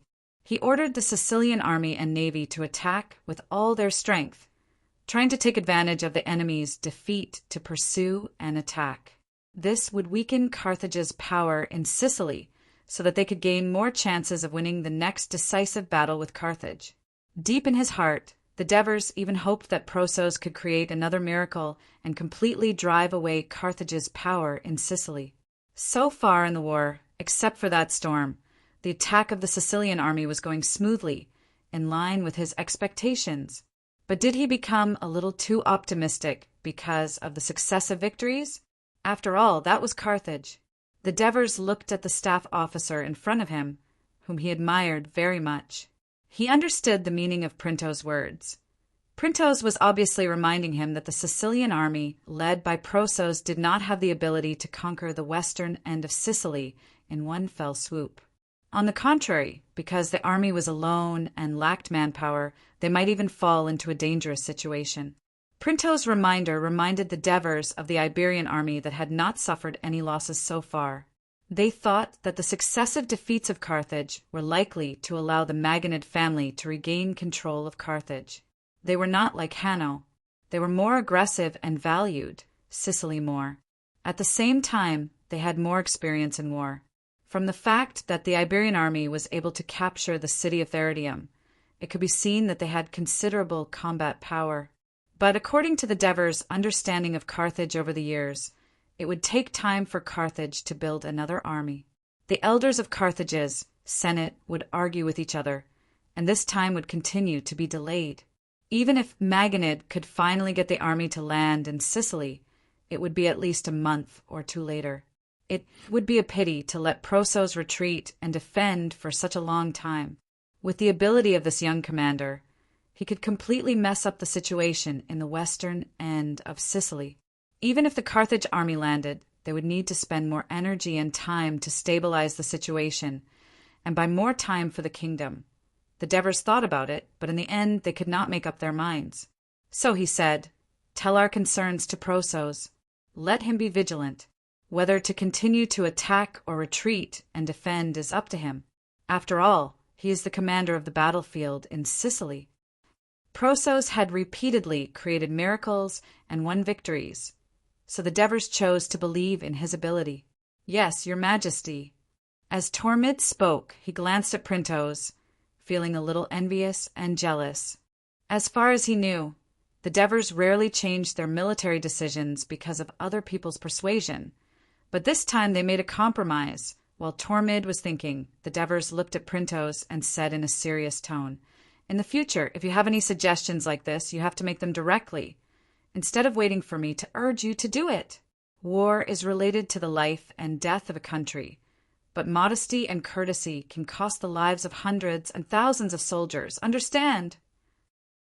Printo's expression turned solemn, and then he bowed in shame and said, "Understood, Your Majesty. I will pay attention next time." Once again, Tormid cast an envious look at him. After the military meeting, the Devers summoned the new senator of the kingdom, his brother-in-law Alcibiades, and the shipbuilding merchant of Thurii, Micrus. Both of them were well-known merchants in the shipbuilding industry in the kingdom of Dionia. The Devers summoned them, of course, hoping that they could take the lead in cooperating with the kingdom to speed up the construction of warships. Due to the tight state treasury, they also hoped that they could agree that the kingdom could temporarily owe them the shipbuilding costs on credit. Of course, the kingdom would also give them corresponding compensation after the war, such as relaxing the ban on cutting down trees. As for Micrus, the Devers also focused on Inanalus, who had long been released from prison and had been staying at home. They emphasized that Inanalus had been punished enough for his mistakes, and now that the kingdom had been expanding, there were always insufficient officials at all levels. Inanalus was once a senator and also served as a navy commander. He had rich administrative experience and was fully capable of serving the kingdom again. After listening to the Devers, Micrus was very excited and immediately said that when he returned, he would try his best to persuade Inanalus to come out and work. Chapter 8:14. For Micrus, he did not care much about how high an official position Inanalus would hold in the kingdom after his return. As long as he appeared in the officialdom of the kingdom, it would show the people of the kingdom the king's understanding of the Micrus family. It would no longer hinder the family's development in business and politics in the future. Therefore, the atmosphere of the whole meeting became more relaxed. They also talked about the busy situation of the merchants of Dionia transferring supplies at the port of Ostia in the past 2 days. They also began to enclose their land, build stores, and look for business opportunities. In the end, Micrus left the Senate of Rome with a smile on his face, but Alcibiades stayed because the Devers was going to hold an administrative meeting here. The meeting was mainly attended by the assists Nicomachus, Antrodorus, and some other elders, as well as some middle-level officials of important departments. "Everyone, you are now sitting in the Senate of Rome." The Devers saw the officials who came in and took their seats, looking around curiously, so he gave a brief introduction. "It's much smaller than our grand chamber," said the assists. "But the city of Rome is bigger than the inner city of Thurii," said Nicomachus respectfully. Nicomachus said flatteringly, "Judging from the density of the houses, the population is also very large. It is hard to imagine that your Majesty took only 1 day to capture such a magnificent city." "Nicomachus, that's a compliment to the soldiers who participated in this siege." The Devers laughed. "That's why I'm proud of the amazing achievements made by the soldiers." Nicomachus responded quickly, "The soldiers took down this big city, but it's up to you to govern it and turn it into a city that belongs to Dionia." The Devers' next words made the officials puff out their chests. After that, Devers began to talk about the main topic. He faced the crowd and said, "Before you volunteered to come to Latin, you should have some understanding of this region. You've learned more about Ostia, but you may not be clear about the situation we are in right now. Therefore, you must have a comprehensive understanding of the war situation in Latin." At this point, the Devers gestured to Herneapolis. Henipolis immediately had 2 guards raise a wooden board with a map of Rome and the surrounding cities, and brought it to the Devers' side. "Sit forward. That way we can see more clearly." As soon as the Devers spoke, the officials did not care about their status and squeezed into the first and second rows of the venue. They raised their heads and stared at the map seriously. Rome is indeed the largest city-state in central Italy. The Devers pointed at the map and said in detail, "It and its surrounding land area is no less than our Thurii Sabari plain, or even much larger. Although we have taken down Rome. To the south of Rome are its Latin allies and colonial cities. To the north of Rome are its Etruscan allies and colonial cities. In addition, about 70,000 soldiers from Rome are returning from the punitive expedition against the Hernici. We are now like a lion surrounded by countless wolves. The situation is very grim. Fortunately, the Dever's finger that was pointing at the city of Rome slid down the Tiber River and stopped at Ostia. The Tiber River is under our control. It allows us to transport supplies and personnel to the outside world through the waterway. However, if we cannot break out of this situation of being besieged by an isolated army, the waterway will be cut off after a long time, and Rome will be completely surrounded. The victory that we have previously paid a huge price for will be in vain. So, I request that all of you immediately get to work and take over the city of Rome. Not only must you restore stability as soon as possible, but you must also make it able to help us in the upcoming battle. The Dever's words made the senators and administrative officials present feel the pressure. Their faces were solemn as they stared at the map, but there was also a glimmer of excitement in their eyes. After all, most of the Daionia officials who voluntarily chose to come to Latin were citizens who refused to be mediocre and were tired of the overly stable environment. They were ambitious or adventurous citizens. The Devers glanced at them and felt their strong spirits. He smiled in his heart and said, "Next, I will announce the appointment of administrative positions in Rome during the war." The reason why the Devers emphasized the word "during the war" was to indicate that this was a temporary appointment. When the war was over, the arrangement of administrative personnel in the occupied territory would need to be reviewed by the Devers, the Senate, and the kingdom's officials' management committee. Most of the officials sat up straight, subconsciously. The governor of Rome, the Devers looked at their former herald and said loudly, "will be appointed by senator assists." Before leaving Turiae, the assists had been summoned by the Devers. He knew the arrangements for him, so he looked calm. Nicomachus, Antiporus, and the other senators were obviously incomparable to the assists in terms of qualifications, but they were still more or less disappointed that they could not become the highest administrator of such a large city, which was considered one of the best in the kingdom.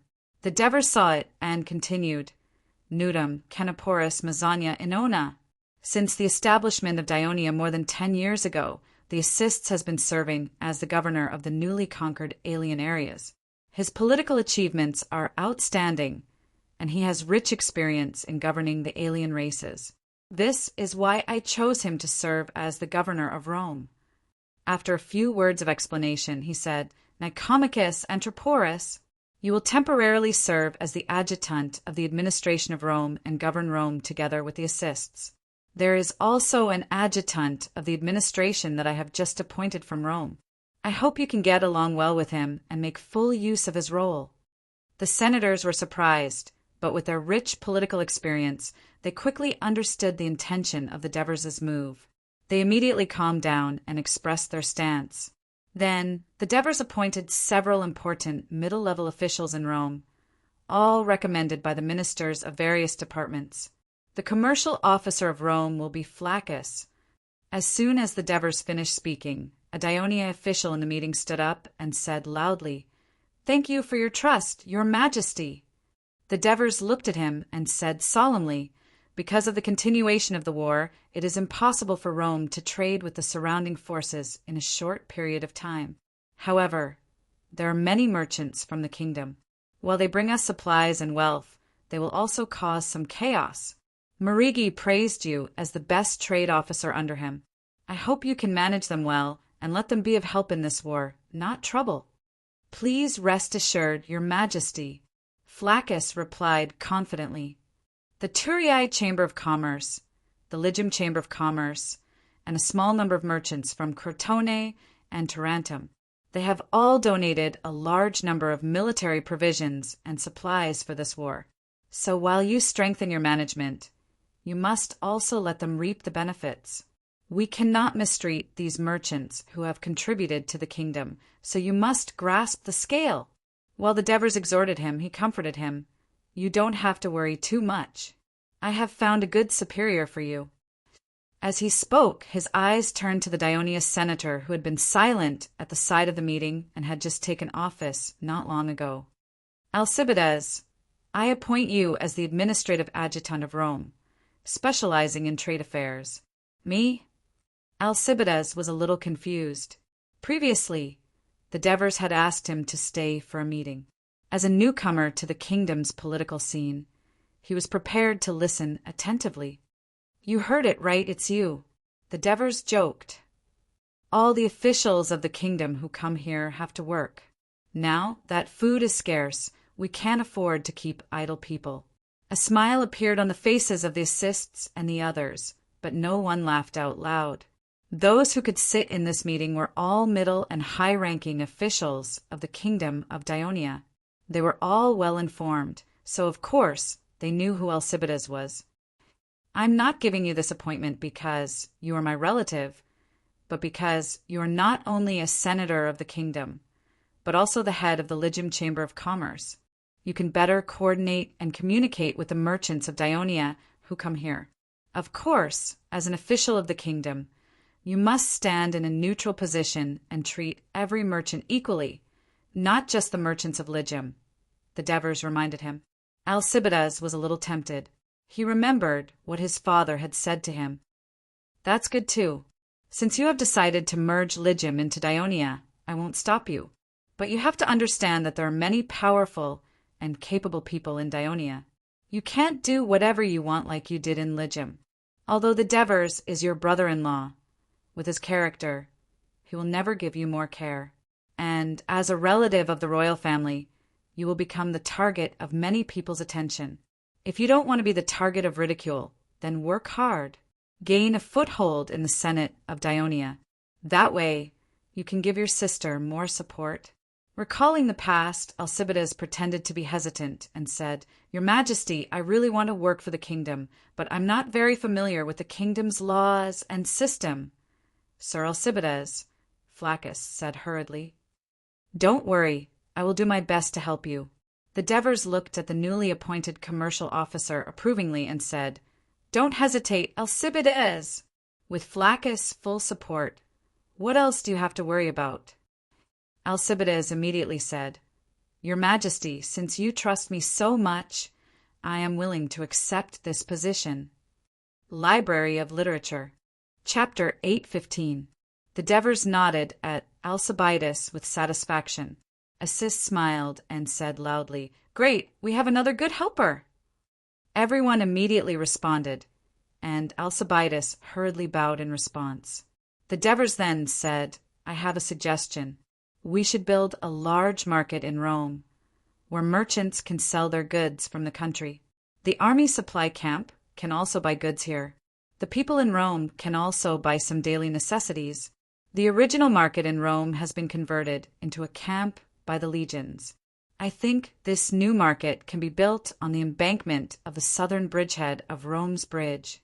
This will make it convenient for goods to be transported from the port and for customers to buy. Of course, this is just my suggestion. I still need your business officials to carefully inspect the whole city and make a decision that is more conducive to the development of commerce and trade. Flaccus immediately said, Your Majesty, after the meeting, I will immediately start to handle this matter. Finance Officer of Rome, Archipides. The Devers then issued the appointment. Another person in the meeting room stood up. You need to build the entire tax agency in Rome as soon as possible. Although Rome has just been conquered and it is impossible to implement the land tax, we need to start collecting the commercial tax as soon as possible. Yes, Your Majesty. Also, the army has defeated the people of Rome, conquered Ostia and Rome, and gained a lot of spoils of war. If we transport them back to Turiae, it will take a lot of time and manpower. It just so happens that the merchants of the kingdom are gathered in Rome. Discuss a plan with Sir Alcibiades. Pick out the spoils of war that are not urgently needed by the army and auction them off. Then transport the gold and silver earned back to Turiae to fill the empty treasury. Yes, Your Majesty. Archipides answered firmly this time, and his eyes were shining. Agriculture Officer, Tibulus. The Devers continued, I have announced to the people of Rome that we will take back all the land and redistribute it. So you have to figure out the amount of land owned by Rome as soon as possible. Although farming is still not possible because of the war, you can still allocate it. Let the new members of Dionia in Rome know that we are true to our words. Moreover, we must allocate them the best and most fertile land. We must let them feel the benefits of joining Dionia. We must also attract the hesitant Rome citizens to join us as soon as possible. I understand, Your Majesty, Tiberius replied. Then how do we collect the land tax? Archibides asked anxiously. Even though their physiques were different, this financial officer and his immediate superior Mirzas had very similar attitudes and expressions when they talked about money and taxes. This made Devers feel a little amused. He held back his laughter and said, "Just like how we treated the newly conquered areas in the past, starting from the time the land is cultivated, the tax will be exempted for 3 years. After 3 years, the tax will be levied according to the land tax rate for official citizens." Archipides returned to his seat in disappointment. Rome's census officer Bordicus, Rome's judge Diost. Devers announced the appointments one by one. In fact, Devers rarely met these newly appointed mid-level officials before. However, he spent a lot of time memorizing their names and characteristics and accurately matched them with the real person. This way, he showed the importance he attached to the appointed officials. Now, it seemed that the effect was very good. I have announced the appointment of the main mid-level and senior officials in Rome. The rest of the people who have not been appointed will be decided by the governor of Rome, assists, and several administrative adjutants after a discussion. Regardless of the official position, I hope that you will do your best and complete your duties. I will be aware of your performance at any time. It's not that I don't trust your abilities, but why? Devers patted the map with his hand and emphasized his tone to encourage them. Because we not only want to occupy Rome and Ostia, but also the Latin Alliance and the colonial cities of Rome. They are all targets of the kingdom. There are several big cities here that are not weaker than Rome. In the future, when we appoint the governors and senior officials to manage these towns, you have experience in government affairs in Rome, and you have a better understanding of the Latin customs and the situation in the Latin region. You will be the priority targets for me and the kingdom's officials' management committee. As soon as these words came out, not only were these mid-level officials excited, but even Nico, Marcus, and Androporus the elder smiled. At this time, the new governor of Rome, Assist, said, "Just now we have seen many people from Rome queuing up to apply to become citizens of Dionia. According to the speech that your Majesty gave to them before, I am afraid that many of these people want to become public officials of Dionia. We will try our best to recruit some Greek-speaking people from Rome to serve in various departments. This will not only facilitate good communication with the people of Rome, but also help us better understand the customs and habits of the people of Rome, which will be beneficial to our governance. However, because they are all civilians, I am afraid that many of them do not know Greek, are illiterate, and have no understanding of the system and laws of Dionia. Therefore, most of them can only serve as patrols. So, do we need them to serve as patrols? If so, will these patrols be equipped with weapons? Are there any restrictions? That's a good question. The Devers looked at Assists with admiration. Apparently, before leaving Rome, after talking to Assists, he had been thinking about how to manage the city of Rome. The Devers answered without hesitation, "Since they have applied to become citizens of Dionia, don't treat them as outsiders. Of course, we can let them serve as patrols. Besides, they should wear the uniforms of the patrols of Dionia. However, the patrol captain of each group must be temporarily held by our officials, and there must be a certain number of senior citizens in the team. This way, they can better understand our laws and system through contact with each other. They will know what they can do and what they can't do when carrying out tasks, so as to avoid being punished for making mistakes and causing discord." "Your Majesty, but we don't have so many people to serve as patrol captains." The new inspector of Rome interrupted. "We can let the soldiers who are injured and unable to fight temporarily serve as patrol captains and team members," Nicomachus suggested. "Look, we have a solution as soon as you discuss it." The Devers smiled, obviously agreeing with Nicomachus' suggestion. Your Majesty, the measures you announced in the square today are aimed at the civilians and slaves of Rome. What should we do with the nobles of Rome? Assists then raised another important question. As a matter of fact, the Devers had already told the assists about some of the measures they might take after occupying Rome. Therefore, the Devers believed that the assists had brought up this question to let the officials understand his thoughts on how to conquer Rome. Therefore, he said in a serious tone, the nobles of Rome are different from the Greek nobles or the foreign leaders that we have encountered in other areas. Due to various reasons, they are very powerful and have deep connections with the other Latin city-states in this area. Even if they surrender, the measures we're going to implement will seriously harm their interests, and they will definitely rise up against our rule. With their ability, the riots they will cause will definitely be worse than the Udae rebellion.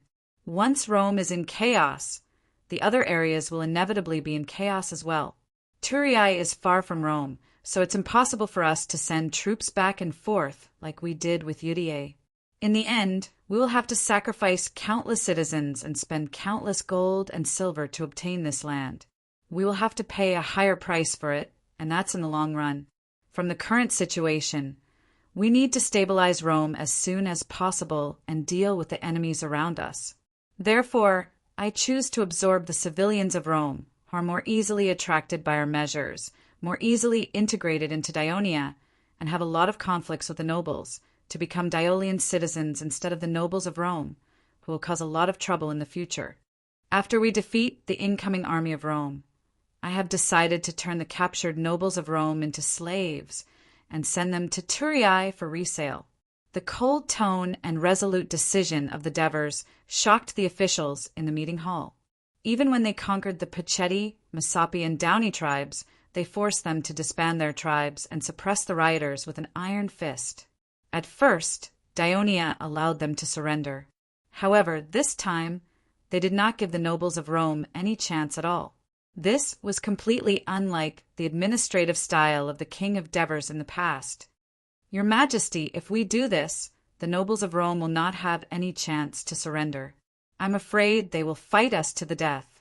Not only will our soldiers suffer more casualties, but it will also make it more difficult for us to conquer this area. Nicomachus was the first to stand up and advise the King of Devers. Therefore, the punishment of the nobles of Rome will only be announced after we defeat their army. For now, we are only keeping them in custody temporarily. The Devers gave a simple explanation and sat down in silence. Your Majesty, I'm afraid the nobles and their families in the city are already feeling uneasy after seeing the difference in treatment between them and the civilians of Rome. Just like what Sir Nicomachus said, the way we deal with the nobles of Rome will make the nobles of the Latin city-states around us feel disappointed. It will not be beneficial for us to conquer them in the future. Fong Yun Reading Net. Chapter 816. Assists looked at the expressionless Devers, hesitated a little, and finally said what he thought. Why don't we allow the surrendered nobles of Rome to apply to become citizens of Daionia? However, their families must be separated and moved to other parts of the kingdom.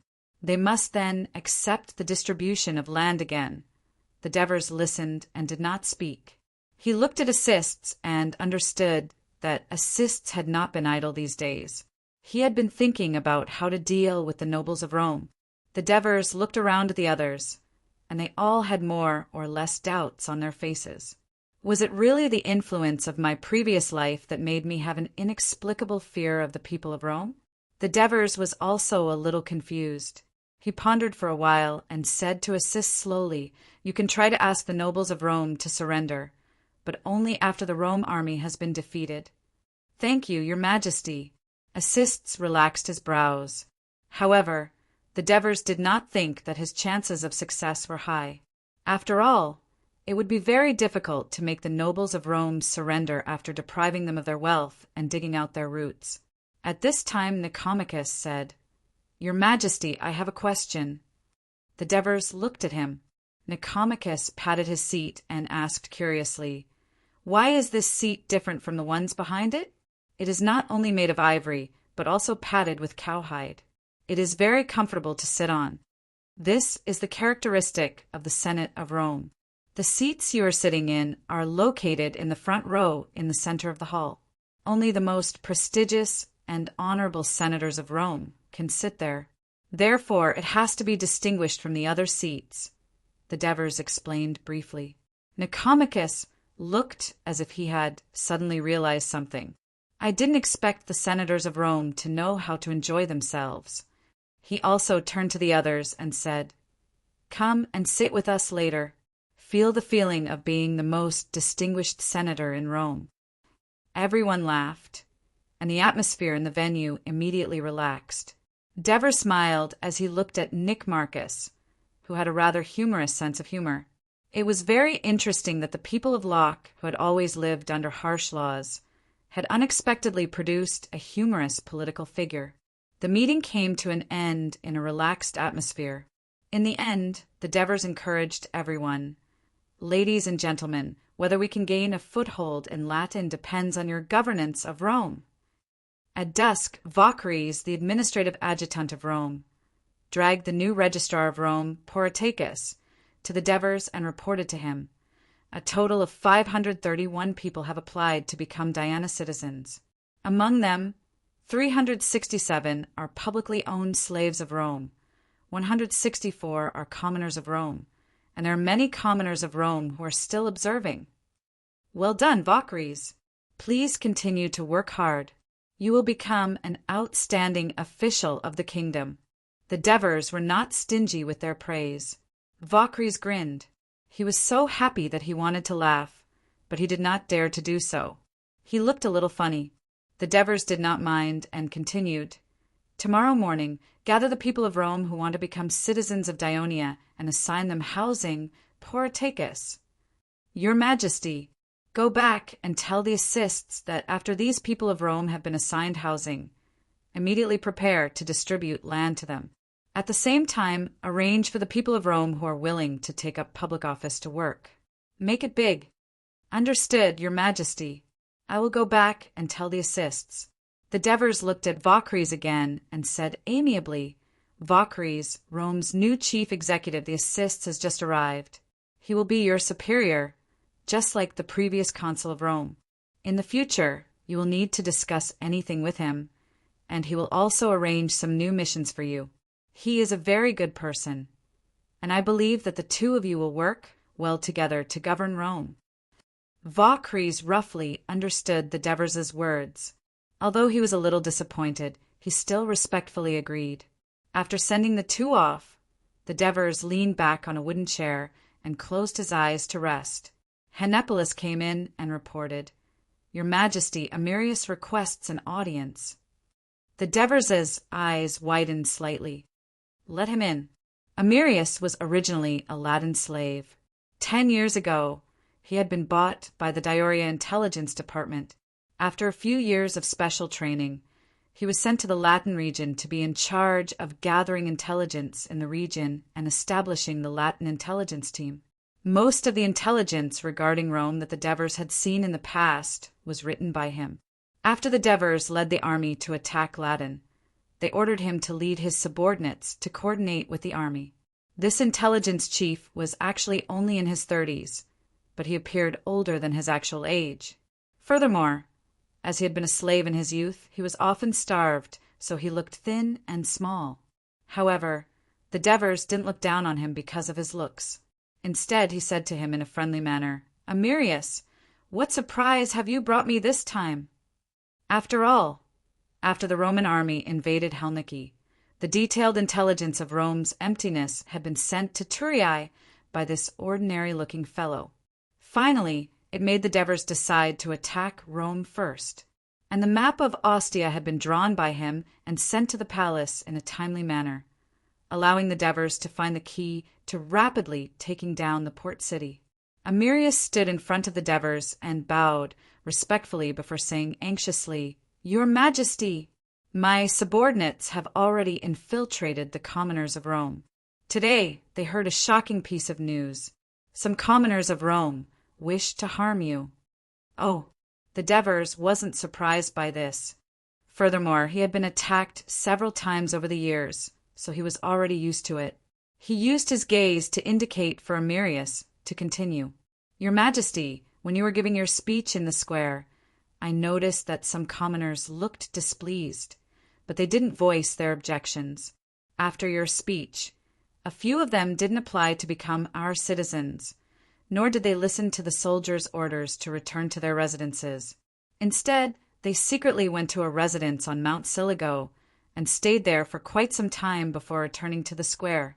There, they conversed softly with the commoners from before. My subordinates secretly approached them and vaguely heard them mention things like Camillus and the Roman army. They even mentioned your name. Then 5 or 6 commoners of Rome began lining up, preparing to apply to become citizens of Dionia. As the Devers listened, he thought, from the looks of it, these people from Rome are planning to attack me when the Roman army attacks. Your Majesty, that's what I thought as well. That's why I rushed to report it to you. Amirius said, as though he was taking credit. Who lives in that residence on Mount Siligo? The Devers asked a crucial question. Amirius was already prepared, as he immediately replied, I've already sent people to investigate. The owner of that residence is named Gaius Licinius Stolo. This name gave Devers a sense of familiarity, but he had never come into contact with this person from Rome. This left him puzzled. Could he be a famous historical figure? Although he's a commoner of Rome, he has great influence among the commoners. This is because his father was last year's military governor, and his wife is the daughter of a famous senator in Rome named Fabius. And Bustus. The Devers' heart stirred as he waved his hand to cut him off and asked, You're saying that, as a commoner, he has married a powerful noble in Rome, Fabius? It was no wonder that Devers was astonished. Based on his understanding of Rome, the reason why commoners in Rome found it difficult to cross the threshold of nobility was because Rome's nobility had placed strict restrictions on them. Even the law that nobles and commoners are not to marry was clearly engraved on the 12 bronze pillars. Yes, Your Majesty. It's precisely because he's the first commoner to marry the daughter of a powerful noble that many commoners in Rome view him as the pride and role model of the commoners. Amirius said with certainty, Besides, this person is rather outstanding. Although he's only 21 years old, he has already participated in several battles. Due to his outstanding contributions, he was awarded the citizen's crown once. Previously, he was injured in a battle between Wolsey and our First Legion and has been recuperating at home. Therefore, he didn't follow Camillus's army to Helniki. Devers pondered.